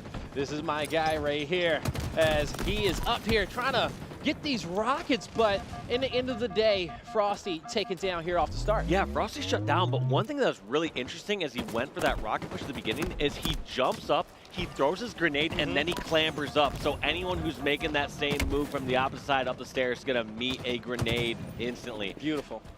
Beautiful work here. And right off the start here, look at it, no kills, no kills on the side of Sentinels. And so Quadrant, you got Fragger over there on the side, 3-0 to kick this one off. Shad with a flag pull. They'll take this one towards top mid, but he'll halt right now, having to look both ways before he crosses the street. Able to pick up a few more kills. He'll get out of dodge. The back smack comes through. And now clearing out mid-map. This flag will not slow down as Chick turns the corner into the finish line. He goes to get this first cap in. And what a fast flag cap that is. 1-0, and there's only 1 kill on the board for Sentinels. They're just being shut down right off the bat. Everything going wrong for Sentinels. Everything right for Quadrant. And that's LG looking to come away with a double, but he'll be shut down. Sentinels, they get some mid-map presence for now. Chick trying to play a little bit of defense. Multiple players around him. He'll get the call-outs, but his teammate getting pinched as well towards the front door. They'll back down on board with Frosty and the rest of the Sentinels as they're in enemy territory trying to get this flag pull. Royal 2 being a great distraction for now, but now his teammates trying to pull up, Walsh. Yeah, we now get to see how Sentinels are going to react when they have a bit of control, and it looks like they're pushing the base, but meeting a lot of resistance. Snakebite desperately needs to stay alive here, just hoping that his teammates can back it up. Frosty in his own separate battle over at trees, but it looks like Snakebite and Frosty able to reconverge over at the tree and make this pull happen. They now got to the center of the map. All right, you know, step 1 is done. Get the flag out of the base towards the middle. A grapple towards the overshield. Snakebite, he's fully charged, pressing forward. Having to look towards Rockets, some solid shots in, losing a lot of that shield, can't finish it off, but he'll opt to run instead, get some more movement on this flag towards their base as they pick up a few more kills. That's 2 down on the side of Quadrant, and now Sentinels charging forward to tie this game up 1-1. Incredibly objective, efficient from both sides. Notice how little time they spent at the opposing pace, just slaying over and over again. They got a kill or 2, pushed in all the way to the opposing flag or thruster, blocked those spawns, and got the flag out instantly through the tree. And we're seeing a big step up in performance on the side of Sentinels. You got Snakebite, he's at 5-3 with 3 assists in his back pocket, and Frosty's right behind him. They're leading the charge offensively for Sentinels as Frosty's gonna climb up here towards Palms, gonna scout out, sees 2 players, sees the third, has some help from his teammates. Now with 1 player down on the side of Quadrant, Sentinels, they clear Palm. Frosty knows it ain't that sweet as he's checking these corners. The player behind him is going to be able to get the kill. He's traded out, but ultimately Walsh, Sentinels is in the base, and they're going to get this flag off. It's surprising that Frost did not check that last corner. He knew it was too good to be true because he saw 2 different members near the thruster pack and realized, all right, they're going to take over this room if they have the option. So a bit surprised then that he got caught off guard with that last little corner. Now this one is starting to slow down just a bit more as, you know, through the initial first half of this matchup, absolute chaos, and we saw Quadrant pick up a lot of momentum. Sentinels since then is starting to slow them down. I will say that they currently are controlling the pace of this matchup, but 3 down on the side of Quadrant. Sentinels trying to get this flag out of tree. And that's tough too. When you're in a position like Quadrant, you're getting out of this game hype. You're up, you know, within the first minute, getting the first flag cap, and to have that be answered instantly, and on top of that, having a second flag being run against you is starting to look a little bit more dire. I mean, this is not out of hand yet. It's still a very tied game, but this Sentinels was unfazed by that initial push. Lethal's calls out this bomb for his team, but Frosty, he makes a big play. He goes forward. He doesn't go back towards his base. He's going to press and focus people and make people have to focus on him on their side of the map, alleviating some pressure for his team to possibly get another touch, and they will get it through the door. Sentinels running home once again to get this flag. However, I'm impressed that Quadrant didn't overextend there. You even saw that player, I believe is Fragger, inside the BR, not pushing out towards that catwalk right away, not giving up any unnecessary deaths for a flag that he is not going to be able to stop. So even though Quadrant had to give a flag cap up, they did not give up map control. Which was super important because sometimes you get lost in the sauce just trying to be a hero, but it's still early game. It's not time to be a hero just yet. Play the chess match as Snakebite gets one, can't come away with the second. Flag not touched just yet, but it will be grappled forward as Chick looking to run this through OS. Took a little bit of damage, and a nade is going to catch him on a go. He'll be down, but as far as the rest of the team, SLG, we see him do big work all weekend long. He'll trade out, but the kill feed still lighting up in favor of Sentinels. They shall get this return soon as Quadrant going to try to slow this map down and get some pace. Yeah, Fragger's going to need to reposition after that one. His spot was on the bottom of the map. You don't have great options to get up top. They knew he was going to push on over towards Alley or towards Tree, and they found him over at Alley to get that kill. Now, the dangerous part right now is the 6-minute mark is coming up, Blaze. This is where Rockets and Overshield are coming up at the same time. That's why you're noticing Sentinels not exactly pushing in or forcing a flag cap. Right now, they just want to get some kills, control the center of the map, and then make a push with those power-ups and power weapons. And it's 7 seconds for OS, and that's a double kill for Royal 2. Sentinels in a beautiful position, 3 down on the side of Quadrant, and all these power weapons are about to go in favor of the squad in red. Royal 2 gets the intel for his team, and for now, slowly pushing up into the base, getting some damage. The Rockets will connect. The double kill is there for Snakebite, and it looks like once again Sentinels moving in for another strike. Yep, those kills are just bound to happen. They had all the weapons and utility at their disposal. Clean. And you notice how these member Sentinels, none of them overextended. They just poked out a little bit like you saw from Royal 2 earlier, getting the intel, just spotting out where this player's at, and just almost like a snake, just like constricting this other team. It's just that squeeze, no matter which way. Every time you try to force your way out of it, it gets tighter. You move out, you take a little damage here, and now you're stuck over the tree, and just nothing really is going to work. What do you do? How do you fight out of that? Well, on the side of Quadrant, they got 2 awesome players to do that for them. SLG, Chick, these are your superstars over here. These are the guys who you need to come away with a big double kill, get momentum back in your favor. When Sentinels are playing like this, when they're starting to get comfortable in their flow, when they're starting to streak out, as they have a 2-flag lead currently on board with Shad, as he'll see a few players across map at Antenna, a few on Rockets. Beautiful dodge on his part, but Quadrant, they need 1 kill. They're going to have to move up as a unit and see if they can box their opponents in the quad. They keep getting pushed back in their base, and look at that. They put some resistance over in the market, get pushed all the way back to their base, and even as they run back to their base towards the tree, they're getting shot in the back from Alley. And look at that objective efficiency once again. Sentinels get a couple kills, and they already have the flag out in the market at the tree, and they're trying to cut off any of these members that are still remaining. Look at that, SLG on the ground, as double doors just taken out. Quadrant trying to box in Sentinels, but instead they get it straightened out, and it's a lesson as we're seeing multiple nades being tossed, but Lethal, he says, I will not deter as he moves forward. The flag is pulled. Sentinels running back tap number 4 to the base. It should go in without any contestation as it's 3 down on the side of Quadrant. And now Sentinels, they're vibing, Walsh. They are playing so strong, and one thing you'll notice during these flag runs too is, yes, you'll have a couple members of Sentinels nearby the flag, but they never make the mistake that two people go in to grab the flag at the same time. That is why these teammates have been playing together for so many years. They've worked out those little miscommunications or errors, and they're letting someone know, I'm holding off on this, I'm going for the slays, and someone else like, I can run and get this next pickup. And they know when they have those windows of opportunity to grab the flag, and they know not to double up on that flag grab. And such selfless players, okay, knowing that, hey, even though you want to be the superstar and slay, you got to do some dirty work sometimes. You got to put yourself in this spot to make the team win. Now we're currently seeing Quadrant trying to figure out where's the power position. They know a few, but they got to earn them. They got to fight for them, as SLG will get the flag tossed towards mid-map, but his work isn't done. Staying alive is the most important thing that he can do, as Fragger will be able to pick up a kill with that nade. Gets rockets in hand as well, 2 in the chamber. What is he going to be able to do? Well, look at this. The map, every high position controlled by Quadrant. They're going to get this flag back. Yep, they're going to get the second flag, and unfortunately those rockets not made to great use. Will they? Frosty Will somehow they? over at the tree Oh, no. gets a double kill, and this flag is now down on the ground. I'm not sure what SLG can do here.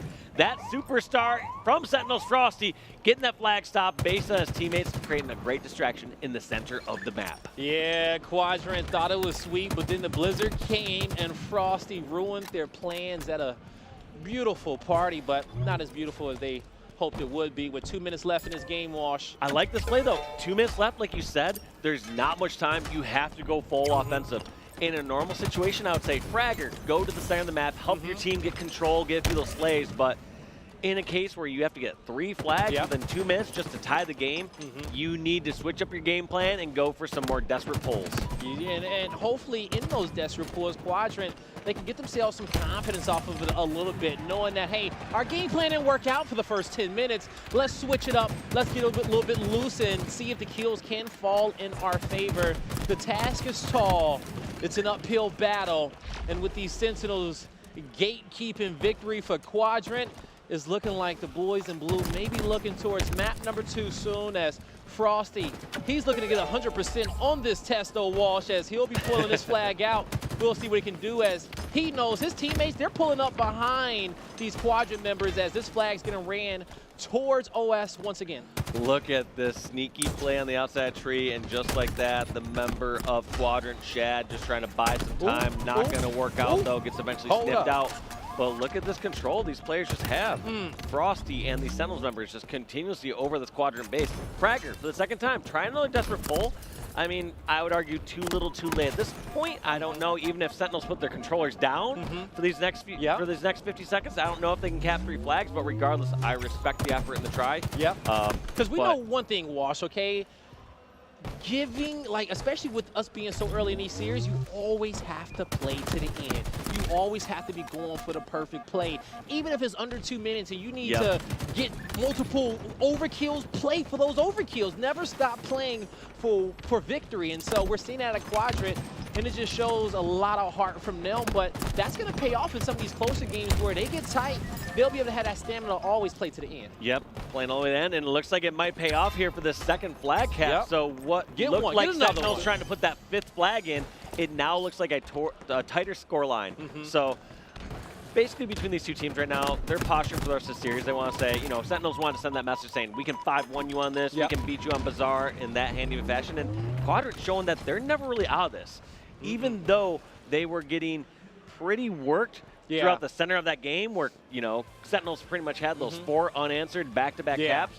Quadrant were still able to pull that out in the end and get 1 cap to put more on the board. And, you know, when we get a chance to see the scoreboard, Quadrant, especially in the slaying category, they weren't too far behind there on Sentinels, I do believe. And also, the one thing I noticed is the assists from the team just showing me that they're shooting together, trading out each other's kills, and making sure that they can stick close. But ultimately, the objective work wasn't there. They had good team fights, but when Sentinels was able to get multiple down, those flag captures were a lot cleaner than we saw from Quadrant. Yeah, the bigger thing I noticed from Quadrant is anytime they were getting weak and they're on the defensive, they were pushing back towards their own base. They were receding so far in that Sentinels only had to get 1 round of slaying in order to get a flagpole or a flag cap versus fighting more in the middle. So what would happen is Quadrant member would be over at BR or tree and then run back to their own flag to try to get shields back, and then Sentinels are like... It's almost like you're playing too conserved or safe. Yes, at some points it's okay to give up deaths in the center of the map. Exactly, and your opponent can sense that fear, okay? Imagine you in that situation. It's like you guys are backing up, not pressing, and especially in this situation when you know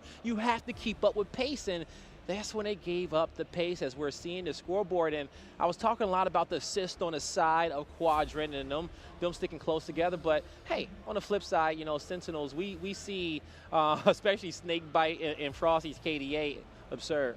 Yeah, they were just putting up some massive numbers there from the Sentinels roster. And like you said, it's still very objective efficient. There were so many times that they did not hesitate after they got a couple slays to just push in right away, block those spawns, and run the flag through the tree. They did not hesitate. Yeah, and, you know, when it comes down to the damage, not much to really kind of, you know, look there. You know, of course, Fragger, the least for his team, but ultimately it was a team L there. You know, you can't really put that on one player, especially there towards the objective game type. So, for now, it's Sentinels who will strike first in map number 1, Bazaar CTF, and soon we are going to be going towards Slayer, and this is where Quadrant is going to have to come through and try to tie this game up, slow up the pace, make this 1-1, and let Sentinels know that you guys aren't playing around. Well, these members from Quadrant made quite a few fans earlier today with some of the showings that we saw here on Live Fire Slayer when we were seeing the performance from Chick getting those overkill after overkill on Live Fire Slayer. My God. I mean, if you're going to beat Sentinels, you're going to need to pull out your A game. You're going to need to pull out a performance like that. So we're going to have to see if they can make lightning strike twice here on Live Fire Slayer. And I do believe they were down 1-0 in that series. It happened, and then they went into map number 2. You saw the quad kill coming out from Chick, and right after, as soon as he died, SLG says, I got a quad for you as well. And from that point on, they went forward to win that series, and they never looked back. So we'll see if lightning can strike twice in the same place, and especially on a different field as one that the Sentinels is currently controlling. So, slow gameplay for Quadrant. We'll see if they can hop out to a good pace to start. Yeah, I mean, regardless of whether they want this game to be faster or not, Live Fire will definitely be a faster paced mode here, especially early on, early to mid game. I want to see the snipes, you know, if you know you me, will. I'm trying to see them. I promise you will see those, but yeah, we're going to have to see, because I felt like Sentinels, they looked like an entirely different team after that first minute and a half. Yeah. I was like, wow, I was incredibly surprised. I was like, Quadrant is playing out of their minds. Yeah. They're catching Sentinels off guard, even like that drop from Catwalk to front double doors, again, the back smack, like a rare back smack from a call out. It was a great start from them. Like it was a great start to kick off that series with Sentinels, and you know, Sentinels, I think they took a sigh of a breath there, because they didn't probably know what they were getting into with Quadrant. And hey, maybe they went into it, you know, maybe overconfident, you know, in that first map, but they got humbled real quick and they locked it in, and then they humbled Quadrant on the other side of that. So Sentinels ready to play, and as me and Walsh was talking earlier, if you guys are just joining us, you know, this is the event where Sentinels, they've had time to get the super squad gel together, back on form, get the comms right, and we're excited to see how they're going to play throughout the rest of this championship bracket today, especially with Cloud9 and FaZe above them. Yep, and they're looking mighty strong. The other thing I want to highlight too, maybe off the beginning of that Bazaar CTF, is there's a good chance that Quadrant has studied Sentinel's starting strategies of Bazaar, whereas I would say the reverse is not true. I would say Sentinels, if they're studying anyone's starts and trying to figure out counters, they're going to be looking at Optic, they're going to be looking at Cloud9, they're going to be looking at some of those top NA teams. So there could also have been some factor like that that helped Quadrant at the start of Bazaar CTF. You know, because as you know, okay, when you were getting ready for grand finals and championships and getting ready for tournaments, you look at your bracket, it was like, okay, we'll study over here. 100%. Oh my God, I had like one of my favorite stories is I was in the elevator at one of my tournaments. This would have been like Columbus in like 2009. Columbus 2009. Yeah, when the lights went off in the venue. And yep, exactly. Yeah, the Hunters Convention. We all got a Hunters Convention story at some point. Oh my God, yes, yes, we will. We'll add those later. But I just remember being in the elevator and someone was like, hey, what are you going to do about your round 2 match? And I was like, I don't even know who we play round 2. And I was like, do you know? He goes, you play my team. And we crushed him round 2 anyways, but it's just kind of funny. It kind of shows, like, you know, that's the mentality you have when you're sort of like near the top there, where like, you're focused on a few select rosters. But taking a quick look at these KDAs and how these players have been playing here, it was on Live Fire Slayer. I mean, Quadrant was stacked in their favor a little bit. You know, I will say those numbers went towards them more than it did Sentinels, but we'll see how that plays out in a head-to-head matchup. It's live, Wire Slayer, as Fragger is going to be up there towards top house. SLG almost comes out with a double kill, but that snipe going in the hands of Frosty. Yep, not where you want to be, and looks like the Quadrant get that out of Frosty's hands. Chick takes out Frosty, Lethal also taken out, and these members of Sentinels are on defense over the scoreboard. They're trying just to hold off while these staggered spawns can help them from across the map. Yeah, they tried to get over there, but it is going to be Quadrant picking up these kills. 2 down on the side of Sentinels, and Frosty moves in. He says, don't worry about it. I got 2 down on the side of Quadrant. As Sentinels backs down, looking for some green control. Fragger, a lot of damage there. Looking for the second, but his teammate comes in at the perfect time and clean it up. So far, so good for Quad. So far, so good, but you notice Sentinels kept getting caught in the staggering spawn situation where 2 members were alive in an area and then 2 members spawned across the map, and they were starting to piece it together a little bit. They got the sniper on the hand, pushed over towards green, and look at that return to sender, getting, I believe that was Royal 2 to 1 shot. What an incredible reaction there using that equipment.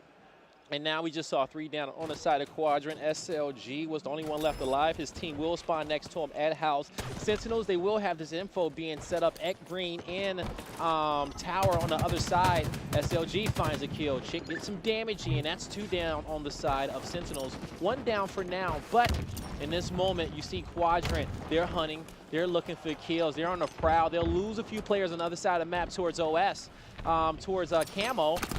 Ooh, that is just rough. A Royal 2 just lurking there over in the dirt.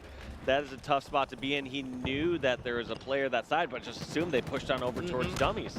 Did not work out, though. In fact, he ended up being the dummy. No, just kidding. He ended up being just fine there. But, yeah, that's tough. You need to check those corners, especially he had him looking like a dummy for a second, okay? All right, says, hey, I got the joke on you, but when it comes down to the laughs, the fun and games here, both these squads understand that it ain't fun until we win the tournament. As Quadrant looking to make a statement, Frosty looking to stop them being sneaky here. He will be able to take the player down from Nest. Some solid shots over there towards Sandbags, but he has to worry about players flanking him. Looking for those callouts from his teammates, the underpass. He gets the mark, gets the extra bit of damage there, but he'll have to back up a little bit. Can't overcommit, and Frosty playing his position very well.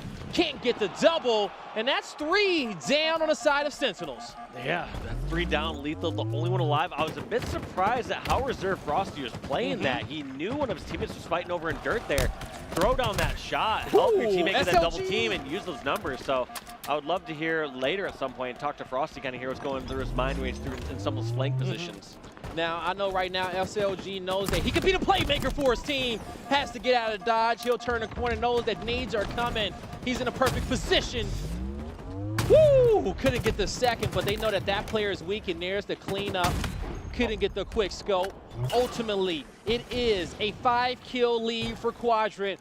Walsh, we're entering that halfway point of the game. If you're in Quadrant ears, what do you tell them to do against Sentinels now? I mean, just keep this up. Right now, they've found this great amount of pressure where they get a pick, they get some damage, and they don't hesitate just to fly. Doesn't matter if this is one of the best teams in the world. If you have the opposing team weak and in a corner, fly through, finish off those kills, and get those numbers up. Play with the confidence, he says. Now, Frosty, this is a man who he knows does not shy away from the confidence. One of the most cool, collected people we got. But he'll have to think about that one towards the respawn. As Sentinels down by 6, SLG. 8 shots left in that sniper, I believe, to work with. Don't quote me. But also, Fragger says, hey, I can pick up another 2 down on the side of Sentinels. And so far, Quadrant keeping this pace, keeping this 5-kill lead. SLG actually only have 1 shot left in the scope. Puts it to good use, gets the body, but there's no cleanup there. Yep, gets that damage. That member of Sentinels looking to see if there's any more ammo on that snipe, and not going to be the case. And look at this. They know there's some damage over the tower, and 2 members of Quadrant making the push across top, making their way also towards Strucka, and hunting these members of Sentinels down 1 by 1. And how are they going to recover? It's a hop up from Chick, and he'll find another player from the Sentinels. Dropping, having to anchor up.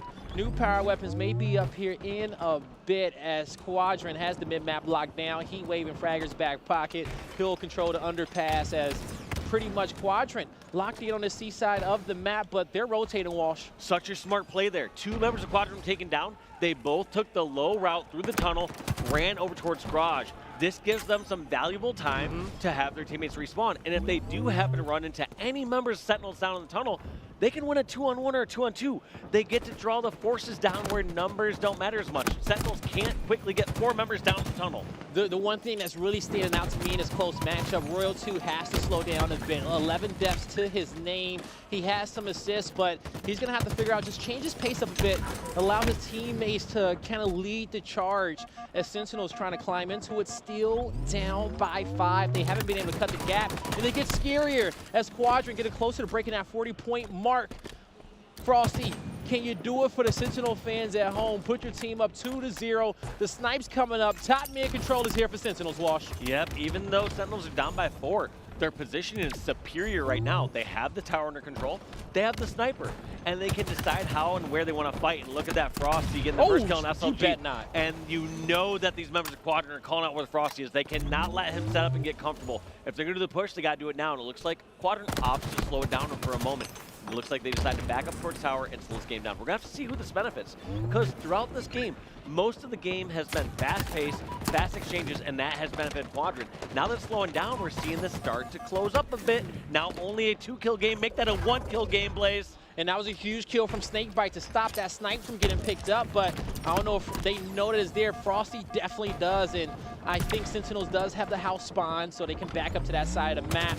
They may not, as we see multiple red over towards the tower. A double kill coming out for Fragger. Lethal, searching, looking for him, checking his corners. Doesn't know what to do, but he knows he has to keep the high ground. Misses the nade, doubles back towards the stairs. His teammates by dummies. They got his back, but he can't stay alive. Quadrant, 1-kill lead. Can Royal 2 get this one tied up? He hasn't had a great start, Walsh, but it's about how you finish. Royal 2 has that heat wave, passing that sniper over towards Frosty. At this point, it's just a game of defense. Watch a couple of these corners. Don't let these members of Quadrant close that distance. Use that sniper and that range to your advantage. Oh, he doubles back. He knows that, hey, let me hold the corner, hold an angle for my team. A big kill coming out there. Who was? I think it was Chick. 1-point lead. He'll find another with SLG's help. 2-kill lead for Quadrant. The SLG has to snipe with 4 shots in the chamber. He can win it here. These members of Quadrant are not playing afraid whatsoever. And on top of that, they're not being fully punished. There are so many pushes we have right here where we're never seeing all 4 members of Quadrant go down. They're all successful, aggressive pushes. Oh, the save. Sentinels don't know how to react to. Look at this, down in numbers. They have a member weak, but they don't have anyone in position to finish them off over near the camo. This is getting Camo's so close. But the big fight is traded off. It gets that much tighter. There's a random snipe on the ground somewhere, but Frosty, he'll grab the camo with a tie game. The first time for the Sentinels in this map. Can he get it done, Walsh? He's moving around, looking, hunting. He says, oh my God, there it goes. He says, guys, we need 2 kills. I got 2 shots in camo. Let me work. Frosty, what you about? Team, and that's exactly what they're going to do. They're going to, similar to Bizarre, what a push. What? Where do these members come from? 49. Who's going to do it? Shad. He's looking to help his teammate.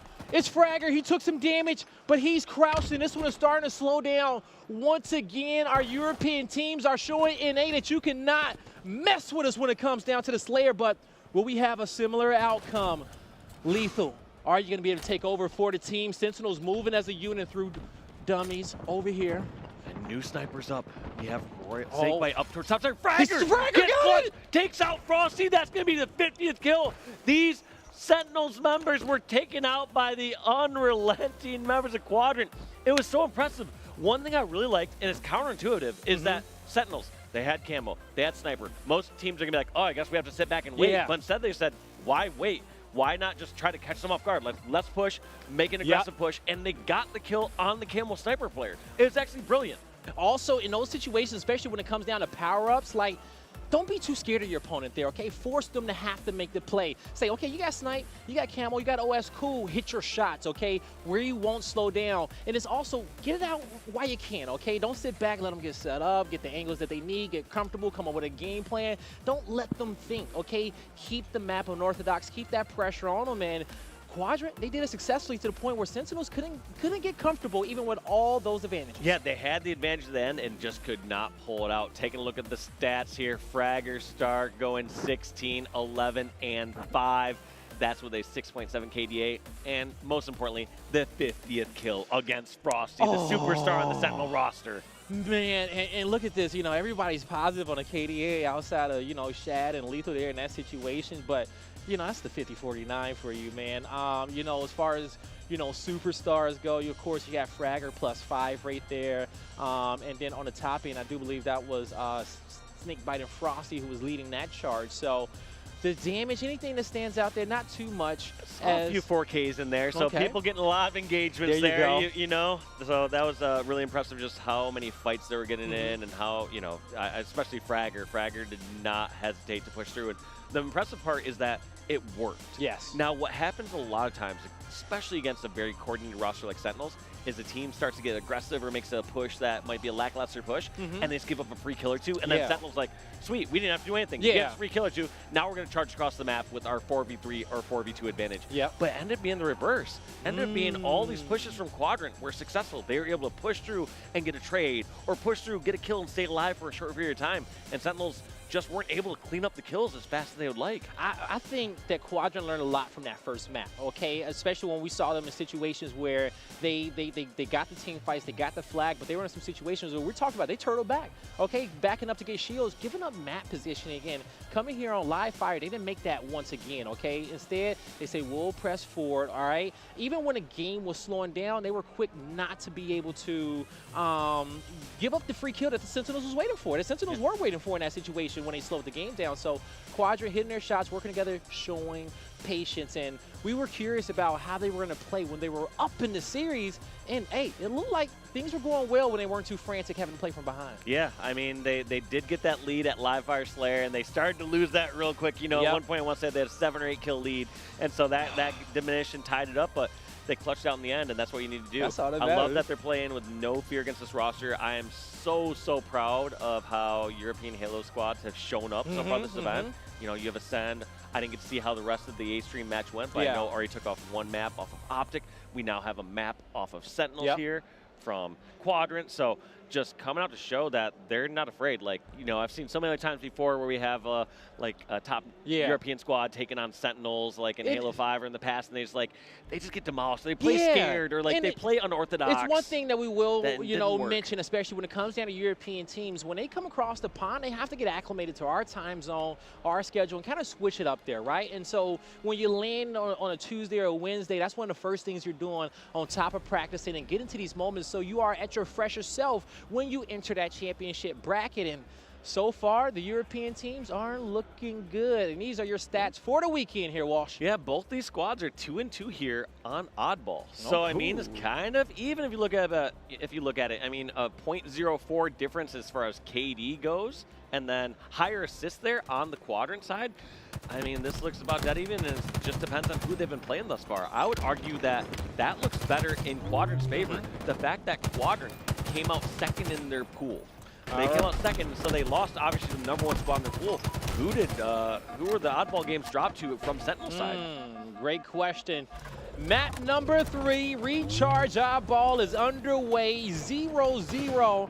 Blow it up in the chat in the crowd. Let us know who you're rooting for in this one, as we see SLG with the camo, the snipe, and the ball. He gets it all. He wants it all, but can he keep it? Can he protect it? Steward over what you got. I like that play ball. I also like that grabbing of time and look at a sniper run Snakebite. Gets that body shot over on Royal 2, but gets hit with his own remote detonation. These are kills traded back and forth, but in the end, it's working out for Quadrant. They got a few seconds on the board. They ended up getting more kills against Sentinels, and they're in decent position. Frosty, sword in hand. He's cutting the distance, but he couldn't cut it fully. Big kill coming out from Shad. He didn't fall, so that sword will be in his back pocket as Chick with the ball in hand. He'll toss it towards his teammate. Control top glass, looking for some angles. Shad under pressure. He sees that's too big of a gap for him to close, so he'll create a bigger one and bring out the BR with some help from his teammates. But that was such a good ball rotation there from Chick. So what happened there is started to rotate that ball towards Turbine. Chick went back towards Pipe, and these members from Sentinels, they tried to all push in towards Turbine, and they just ran straight into Crossfire from Pipes and in from Elevator. So it's one of those things where Sentinels tried to cut off the ball, but these members from Quadrant spaced themselves out a little bit, went for the round of Slays, and now are putting up more time on the board. They have 35 points, Blaze. Beautiful that, you know, Chick didn't chase that kill down into the basement. He'll keep his high ground and back up with the snipe because don't want to give up this beautiful setup that Quadrant has here towards Pipe. At Shad gets 2 nades out. He'll lose the sword, and it's quickly picked up on the side of Sentinels. It is a 3v2 in favor of the squad in red as SLG trying to do something about that, trying to stop Sentinels from getting their first point, and a beautiful trade there as Fragger picks up the kill. Ball has played, and Sentinels, they'll pick it up for the first time. Only to juggle it, no points on the board, but they'll get it towards top Pipes. Yep, and for the first time, we're now seeing Sentinels rotate the ball of their own all the way through Pipes over towards Turbine. Going to see if they can get some crossfire on their side. Now, one thing that's really interesting you'll notice as we're watching this from Quadrant POV is how infrequently is that they're just taking a straight-up 1v1 to the death. You know, so many times they're giving so much respect to these members of Sentinels where they'll poke out, give a couple shots, back down, stay alive, and rely on their teammates to come over and give some help. The teamwork right there. A beautiful route from Frosty to go high, pick up the kill, and regroup with the squad. He'll be holding the ball for now. On the flip side, it's Royal 2 at the tree house at the highest point, getting some shots down. Snakebite cleaning them up in the basement. He'll get the snipe, and he'll get it over to the other platform. That is actually a huge rotation forward, but someone will have to come through and pick it up. And you see Quadrant, they know what's up there. They're going to start moving in now after that kill. So far, so good. A player towards Elevator. Sentinels will clean them up. And they also get some spawns towards Pike. So I do believe Royal 2 should be able to get that snipe once again. Yeah, I believe Royal 2 is going to be able to grab that. But the damage has been done against Quadrant, though, because those members that pushed all the way over towards Elevator were not able to get kills. We're not able to get the damage that they needed. And now it's all set for a brand new push.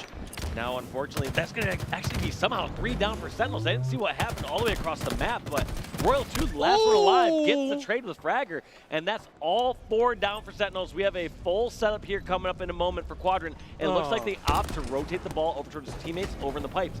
Now, that first ball that took damage from that grenade seems not great, but ultimately he was able to call out where that player is. They now know the push was coming from long haul, and they can react accordingly. And then, you know, 30 seconds ago, that was a big trade from Fragger inside of Pipes. It was a gunfight that he should have lost, but that trade allowed his teammates to get the spawns they needed and force Sentinels towards the other side of the map. World 2 would have definitely had it locked in. Now, Fragger will take down World 2 once again, as we were talking about that previous fight. Just wanted to show us that, hey, I can take care of this guy throughout the matchup. Now, Chick getting some shots in on Sentinels. He'll get the call out that these players are rotating down towards long, but that's all they got. Yeah, this is going to be really tough for Sentinels. Now, one thing that Sentinels could take advantage of is if Quadrant keeps trying to get scrappy with the ball time, like try to get maybe 1 kill and then grab the ball and scrap up time, that could come back to haunt them because Sentinels and any team here, obviously at this far in the bracket, are going to be able to hold subs for a long period of time. And so just like that, we see 2 members of Quadrant go down. Lethal's waiting for some help over at the Dorito, gets taken out, but Royal 2 is going to be putting some time on the board and closing that gap. So little by little, anytime they get a significant slay advantage, they can scrap up time. All right, Royal 2 will play ball, drop it towards the mid-map, rotating out. Got some help from his teammates and gonna have the scope as well. Sentinels, they don't have the lead, but they were at a huge deficit kicking this map off as we have 1 minute and 30 seconds remaining. Still plenty of time in oddball, but at this pace, we may not see one of these squads hit 100 in this first round. Snakebite gets the double. The ball did not roll off the map. He'll be able to scoop it, and couldn't get the triple. Play ball situation from Quadrant, and that's what they needed. Fragger's been that clutch hero for Quadrant at the end of Live Fire Slayer, and right there, that could have been a disgusting ball setup for Sentinels if they were able to secure that kill and just hold over in that area. So that was a may win huge play Quadrant ball. this first round. All they got to do is slay wash. They just That's all they got got to do. And they have 3 members down. Royal 2, the last one left. I like this play, though. Shad is grabbing the ball, going up towards pipes, and they're gonna push this setup over towards long haul. These members of Sentinels are pushing out one by one. There's Snakebite and long haul. We see someone else pushing over towards control. It's gonna be tough to catch up near this ball. Look at this time, it is just ticking up. Another trade there. That ball will be safe, and it's going to trickle down towards the door. It should be easy pickup for Sentinels as they're down by 30. 52, 50 remaining in this matchup. And across map, Lethal trying to connect with some shots. You see the spawn come in for Quadrant. Ball being held, bottom elevator. Frosty 1v1, he'll win it with a beautiful 4-shot. Having to back down, sees a few players towards Turbine. He says, squad, I'm coming. We gotta group up. We gotta get this hold, make this comeback. We can't go down 1-0 to this Quadrant team and give them any more momentum. No, and it looks like Sentinels opt to keep going on this ball rotation instead of being stagnant, holding that elevator. They're gonna bring it all the way on over towards Hydro and see if they can get a spot to play ball it. All these member Sentinels are still picking up some kills. SLG sneaking by, not sure if he was spotted. And what a clutch position there. Gets the mine, the gap medal as he sends Snakebite off for a swim. Now, oh boy, and right off the bat, Lethal, he'll respond. It's a 4v3 on the map for Sentinels as they are down by 6, down by 5. 13 seconds left on the clock. The ball's towards the middle. All Quadrant has to do is pull up their guns, get the kills, win your 1vs. But Frosty says, I can win some 1vs as well. It's coming down to the second. They can't get the battle. And round 1 goes on over towards Quadrant. What a comeback there from Sentinels towards the end. However, just falling just short. We don't get too much time to break that down, so written right back in the action. We're going to see what Snakebite and the Sentinels crew do to alter the start. Last time it felt like Quadrant got, what, 30 to 50 seconds time for free during a couple 40, at least 40 on that start. Looks like Sentinels changed up a little bit. They got 2 kills on Shad and SLG. And I don't think they're going to hesitate to grab this ball, Blaze. No, they're putting some time on the board. And so the story of map number 1 and objective, as me as Walsh was talking about it, Quadrant, they're studying, being able to study Sentinels breakouts and get these early leads against them. Well, they wasn't able to keep it towards the flag. Now, they'll win round 1 on oddball. Now, the other side of that story, Sentinels, after they got some time in the matchup, they learned Quadrant. They saw the rotations. They adjusted to them. So now, can Sentinels adjust in round number 2 to get this one tied up? Look at Frosty being such a difficult kill on the map, making this player just chase him around in pipes as he's still dealing damage across the map to other members of Quadrant. So, great plays by Frosty. We're seeing fewer challenges, just one-on-ones to the death. Instead, using their superior teamwork and communication to work it out. And look at that. That's going to be a killing spree for Frosty as he puts that double kill on the board. Yeah, well, you know, 2-shot double kill, but in the grand scheme of things, a big double rate here for Sentinels is what they need to respond back to what Quadrant is and the squad is throwing at them. Gonna line it up, get an ankle shot, but that's a headshot. Got a headshot as well, Frosty. He gets 2. I was just going to say his name's Frosty, but dropped him like he's hot right there. That was such a sick snipe, and Frosty's taking this game in his own hands. Now, backing up, little defensive nade, but he won't falter as he moves up the top glass. Gets to call out towards his teammate. Then we got players bottom elevator. We got players at Turbine as well. And I got a player on my flank. If he did that one, that would have been wild. He gets the 1 shot, 4 down on the side of Sentinels. And this is Quadrant's time to start getting some points on the board. Chance to get a full set, and they know where Lethal's at. They knew this player's on Turbine. I'm surprised they're not collapsing at this kill. They have 2 options right there in a situation like that where they know where the last member's at. Collapsing at that kill, or start the rotation, give that player some space, and have all the members of Sentinels spawn over in that location. SLG with the camo in the sword combo. Most influential kill he's gotten so far in this round, and this can turn the tides once again, but no one's in his side of the map for him. Now his opponents just spawned up at C Hill. but he's waiting. Top elevator locked in. This is a good setup on the side of Quadrant as they are soon about to tie this game. 40 uncontested points. Talk about a response from Quadrant. Big nade coming out, though, from Sentinels. But that's the last member of the team again. So that lead that we saw Sentinels pull off at the start, Frosty going on a killing spree, pulling off some amazing snipes, that's just gone now. Yeah. And we didn't have to see anything spectacular from Quadrant. Yes, it was great plays. Yes, they're hitting the shots. Yes, they're working well together. But by no means was it any sort of like 360 no-scope amazing plays. It was just calculated, methodical teamwork. Sentinels trying to get calculated.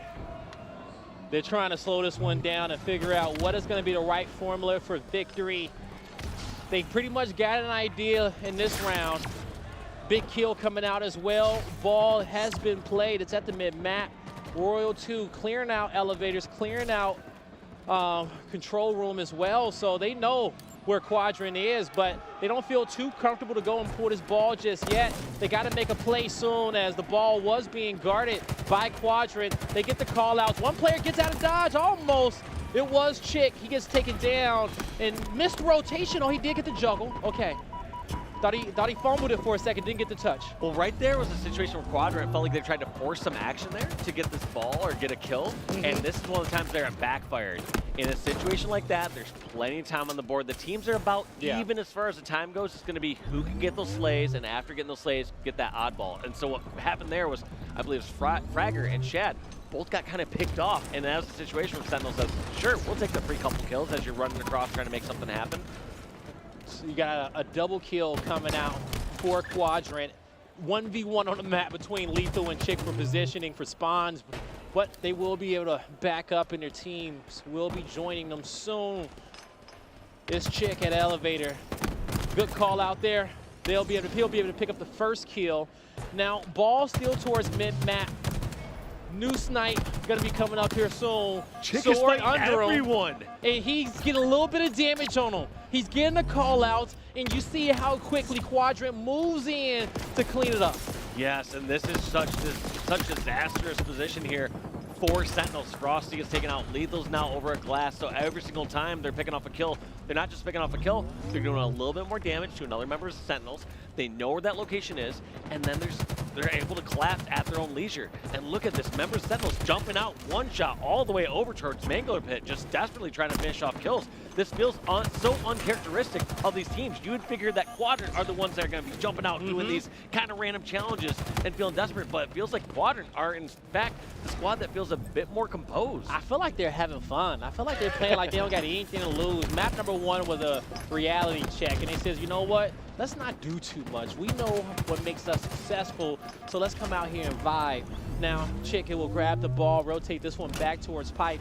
One down on the side of Sentinels. We got a tie game here, folks, in a lead change in favor of Quadrant in a position to close out map number 3. Sword in the hands of Shad. You got Fragger with a kill on the board as well.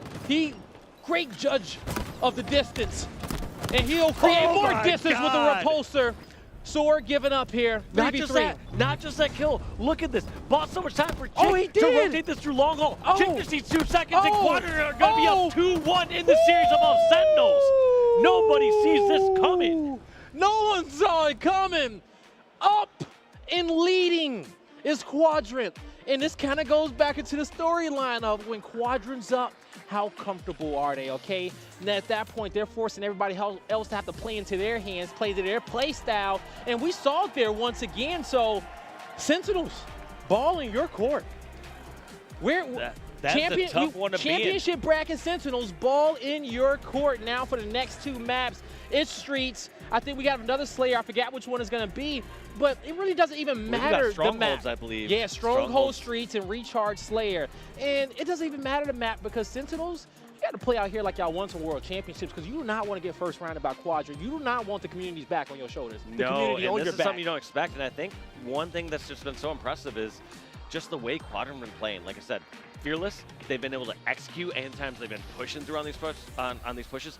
Before I go too much deeper into that, though, taking a quick look at the stats, and I believe Quadrant got outslayed there, yet won the objective. So let me look at that. They got outplayed by Frosty 7 go kills. absolutely off. Yep, outplayed by 7 kills in that series, in those 2 games, but still winning. Just slightly out, so objectively What does that efficient. tell you about Sentinels? Is it just that they can't get the setups? They're not on the same page. They're doing a little bit too much because the kills are there. But for some, actually, I'm with you in the thought process of breaking them down, because now what is really kind of telling me is that when a map was scrappy, they were going back and forth. Yes, Sentinels were winning those fights, but you saw Quadrant do a great job of playing ball, keeping it there towards the middle, and staying alive, right? Forcing Sentinels to be uncomfortable with going for those setups, and then you got Quadrant, they go back on the offensive, they win those fights, and now they get the most of it, okay? And they had the better defensive setups, and I think that's probably what it was.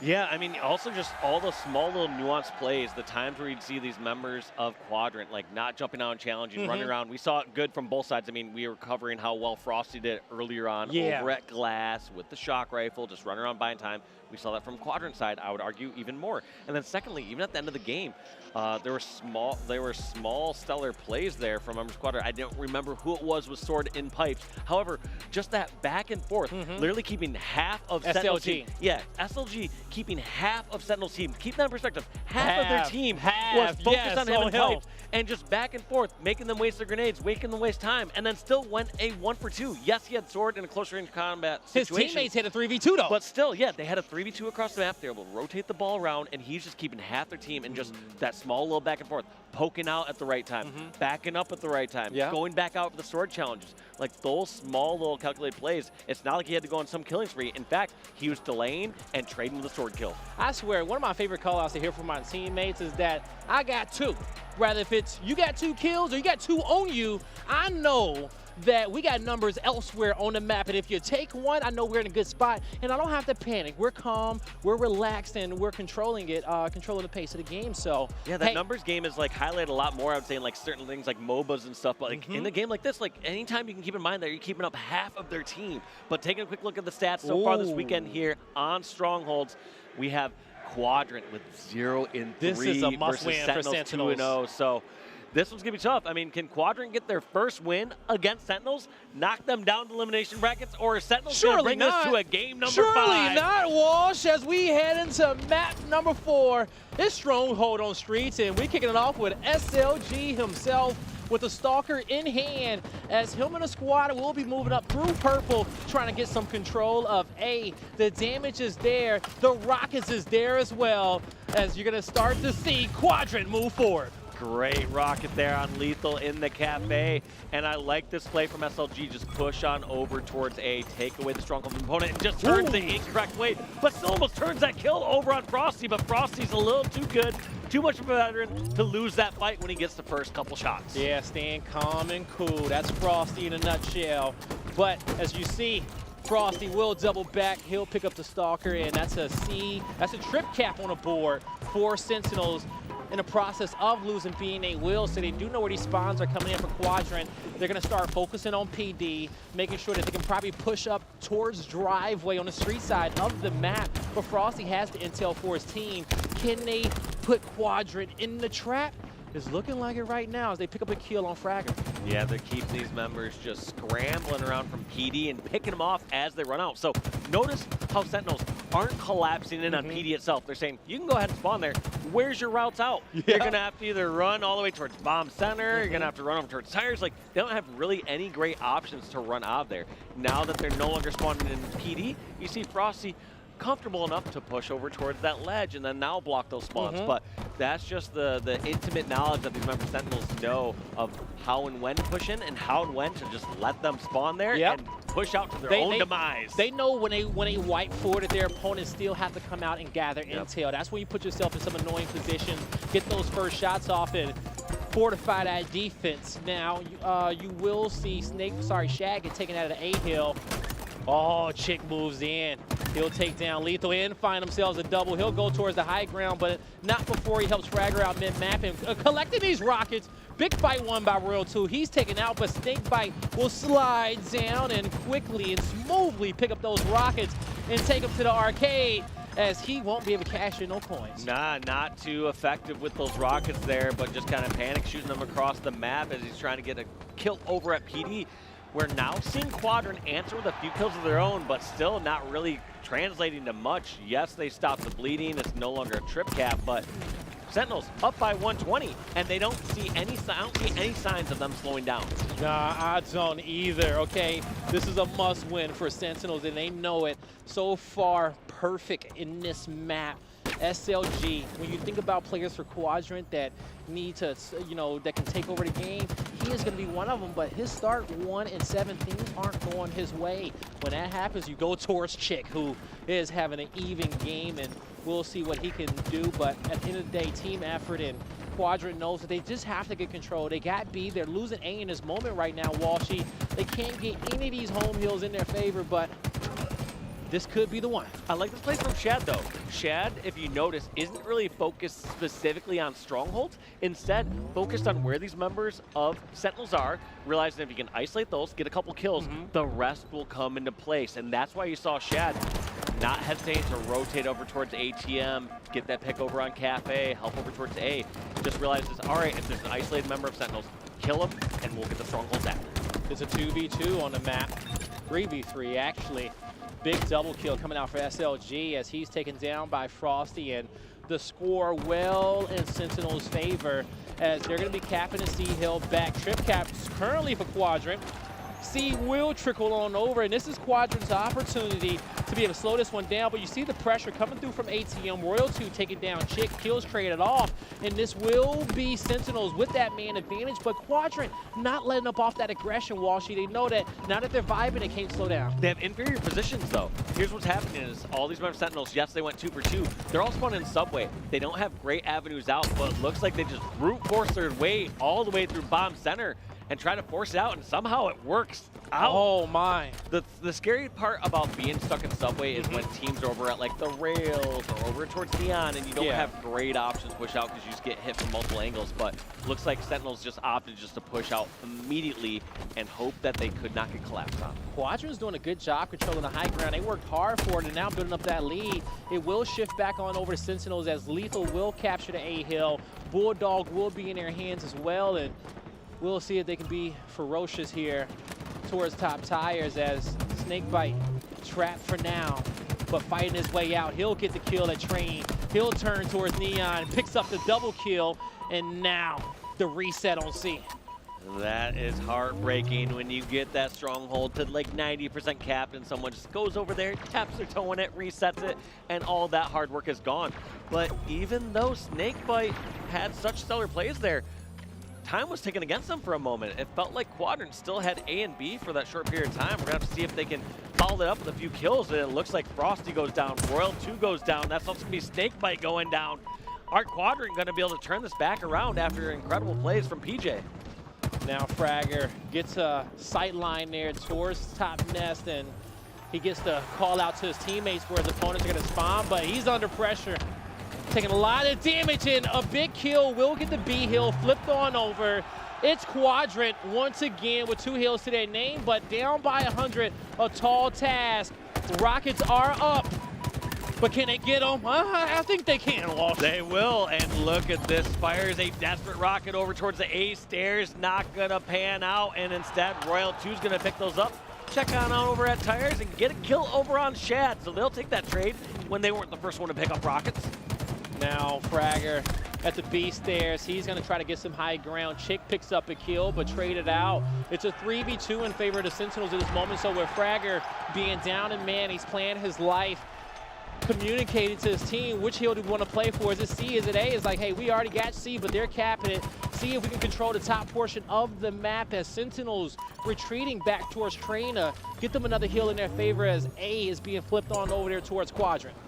Trade back and forth, but those trades are favoring Quadrant during these times. So every time this map has been flipping, it's been beneficial for Quadrant. Now what needs to happen is when they flip this around, You need to see a collapse from Sentinels back over towards B, and that's where we're going to see the difference this time. They now have C, and Sentinels now collapsing over towards B, but as I say that, they're reaching some pressure back over towards the subway. Not sure if I agree with this play. I feel like you really need to control that B stronghold because then you can pivot on over towards one of the other sides. I agree. That was not Frosty's position to rotate out of. He needed to control that and just trust his teammates to be rotating the map. Take a breath of air. You got the lead already. And as we see, SLG, they'll be taking the A hill. And ever since they got towards PD side of the map, Walsh, they have been dominant. Yeah, they've been doing so well. And I want to see, like I said, the change from Sentinels needs to be making sure they have B. B has been almost exclusively under control of Quadrant for the last 90 to 120 seconds. And in fact, Quadrant trying to push this lead further and go for a trip cap.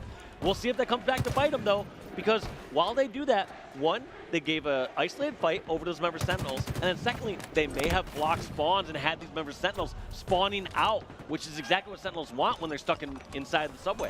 Snake bite with a rocket. He loses it, Walsh. It's inside tires and picked up by Quadrant as they still have 2 hills to their favor, looking for a third as C halfway capped up. That's the last thing Sentinels want to happen in a situation, to be in a trip cap, but 1 rocket for Shad. Sees the damage coming from mid-map. He'll back down, be the gatekeeper of the high ground, and it's not the fight in the dog, it's the dog in the fight as Shad will be able to pick up that kill. 1 rocket to his name. He has everything he needs to lock down A, lock down the street. They got Sentinels back to the wall. We got a lead change. Quadrant, less than 50 points away to send his Sentinels to the losers bracket.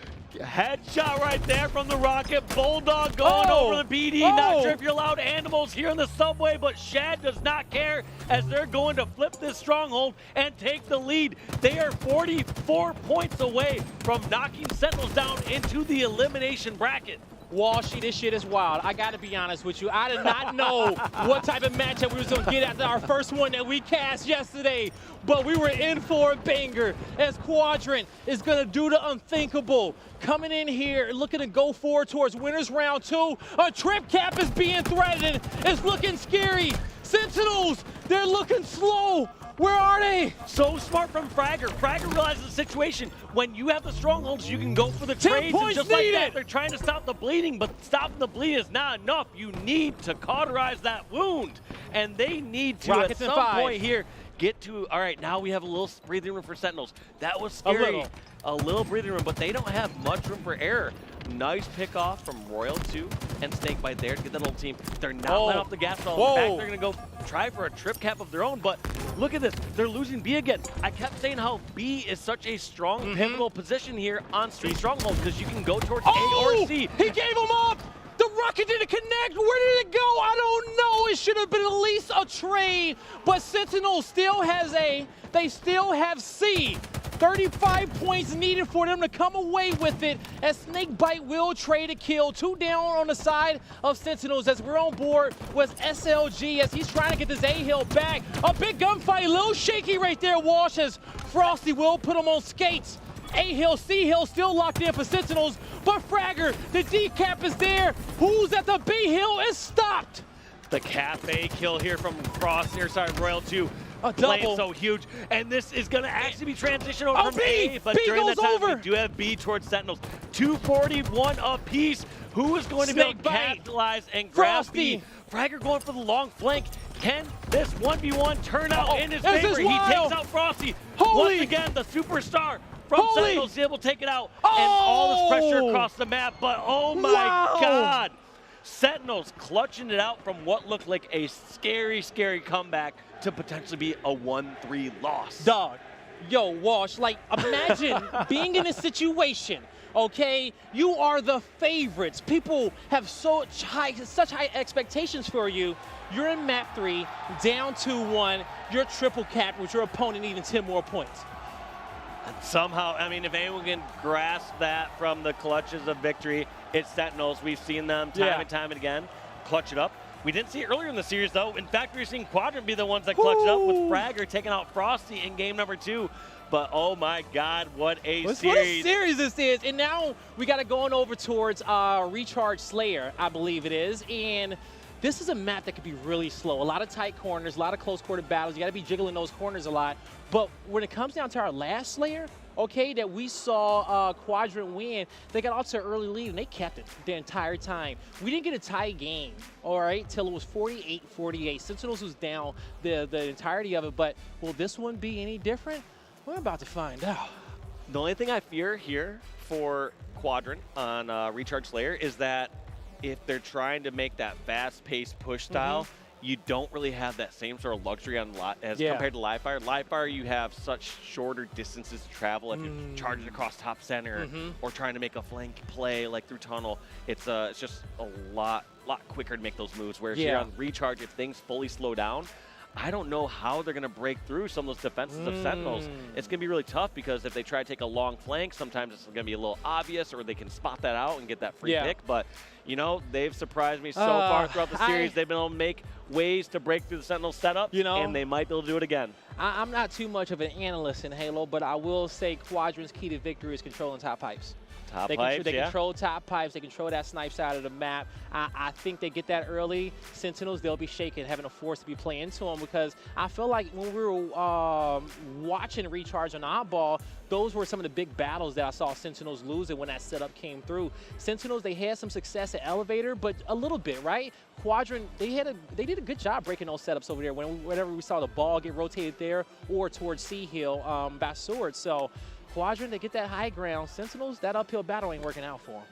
Oh, I mean, I am just so pumped to jump in this Game 5. Yeah, so, I mean, I am too as well. We hope you all are having a fantastic time at home. You got to deal with me and Wash today, but hey, Xbox Plays is bringing you all the action from legendary Halo players, legendary Gears of War players. We got it all here on one broadcast. As man, what Championship Sunday has been so far. Absolutely epic, and I'm so happy to see Europe show up. Yes, and that's the part I'm most proud of so far, is just like this high level of international competition. No matter how the rest of the tournament turns out for them, they're going to hold their heads up high. Yeah, they should. They've made their continent proud. They put their stamp on this tournament so far, okay? They've already turned a lot of heads. They got people looking towards their direction and saying, who is the squad, okay? What is Quadrant all about? Well, we're learning, and we are about to learn some more. With their fate in their hands, well, can they change destiny? Ooh, it might be Slayer on Streets based on this initial promo, but we will find out here in just a moment. Okay, it's Recharge Slayer, so it is Recharge Slayer. No worries, no worries. So guys. we are going to check this out here. Recharge Slayer, who's going to get control of that shock rifle? Is someone going to be able to make use of that camo? And how and where is someone going to hide with that sword, Blaze? This map, okay, is going to be huge for the big part for both of these rosters, not only because they want to win, but win or lose, your performance right here is going to stick with you for a long time in your Halo career. That's how epic this series is. We're already into it. It's map number 5 between Quadrant and Sentinels. Let's get it, Walsh. And look at this, just all these members of Quadrant all around the Mangler pit, getting picked off one by one. Frosty flying away. Lethal has his back as he takes out Fragger, and they're still trading out a couple kills here, so only a 2-kill lead here for Sentinels, but they are walking out the victors in that exchange as they have the pipe control and they have the shock rifle. Now, how is Quadrant going to be able to deal with this, as Lethal taking some damage and Royal 2 is going to be peppered up as well. That nade looking scary as he's taken out, but beautiful usage of his nades to be able to trade out a kill. Snakebite can't do it at Elevator, as SLG will have Commando in Sword, I believe. We're going to have to see if they can extend this any further. Anytime you get a couple members of Sentinels down, if you're able to track the other ones down and continue those staggered spawns, that's where we've seen so much success here for Quadrant. But now they find themselves on the flip side. We have a member weak over at the Mangler pit. Someone does not care about fire safety as they get rid of that flare and the fire extinguisher all the way down to bottom center. And Royal 2 taking this game in his hands, picking up a double kill and extending this to a 3-kill lead here for Sentinels. And so far, man, speaking of fire, you look at Royal 2's start compared to the last time he was over on Recharge. 7-2 for him. That's exactly what the squad needed. Ever since, you know, we put the spotlight on him, he has performed as if he was listening to us. But controlling top Elevator, he'll have the call-outs for his teammates where their spawns are coming in for Quadrant. Lethal controlling top pipe. He gets tagged up with a nade, and He'll just anchor for a bit, get his shields back, and the new camo or sword, I believe, is up. New camo in 1 second, sword's up now. Yep. And it's picked up two back who's quadrant. going to be able to grab this one. Looks like Snakebite's going to be the player to try and make a move for it. Tries to grapple it up. I'm about to say. It falls off. He's just crouching up and down, seeing if he, you know, letting less at home know his frustrations for not being able to get that. But ultimately, that was 2 or 3 kills there for Sentinels on members of Quadrant during that power-up exchange. Frosty trying to line those shots up with a steady thumb. He knows that that camo is going to be below him. Gets the body shot going towards Pipe, where his teammate should be able to clean that one up. But I'm seeing the kill feed light up in favor of Quadrant, as that's 3 down on Sentinels. Quadrant, still no camo acquired, but they got the sword and they got Pipes. And I mean, they're not playing too fearful. I mean, sometimes if you're playing against a Sentinel squad and you're down by 7 and they have a shock rifle, you might play a bit passive, but not this Quadrant roster. They have 4 kills between themselves and Sentinels at this moment, and they are not stopping. Look at that nade from Fragger Stark taking out It's So Frosty. They're picking off the second kill on Lethal in the elevator. Now only a 2-kill game plays with these members spawning over in Pipes. All right, yo. Now, hoo-wee. The pipe spawn is there. Shad, he was waiting, but bad timing there on the switch of the weapons, and that'll put the sword in the hands of Sentinels as they have that 5-kill lead. From the last Slayer, it's been completely flipped, but as Quadrant starts to try to come back, we'll see what type of ending we get. Hopefully, both of these squads should be able to break 40 together, and I think they will be able to. It's going to be a close one, folks, so strap yourself in. I know you're holding your breath at home, no matter who you're a fan of between both these teams, as well as an audience. Look at that read, too, from Fragger Stark, realizing that Royal 2 is likely just going to run away in that situation. There's so many times where players are going to dance back and forth and give credit to that player doubling back and challenging. But, oh, that is rough as they have the sword. So still a 6-kill, make that 7-kill lead for Sentinels. As all 4 members of Quadrant are wiped, this is a difficult position to be in for a couple reasons. One, if you're Quadrant, they've had success spreading out across the map and making unpredictable flanks. As soon as all 4 of their members are spawning in one location, Sentinels, they can put themselves in very safe spots. They're not going to get caught off guard from any member right now. They know the furthest that they could be right now is in pit, and they have someone checking periodically. Lethal, been anchored up top elevator for a while. He's letting squad know I ain't got no traffic. Well, I got a little bit of something, and I'm gonna take a peek, explore what's behind the door number 1.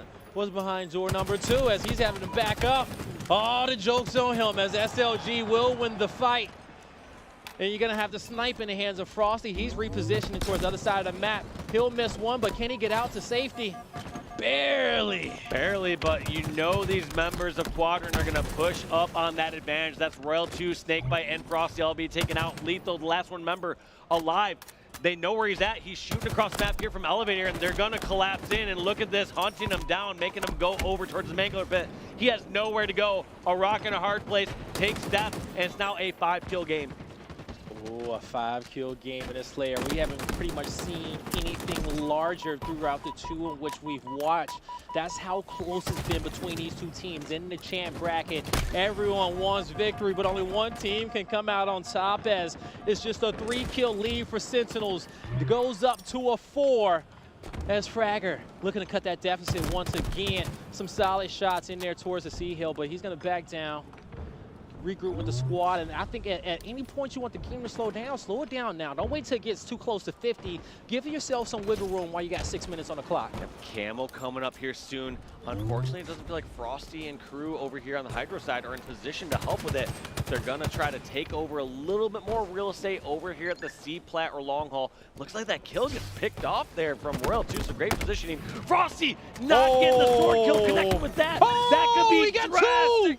Oh no, that is 3 members down here for Sentinels. I'm not sure what happened with that camo, if it got burned, and it looks like it's still on the ground. Fragger accidentally still learning his Spidey abilities as he's gonna fly on over to the camo instead of having it delivered to himself. Well, he didn't want to pay that delivery fee. Luckily, his Spidey suit has camo, okay? So some advanced tech there and a few nades locked in also. He'll hold this position, control pipes, and I was gonna talk about Fragger because he was at the biggest deficit for his team, not doing too well, and it's up to him to be able to close this gap, change his performance, and this starts now while we have our lowest deficit between the kills since the start. Fragger had such a good angle over there from long haul, and so he knew that, so Shad knew that players were probably pushing in towards control, so they have this grip over here. All these members from Sentinels over in bottom middle and Hydro, they try to make the push through bomb center, but they're getting picked off like fish in a barrel. That's 2 members down. It is almost a tie game here. Quadrant. 1 away. No, just still 2 away. Still 2 away. Now 1 away. Now it's a tie game with Sentinels getting 1 kill. They'll take it up by 2 once again, trading out those players inside elevator. Snake bite. He's coming to Lethal's rescue, but will he get there in time? He shall, as Lethal hops over multiple nades right there. But when it comes down to it, Snake bite. He sees the player trapped behind L2, but SLG gets a kill. That player finally cleaned up. Still a 2-kill lead for Sentinels, but they need not get too overzealous. It's working out for him. Frosty, he's on the offensive. Frosty Russ can't sit back against this roster. These SLG and the Quadrant members are so comfortable when they can push out at their own leisure. So as soon as they get weak, they're collapsing in. Look at these members on the pipe stairs getting picked off it's getting one by out of one. control. That's a 4-kill lead here for Sentinels, and I believe that was shock rifle down on the ground. It is in the hands of Chick.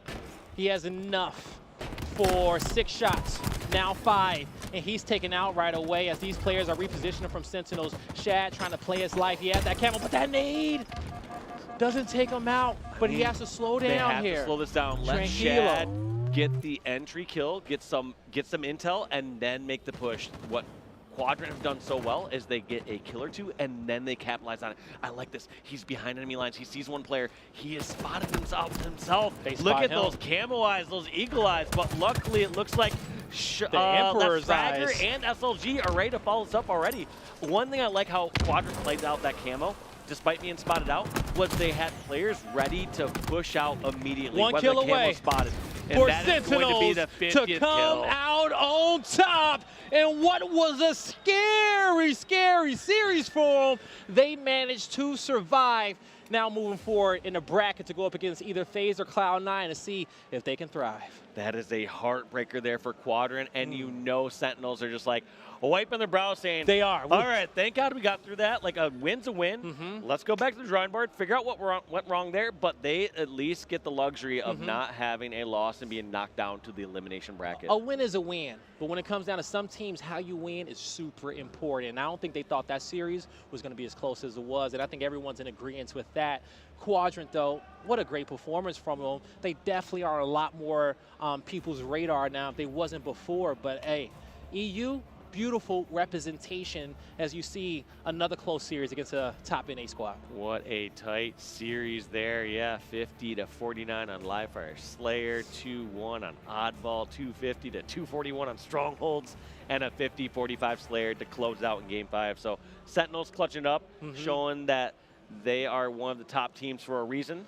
Even when they are met with such resistance and things look dire, they're able to still pull it out, especially in that straight stronghold, like you said. That trip cap scenario, it looked like it was 241 at that point. They were getting trip capped at 241, and they found a way to get into the heals, get the kills that they needed to, and bring that one back from a 60-point deficit in that moment. So Sentinels, they hit their final form right there, okay? But even in their final form, Quadrant showed they're not too far behind. No, so hats off, like you said, to Quadrant. Do not be disappointed. Essentially, if Quadrant is saying, what do we do different for tomorrow? Nothing. You play the same. Like at some points, you have to realize how well you played and be like, all right, well, if we continue playing like that, we're going to make a massive run in the elimination brackets. You're going to be able to do some damage against top teams. And at some points, we weren't even seeing those members of Quadrant go off like we saw in earlier series. We weren't seeing like the overkills and those ridiculous performances. So at some point, those moments are going to come naturally. You can't force that stuff. You can't be like, oh, well, we need to get a bit more aggressive and try to jump out and challenge. Nitpicking too much sometimes. No, at some points, like clearly their game plan worked. They got outclassed by one of the absolute best teams in the world. And we may get unlucky, you know? Yeah, we saw some unlucky Rockets out there. Sometimes they lost a coin flip match against Sentinels. That is nothing to be ashamed of, and I expect to see so much more of them. Let's take a quick look at the bracket, though, and see where these teams are lying. So we did see Optic Gaming come out ahead of Ascend 3-1 over on the A stream. And right there we saw what I would argue is the best series of the tournament so far, we saw Sentinels coming out 3-2 over Quadrant here on the B stream. Looks like on the A stream or one of the side stations at the moment, we have E United taking on Pioneers. Pioneers up 1-0. That's got to be A because that's all the chanting. The crowd. Yeah. I kept hearing chanting. Y'all probably heard the crowd in our mics across the video, okay? So Pioneers, they're vibing up against E United, and the home crowd has been here for them throughout the entirety of the weekend. It's absolutely insane. So these players, they're feeling that energy. And, you know, big congrats to them. But, hey, we got 8 more players about to come on over here towards the B stream and give you all the energy in which they have. And it's 2 teams who have battled it out time and time again. It's Cloud9 and FaZe. Don't go anywhere. When we come back, we got a big battle for you all.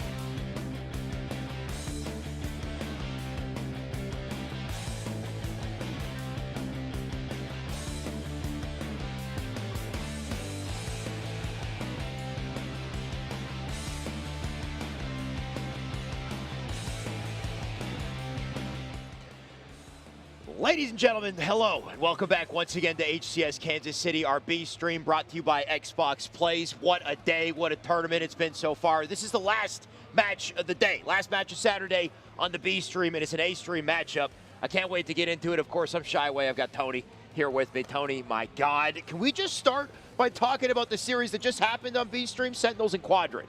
I mean, we almost saw one of the biggest upsets, not only in this tournament, but honestly, one of the biggest upsets in Halo Infinite. Quadrant were literally up at one point, 241 to 196 over Sentinels and Strongholds. They even had the lead in a Game 5 Slayer, but Sentinels clutching up when it matters most. Man, did they ever. And I hope you didn't miss it. If you did, you might want to go back in that past broadcast, at least after this series coming up, because we got Cloud9 FaZe coming up. But I mean, Sentinels, Quadrant, my God, what a series that was. After they lost Street Strongholds, I think that's when I kind of lost faith. I expected Sentinels to ice up, close out Game 5. But even Game 5 was down to the wire and had me on the edge of my seat the whole time. So from that game, we're jumping into something even bigger, Tony. We're jumping into a main stage matchup right here, FaZe and C9. These are two teams that can very well make it into the grand finals, and they're meeting up here in the quarterfinals. One of these two juggernauts is going to be knocked down into the losers bracket by the end of this hour. On one side of the field here, we got C9, of course, Renegade, Eco, Penguin, and Stellar. They've been dominant in Halo Infinite. They've won every LAN so far, and they've won it, I want to say, in a pretty quick and clean fashion, even up against Optic Gaming in Anaheim. But things have changed now, I think, with Halo Infinite. The meta continues to evolve. These teams evolve. You had some interesting stats, by the way, according to FaZe and C9 in scrims. Let's take a look at the FaZe. Yeah, things are a little bit different. I mean, you got Optic who are playing well, Sentinels are playing well, and then these guys right here, FaZe Clan, who are not only playing well, but over the last two scrims, FaZe have actually won 7-6 in both of the scrims this month. Wow. So they have scrimmed, not too many times, like you said, twice in the last month, but they won both times. Of course, online, very different play field. A lot of different variables to consider. Online LAN is a different story. And you can see in Renegade's tweets and his conversations, all he is just waiting for LAN, waiting for that opportunity to really showcase that C9 can dominate. But this is it right here. A great indication of where these teams will go in the tournament. And, of course, one gets knocked out. They get sent to losers bracket early. So bring your A game. Here's our series layout. We got CTF, Bizarre, Slayer, Live Fire, Oddball, Recharge, Strongholds, Streets, and Slayer Recharge to close out the series. Tony, CTF, Bizarre, what do you think?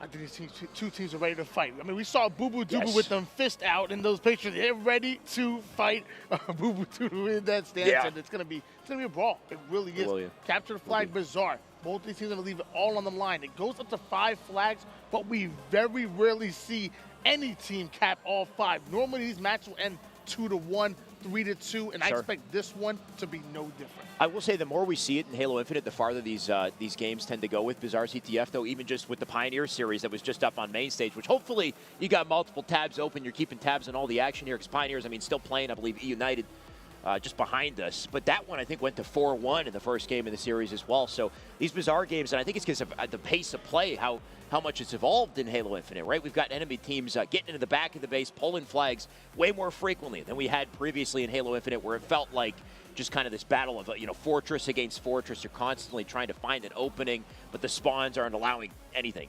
Yeah, it's really tough. Bizarre is one of the maps that you really need that mid-map control no matter what. Even if you have somebody flank over toward the opposite side and they start a flag, they're not going to be able to finish it unless they get the slays, which is still going to kind of wrap around that mid-map control. I remember talking to Clutch multiple times. He says, this map going to begin with that rocket side control. Once you have that, you can get easy access towards their bar as long as you're getting slays. So much to juggle, though, right? It's just one small component of a much larger picture, right? You get that angle under rocks, like you said. You get coverage for your teammates to push up, but then you got to control bottom mid, right? Bottom mid, despite being low ground, is a power position in its own right. You got the dynamos to work with. You got the grapple center map. I've said it so many times, I'm a broken record at this rate, but the use of the AI scan to watch these weapons out bottom mid as well, the fact that it's very vulnerable being down there, but if you're hiding up above on BR or in the locker, just crossing up opponents in between peeking, you could hit AI scan. You could check for the nades spawning up center map and go for them when they're up. So whenever you do have to take the risk, maybe it's not quite as risky, right? You get a reward for it. Yeah, either way, no matter how you do it, whether it's AI scan, communication, or just a timer, whatever it is, make sure you control the sandbox. Make sure you 100%. are on top of those rockets, on top of that grapple, on top of that overshield. Otherwise, you're going to have a very tough time, especially right here. Game number 1, it's going to be on Bizarre. We're talking Cloud9 and FaZe. Alex, I'm excited. I'm shaking. I'm damn excited, Tony. This is it. These are the big leagues now. Top teams in the tournament right here. Time to find out where they stand. And I guarantee this will be a bloodbath on both sides. But the opening strat has set the precedent for all this, Tony, and I can't wait to see who pops off the rip. And the first time these two matched up here on Recharge Oddball, we do see a 1.2 KDA going towards FaZe and more damage per minute going towards them. So as of right now, I mean, clearly they love themselves some Bizarre CTF. I mean, both these teams can slay, that's for sure. Just a matter of whether or not they got the timing, the pacing necessary to get to the base, to pull flags with the first kill on the board. That's Booba-Doobu. FaZe Clan gonna open things up. Renegade coming in with the rockets, though. He'll answer back. And Eco, you can see quickly running out of options thanks to a double out of bound on the feed. But Renegade still got the rockets here. Yeah, although Bound was able to get the double kill, this rocket's going to be so important in the hands of Renegade. Ends up earning himself an assist, going right down to one shot. Meanwhile, Stellar winning an individual battle over towards bottom mid, giving himself a double. And once again, Cloud9 are in the driver's seat. Stellar with the biggest play so far to open the game. He's 4-1. Being a nuisance for the enemy team, but Renegade doing the same. He's got Shoddy in hand, rocket side control, and Tony, we talked about it. Gives your team a valuable perimeter. And what's even more valuable is getting behind enemy lines. There goes Falcated. Renegade will deal with him. Renegade really not afraid to let loose with the Commando. One of the best players that I've seen take use of it. Eco earning himself an assist off screen and ends up pushing toward the locker side. Does have a few members of FaZe in front of him. Obviously doesn't care as he goes in for the challenge on some bounce, but then quickly slows it down a bit. He's waiting for his teammates to grind forward, but ends up getting caught. Trying to play for map control. Work off of his teammates' damage. You can see C9 aware of snipe down below, but it doesn't matter. What an outplay on the Renegade. He'll get the shotgun for that. Snipe down has just opened up an opportunity for FaZe to get aggressive on the base. Snipe down, able to get the Bulldog. Falcon already playing that forward player all the way towards the bar, but they start to come in, and so does Penguin. Now we do see a pull going in favor of FaZe, but they still need a fresh round of slays as they get it towards the Rocket Alley. We should see some overextenders coming in from Cloud9. First pull of the game goes to FaZe, but a double dilemma on the board as they got to fight for OS as well. You can see C9 will break away with it. Penguin just trying to do what he can to delay them at the doorway. That flag still sits down bottom rockets, and Renegade, you know he wants to get to it, but open space to get there. He was waiting on Dynamos as well. Nice little cutoff. That'll slow down the flag run. Maybe give Renegade a team time to pounce on the flag. As he does it, he'll take Booba-Doobu. Second nade down, he can get to the flag to counter this. And notice how Renegade had no reason to run across mid-map and go for that return. He says, no, let me push over to the enemy base. Let me get that early pull and make sure that this flag at least gets started. So this way, if they get another round of slays, they can relay it forward. However, they just went 2 down. Now FaZe is challenging Renegade here over towards the BR side. Like you said in the feed, Stellar might have gotten a pivotal double kill. Snipe down's been going huge. He killed 3 on the feed. Last one up is Renegade to keep this flag going. As it happens, FaZe, they run theirs through the alley. So Booba-Doobu with a nice little checkpoint on it, but he's not safe. Pressure coming in from C9. Use of the thrust, too, to make things difficult for Booba, but staying alive long enough for Bound to pick up the pieces here and keep the flag in play. You can see C9 continue to hammer them in the back of the base. That's a pivotal double, though. That's going to keep him off the flag, and Snipe down, he's still here to defend. Nice double kill out of Bound, but you still have Cloud9 grinding forward, especially behind the slaying prowess of Stellar. 11 kills, only died 3 times and chucking up 3 assists as well. He is a thorn in the side of FaZe Clan. Both teams sending their numbers to get the flag and counter the situation here, but it looks like FaZe are the ones under more pressure. Falcon not worried about it, though. He'll take a double out of that situation, and FaZe finally get a breather. How will they act off of it? Penguin's still center map here. Got a thrust to work with to be a nuisance. You can see OS about to spawn up. So Penguin trying to milk his life, but Bound not going to have it. Snipe down with a kill, too. FaZe numbers advantage. Sitting by the OS. Can they convert this into a challenge? We'll see. big plays made across the board, especially by Falcon earlier. I say it all the time. This team goes the way Falcon does. And people think I'm crazy. I'm like, no, Falcon really is. He's the leading slayer on this team half the time, getting a big kill onto Stellar. Now going in for a crucial challenge here. Has a few of his teammates coming in on the palm side. Snipe down, ends up going down. We do see a cleanup kill. There's one more player in between them and the Reacher, and one comes out of nowhere. They need to win this individual fight. Oh, Bound and Foul working together in perfect unison, baiting and switching their way through Treehouse. Here comes Falcated, but Eco not going to have it. He'll shut him down, and that was a massive line of defense. Eco fending off FaZe for just a little longer, but now it's C9's turn to try to break out of base, and quite a standoff we've had here, Tony. Look at the timer, 7 minutes on the board, 5 minutes in the game already done and dusted, and these flags still sitting on each side. Great defense coming out of Cloud9. We had 3 members of FaZe Clan that were in their base, and they were getting slays, but Cloud9 answered back, get the pull on the flag, and we are holding on to this standoff.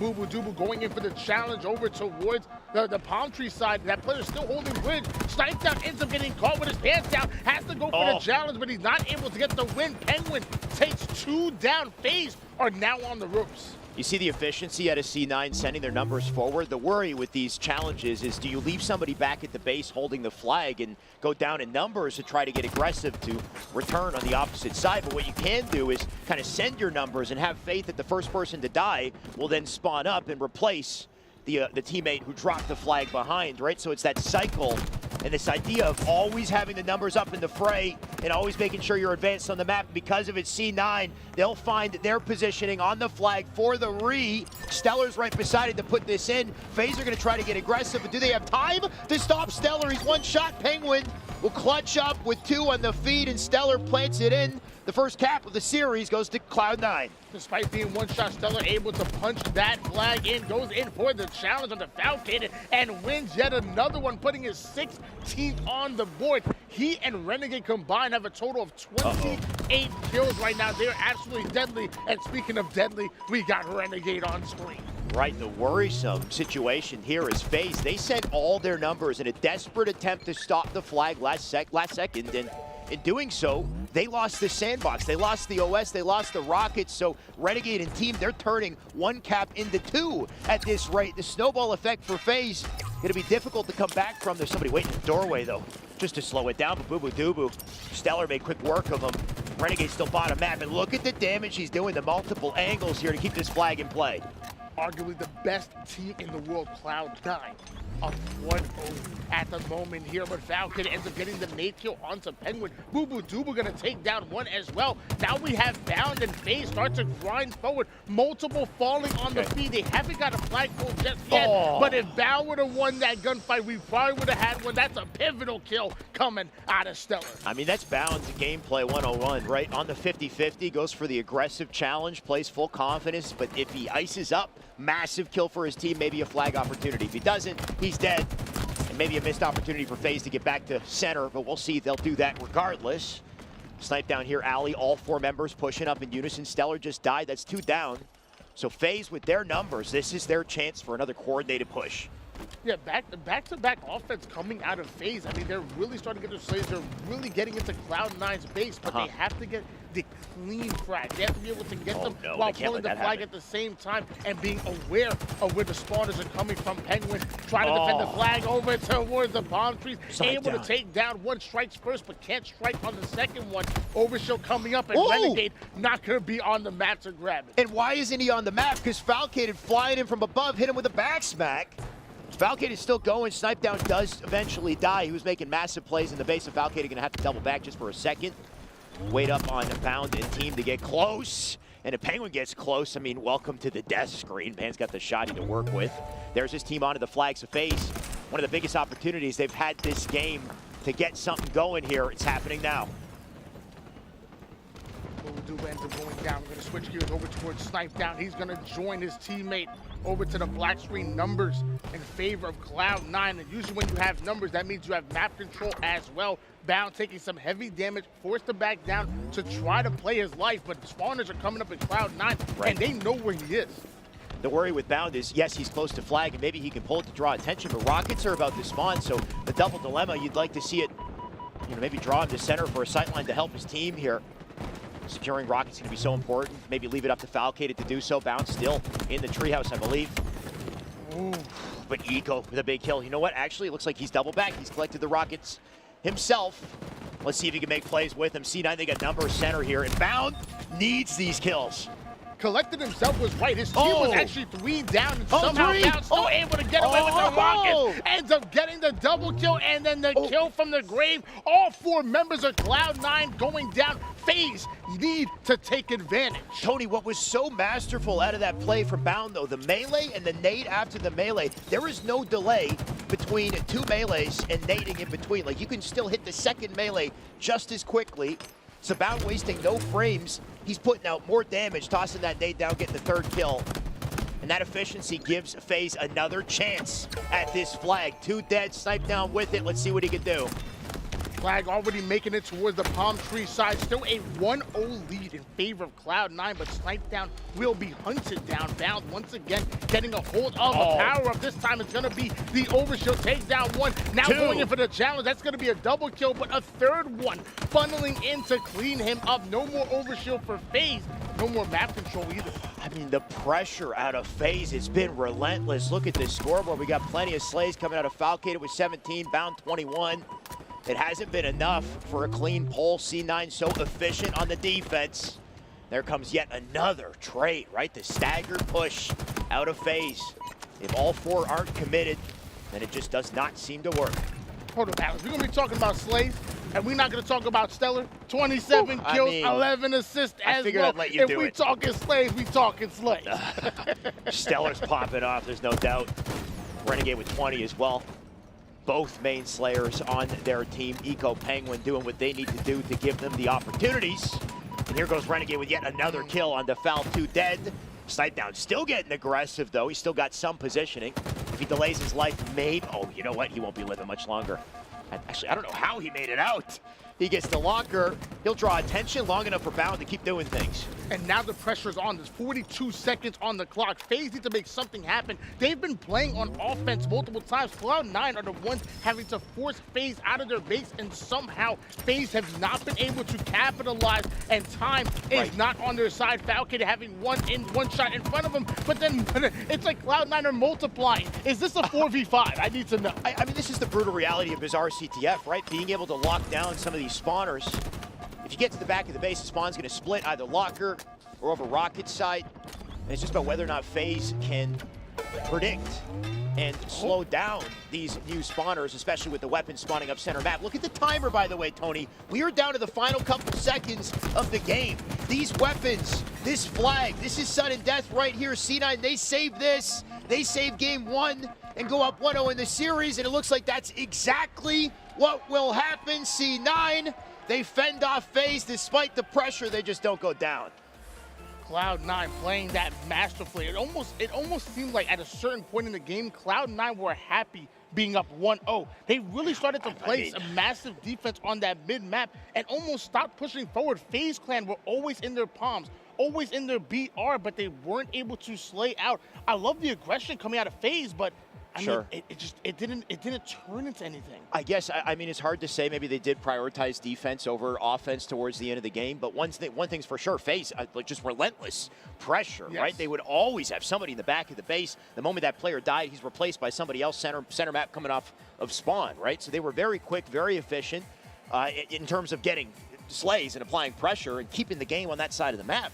It was just never enough for a clean pull. They could never get it across center. And I think that just goes down to the efficiency of C9 and their ability to kind of weave on through and take pivotal kills to just slow them down enough to make it easy to get the return. But here's the stats. Let's see what we got on board here, Tony. C9 doing a great job of clearing out FaZe, and I mean, you're seeing it on the kills. 27 kills out of Stellar, 22 out of Renegade. Let's talk about the assist as well, though. 12 with Stellar, 14 on Penguin. As soon as that communication's coming in from Cloud9, you have multiple eyes trained on them. They're not letting a single one-shot get away, and that was one of the reasons why FaZe had such a hard time capitalizing on those flagpoles. I really do think those Penguin assists so pivotal in getting those returns, right? He's always the one getting in the way, finding ways to kind of sneak attack put just a little bit of extra damage on the face to make it easy for somebody to, like Stellar, to clean up. Stellar also ruling the field on damage there, upwards of 7K, and what, 27, 28 kills to close that. So Stellar, unbelievable performance, and I'm sure it's a Stellar.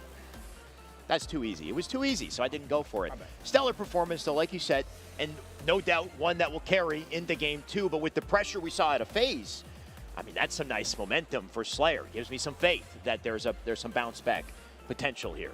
Well, something tells me, though, that Cloud9 are willing to adapt their game style. You know, when I think of a team that's getting ultra aggressive, I usually think that's Cloud9, but it was FaZe the ones getting aggressive on Bazaar, and Cloud9 just perfectly content with slaying them out of the base and making things as hard as possible for them. Sure. Going into Slayer, I know for a fact that Cloud9 wants to dictate the pace. They're not going to allow FaZe to be comfortable, especially not here on live fire. Game number 2, 1-0 in favor of Cloud9.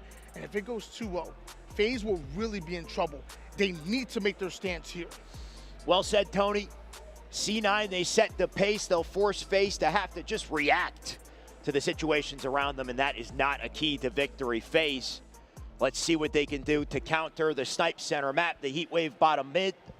The most crucial weapons to control, but you can't forget about that power-up, the repulsor, the drop wall. So many goodies to fight over. We'll see how they control them.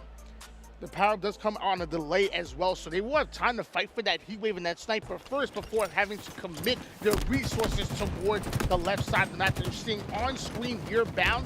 Couple of initial shots, forced to take high ground immediately. Love that spot that he's using. Snipe down, keeping his eyes on the snipe. Makes sense. But will he win the fight for it? Massive. Oh, somehow Stellar gets a sightline on the bound to clean him up. That gives C9 freedom for snipe. In the meantime, bottom mid. Heat wave contested. Nice little drop combo coming out of Falcon as he gets aggressive as well. Unfortunately loses his life. Eco going to be the one to get away, I believe, with the heat wave. Bound still going for a double on the snipe, though. And that's a big play to stagger C9 and give him an OS as well.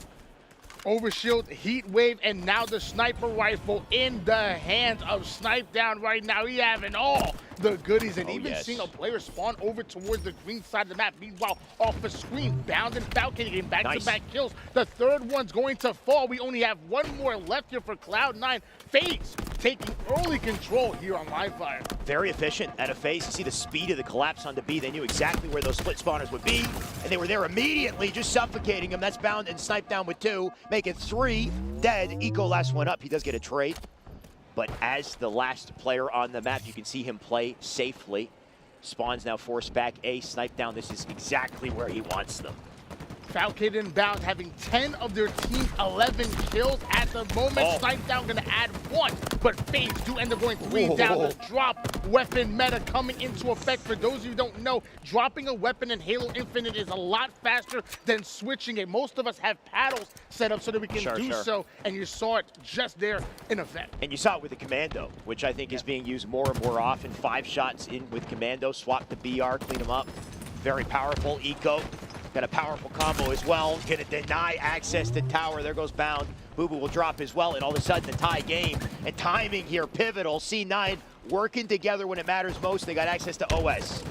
You can get a couple of slays on Cloud9, but the one thing you always account for is that they are going to bounce back, whether it's early, whether it's late. At some point in time, Cloud9 will put up a fight. Renegade with the S7 in hands. That's going to be a no-scope. One more, trying to use the drop wall to stay alive. And Renegade, the movement coming in, almost able to get away towards bottom mid, but they're finally able to take him down. That man is slippery. Almost got out of that situation. He did burn the snipe in the meantime, though. Gonna make things a little bit more limited for FaZe, but new snipe about to spawn. Stellar on top map, meantime, does have info on FaZe below. One on his right, though, and he can't quite deal with him. It's Snipe Down, who's been a bane for the boys on C9 just a little bit, but still a close game regardless. We did see a bit of repulse movement coming in out of FaZe. We're also seeing Penguin with a beautiful flank, able to take down one. That one shot being so elusive, and then gonna drop a sticky right onto Penguin. That's not the present he wanted to receive. Definitely not. Not if you're C9. If you're Boo Boo, though, it's perfect. Snipe to work with, teammates out front. How do they set up to make things easy for Boo Boo, right? Drawing attention, opening up opportunities to connect with this snipe. Boo Boo, you'll see him likely reposition a couple times too, try to be ambiguous. Snipe Down going to get aggressive for him, though. Stellar and Renegade, they drop 2. Snipe Down alone. Can he get a trade? He cannot. 3 dead. Boo Boo last up. Does he play Snipe? Not sure. Actually, he's dead too. I take it back. Wow. Everything flipped in a matter of seconds. Yeah, bound ended up being that final player alive. And I mean, I like the snipe in the hands of Boo Boo Doo Boo, especially with that tower side control. But Cloud9 not allowing him to breathe. Eco taking down 1, but he's quickly going to be dealt with as well. Penguin coming right off a spawn and going in for this A house window control. OS the point of contention. Oh, Penguin knows there's somebody down there, though, that's for sure. He'll deal with him. Goes out in the trade, though. But where did the OS go? C9 on top of it. Not sure if FaZe slipped away. They're dying, though, left and right. There it is. Just to add insult to injury, right? They drop around the Slays. Renegade pops the OS. Little momentum string for C9 here in FaZe. They need to find a way to slow things down and force a couple trades.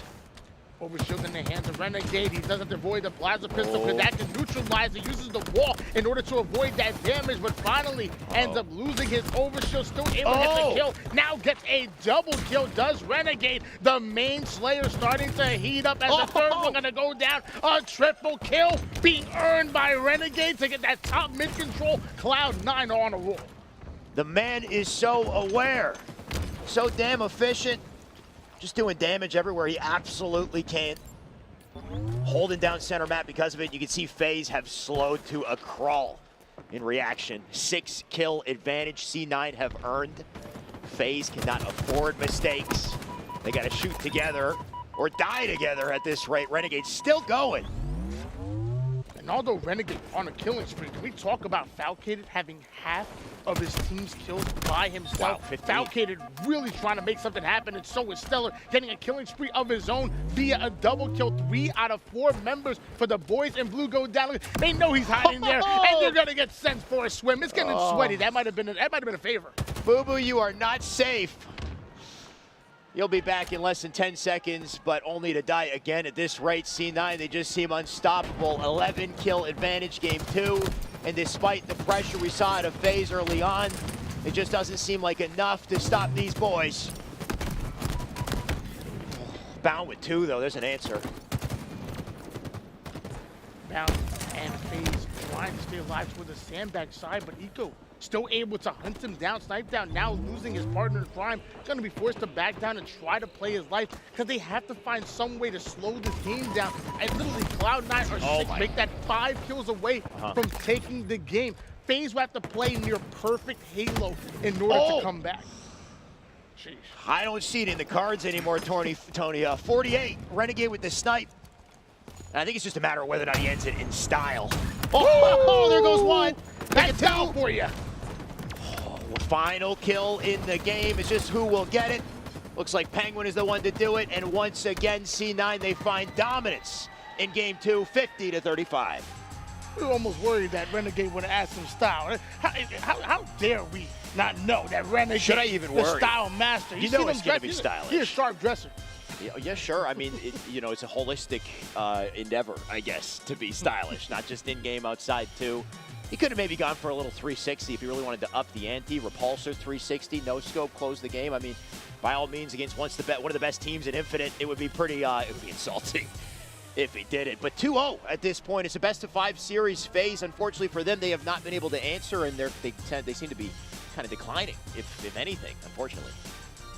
We'll save the 360 no scopes for game play. 3? Oh, full play? Okay. We're in champ bracket now, Not grand finals against Optic, or, you know what I mean, when it really matters. I'm imagining this now. Let's go to the stats, because the stats are really going to tell a story on how this game was played. And on the one thing, Falcon. I mean, wow. 16 kills. That's what pops out to me. It can't not pop out to you. It's pretty unbelievable at a Foul. What I'd be curious to see is what the damage looks like on the team, though, because I only can assume that Foul got some help with the kills, and you can see not too lopsided in the damage category, right? Snipe Down almost dead even with him, despite having not even like half the slays. So just goes to show that FaZe are all shooting together. Foul is great at putting themselves in the perfect position to clean up the kills. In the end of the day, though, you don't want to see one player with 16 and the rest of them kind of struggling, for sure. Inefficiency there. And then in the meantime, I mean, C9, nothing but efficiency. Yeah. And it only seems to continue on that trajectory as the series goes on. This might be the last game, Tony. Nothing but efficiency is right. 29 of the team's 50 kills were assisted. So although we know that Cloud9 are an incredibly individually talented team, they're counting on that teamwork. They're baiting and switching. They're flying together towards their opponents. And when they don't have a teammate with them, they're slowing things down, waiting for someone to come off a spawn and pushing together. That's where the small talk comes in. One thing I noticed with Cloud9, you'll hear a lot less call-outs per minute, but you'll hear nothing but valuable comms coming out of C9. They are a quieter team, I think, in comparison to something like Optic, which can be a little bit busier with the comms, but also very controlled, very well paced. C9, they know exactly what they're doing. I think they're very good at reading the scenarios around them, just working off each other almost instinctually. And we'll see what they do here in Game 3. Tony, this is oddball recharge, what might be the final game in the series. And maybe thankfully for FaZe, there's multiple rounds in this game. Maybe that means just a little bit more time to get it together. My brain can't even fathom the idea of FaZe getting swept. We're talking about a team with FaZe's caliber, but they're going up against Cloud9. I mean, Tony, I hate to say it, but just go back yesterday, Friday night, Optic did the same thing. There's some damn dominant teams in Halo Esports, and C9, they're one of them. FaZe, they got to be up to the challenge. This is their final opportunity to do so. We got multiple, both Boo bound, moving quick off the opening. That's not right of you. You didn't have to bring up last night. Hey, I mean... Hey, you didn't have to do that. That was mean. I'm a brutally honest man. What can I say, Tony? When it comes to competition, there's a winner and a loser. There's nothing in between. Well, even in this duo, you're the winner. I'm the loser here. I mean, I consider we're a team, all right? It's a duo. We always stay. The real win is good gameplay, so let's see it. Boo Dooble shock rifle in hands off a screen. We do see 2 down going for FaZe, but the same for Cloud9. The difference being that FaZe still willing to grab the ball, even though they don't have the exact numbers. They got the ball, they're rotating toward the goal side, but Stipe Down is starting to catch some shots all the way towards the Whirlpool side of the map. And what you like to see is an early pickup out of FaZe with the ball, and an early kill out of Boo Dooble. He's got a shock to work with too. Let's turn this into more. Oh, Foul clean it up. Shields now ripped off of C9, but here comes Renegade with an aggressive challenge. And he'll take it too. There goes Boo. Very quickly, C9, they'll find advances on the ball here. Penguin tries to advance forward towards top gold. A well-placed grenade gonna put him down to 1 shot, but the second one not gonna come in for the cleanup. Cloud9 now trying to rotate that ball all the way towards gold and maybe towards the A side of the map because they're feeling the pressure coming from Longhorn. That's exactly what they do. Penguin grabs that ball, gets towards the back gold, and now is getting it toward the A side of the map. Not only that, getting valuable points, but it's also making a longer rotation to come in from FaZe Clan. Sure, very quick, very efficient, working around the team. And the moment he's in trouble, you see Penguin toss the ball out to center map. Keep things difficult for FaZe to retrieve. All while it happens, Eco just looking to line up a couple kills in the meantime. Camo about to spawn. Grapple out, that would have been wild if he hit it, but because he didn't, I think that was Bound who then earned it. Camo still out though. Renegade, you can see he's got a vantage point to protect it. 2 down for each of the teams. Another assist comes on the board, so a fresh 2 down for FaZe. And again, the communication coming out of Cloud9. The moment a 1 shot is called out, somebody's in position to hunt them down. They do not allow you to get away with your life. Cloud9 not going for the early ball off of the reset, rotating it towards Longhorn. So the exact opposite we saw before. Before we saw that ball rotated towards the opposite side of the Longhorn spawners. Now we see it move towards Longhorn. Just cheeky time coming in for Cloud9. I mean, both teams so efficient, but like you said, C9 recognizing that little window of opportunity to get to the ball. Not only that, they rotated it out to center, tried to drop it out when they were losing numbers. Made things difficult for FaZe, but FaZe do pull away with it. Some time on the board for them. They're about to be in trouble. Boo with an early toss. And part of the reason why he tossed that ball off, look at where Foul and Bound are. They're ready for the new spawn ball. Bound with the grapple as well. What a play out of FaZe to coordinate that. But doesn't matter, right? C9, they're just ready. Stellar comes in with the flank. He cleans it up, and now it's his ball. That's one of those plays that look really good on paper. It was really good. The execution comes in. And I think Mike Tyson said it best. Everybody has a plan until you get punched in the face. Oh, man. Stellar, he'll drop a haymaker, I guess. Maybe. Oh, what? What happened? Can I get a replay? If you're ever getting sword lunge, try to duck behind a box, duck behind the wall. Make sure that wall breaks the lunge, because sometimes you get some crazy moments just like that. 3 down for FaZe. We still see ball in the hands of Cloud9, but Eco will be the first one to fall. And whenever a team breaks the setup, they always look for that first pick. Maybe they can get this ball out of Cloud9's hands. You know what, Tony? I don't think Master Chief's biggest opponent is Eshram. I think it's just geometry. You know, just a corner. That's all it takes to stop a melee and save. What is it? Installation 7? I don't know my Halo lore, Tony. I do know my Halo Esports though, and I know Foul's got a chance here if he holds on to this. 50-32 lead in favor of Cloud9. Falcade is still holding on to this ball, and like you mentioned before, holding it onto the C side of the map. So as soon as the pressure comes, that ball goes right off the map like you just saw, and we're forced into a reset situation. If Cloud9 want to commit to the ball, they'll have to do so with everybody having sights on it, but Penguin doesn't care. Oh, I mean, he does. He cares about that ball, that's for sure. He protects it as he makes it up to Attic. Renegade here to cover him as well. Big pickup on this snipe down. He's got the camo as well. Good opportunity to make a couple plays with it. The last thing you want is for him to get a shock. So Boo Boo with the quick shutdown. FaZe with the shock in hand. Notice that timer, Tony. Just about a minute 45 to work with here. Things about to get dicey. FaZe still looking to get hands on it. You can see Foul is alone here. His entire team across the map. But maybe it doesn't matter. The man just hits shots. Beautiful shot coming in out of Falcade, but not able to hold on to that shock rifle. It does end up going down, and notice how Cloud9 not even committing to it. At this point, what's more important to them is to hold on to this gold side setup and make sure nobody's able to rotate. I believe a spawner came from long haul. Might have picked up that shock rifle. Oh. Penguin putting the commando to use, ends up getting the melee kill, taking down one, and Eco trying to milk every last part of that ball time as he tries to play his life. It's right up to Batledge. 3 down for FaZe Clan. That was almost a pseudo play ball situation, but now Eco has it back in hands, and like you said, 5 more seconds. Round number 1 going to Cloud9. The efficiency out of C9, undeniable, Tony. They put it together, they'll take the first round, and you could just see Eco, he was ready to do anything in that moment, either drop the ball and slay or pick it up for his team. In the end, C9, they ice up, as expected, but this is it, do or die for FaZe. They need to bounce back here, or it's it for the tournament tonight, or for Saturday night at least.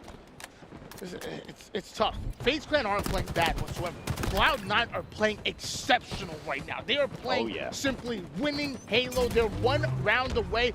And something has to change for FaZe. They need to find some kind of energy, some kind of momentum, something to slow down Cloud9. You're seeing it across the board. Penguin getting a big kill. Renegade bringing someone down to 1 shot with the shock rifle. Nobody going down for Cloud9, and that just means easy time for them, Alex. They might need to shut down Stellar, I think. I mean, Renegade's probably going to make a play in just a second with that shock. But Stellar has been flanking them constantly and opening up the map consistently. He's got 3 on the board already with Slice. And it's been such a nuisance. It broke their setup earlier when they tried to play ball and pick it up immediately. FaZe thought they had an opening, but Stellar was ready. And C9, they continue to own the map, the ball, and the shock. Renegade getting a double kill off the screen with the shock rifle, holding on to the gold side control. Meanwhile, off the screen, Eco takes down 1. We see Boo Boo Doo fall as well, and this has been complete control in favor of Cloud9. It's a 40-0 run. Where's the energy? Oh, non-existent. We've got 2 geese on the side of FaZe. They need to wake up or die. Trade goes out center map. Ball time still ticking. Make it 50 for C9 as Foul looks for an opening. Oh, he finds a shock sight line. That ain't good. Renegade does die. That might have been the one with the shock rifle, so Bound will pick it up. You can see the ball starting to rotate to Elevator. So elusive. C9, they know exactly when to move. But the Slays come in and FaZe, I think their first opportunity for ball is here. Oh my gosh, rotating the ball and getting a kill with it. They said FaZe needs to wake up, and let me tell you, Cloud9 are woke. They woke up and chose violence. Apparently, Renegade knew exactly where to go off spawn as well. He burns the camo. FaZe do have some time. It's a scrappy setup. You can see multiple out bottom mid, but a big pickup out of Bound. Nice little double.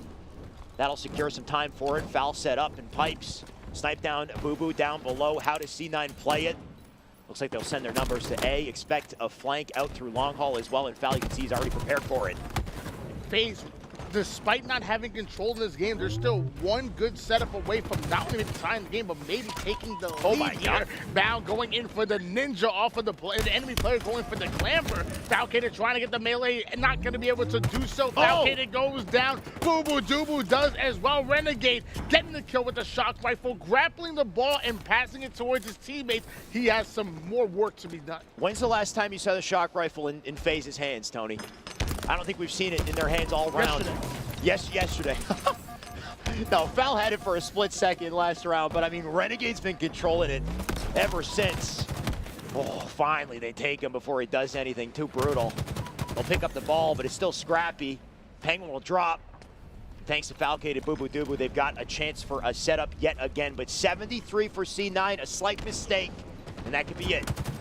Clean round of slays coming in out of FaZe. This should net at least 18 to 20 seconds worth of ball time. But a second round of slays, and they're right back in it, and they have to be. They're fighting for their winners bracket live. Snipe down, getting a big kill to bound. That's going to be a double kill coming from Snipe down, taking down 2 on Cloud9, and we see Boo-Boo Doo-Boo take down the third. More ball time going in favor of FaZe Clan. Snipe down, he tucks himself behind the box, and what does he do? What he does best, just hits his shots. And that'll put them down and fend them off temporarily. 63 and counting his face, still fighting for their life. Snipe down, unfortunately not ready for this one though. A little flank into elevator. They'll start to drop left and right. Boo-Boo Doo-Boo in a last-ditch effort. He's got to toss the ball out center. But can he stay alive and milk his life? Not quite. Stellar takes it, and watch how quickly C9 will transfer that ball. At least the camo's up, but can they get to it? Camouflage is up and Snipe down, able to get it in hands, but like you said, time not on their side. They need to get the ball out of the hands of Cloud9. Snipe down taking a little bit of a longer route. Has to deal with the shock rifle player first. Back smack onto Stellar. Still 2 players in front of him. One has the ball in hand, and the other has a sword. Slice and dice. That's the game, I think, right there. Dealing with Snipe down. Tony, final second. They can't get to it. C9, they shut them down. And FaZe, they'll try again, but it's just not enough. Tony, there's layers to this. We saw it with Optic on Friday. Now we see it with C9 today on Saturday. I think we just need to see Optic and C9 play. I think it's about time. Well, we might see it soon. I mean, if things keep going the way they are, you know, semifinals into the winners finals, they could match up. Cloud9 absolutely going insane. You hear the crowd behind us. We got some Cloud9 fans in the chat. Understandably, I think after they win 2 in a row and they're pushing the 3-peat, I hope they got some fans at this point. But read them and weep. The stats on board for the series, I mean, a pretty comfortable performance out of C9. 1 Obizar Ctf, definitely one that went the distance. But 50-35 Slayer, they pulled that one away. And then Oddball Recharge, despite the efforts from FaZe, they were always fighting from the back foot, Tony. They really were, which is crazy because if you look at the 2 different objective game types, game number 1, FaZe were always on the offense. Cloud9 were the ones clearing FaZe out of their base over and over again after that 1-0 lead. But then you go into Oddball, and it was Cloud9 that had complete control of that map. Cloud9 showing that they can switch things up on a dime if they have to. Not only are they one of the most aggressive teams, one of the highest slaying teams that we have in our league, but they can switch it up at a given notice. They definitely can. This team knows each other well. The chemistry, immaculate. You can hear it in the comms. These boys, they're best friends. And I think that's so important when it comes to Halo Infinite, the teamwork, the chemistry. The rich get richer as a result. So good together. Exactly. And that's why Optic are looking so deadly, too. Let's take a look at the bracket and see how things have shaken up for the end of the day. I believe mainstream is done, because if it was still happening, Tony, I would hear that crowd. It's been a crazy day of Halo. Sunday will be only crazier, so don't miss it. But as we can see on board here, looks like E United managed to squeak away that series from Pioneers. It was a pretty exciting one, but they'll be going up against Optic Gaming, also 3-1 to Ascend. Sentinels, my God, have they just barely made it out of their series with Quadrant. But they'll be facing C9, and it is not going to be easier. That's for sure. I bet if we gauge the chat on who would be the final 4 teams in the winners bracket, I bet at least 90% of them probably would have guessed this exact lineup right here. If you're just going off of history, this is exactly what we're used to seeing. This is like Anaheim repeat, basically. And understandably, I think the best teams continue to stay the best if they, continue to work on their play and improve. What we were hoping to see were little upsets. I think Quadrant was our little potential, like a spark, right? A chance for something exciting there, but unfortunately it didn't quite happen. For those teams that dropped, their tournament far from over, though. They'll drop down to lower bracket. They still got a chance to succeed, a chance to show us what they got. Here is our schedule for tomorrow, though. Make sure you don't miss the action. We're kicking things off at 12 p.m. CT. That's going to be elimination round 4. So we're starting with that lower bracket. We're going to get to see the storyline of these teams who have lost today, but still got a chance to come back and do something. A little bittersweet moment here, Alex. We had an amazing series. I'm so excited for tomorrow, but that's our last series for tonight. Cloud9, they are who we thought they were. Sentinels, no they're surprise. gonna look to go at them though. Sentinels have been playing red hot as well. And then the opposite side, you said you want to see Optic versus Cloud9. Optic have a chance to make it into the winners finals. But they do have one more team in their path. Very true. And I think, despite the series we witnessed with Sentinels, they always seem to find a way to clutch up on land. You know what I mean? Like even with Quadrant, it being that close, I still wouldn't be surprised if they find a way to bring it to Game 5 or even more with C9 coming up tomorrow. But we'll find out tomorrow. So make sure you're there. It's going to be across, Twitch, YouTube, /twitch.tv/Halo. You guys know where to go. Xbox Plays as well. Big thank you to Xbox Plays for putting this together. B-Stream will be back tomorrow. Tony and I will be back tomorrow with B-Stream as well. So hopefully we see you there. And until then, have a good night.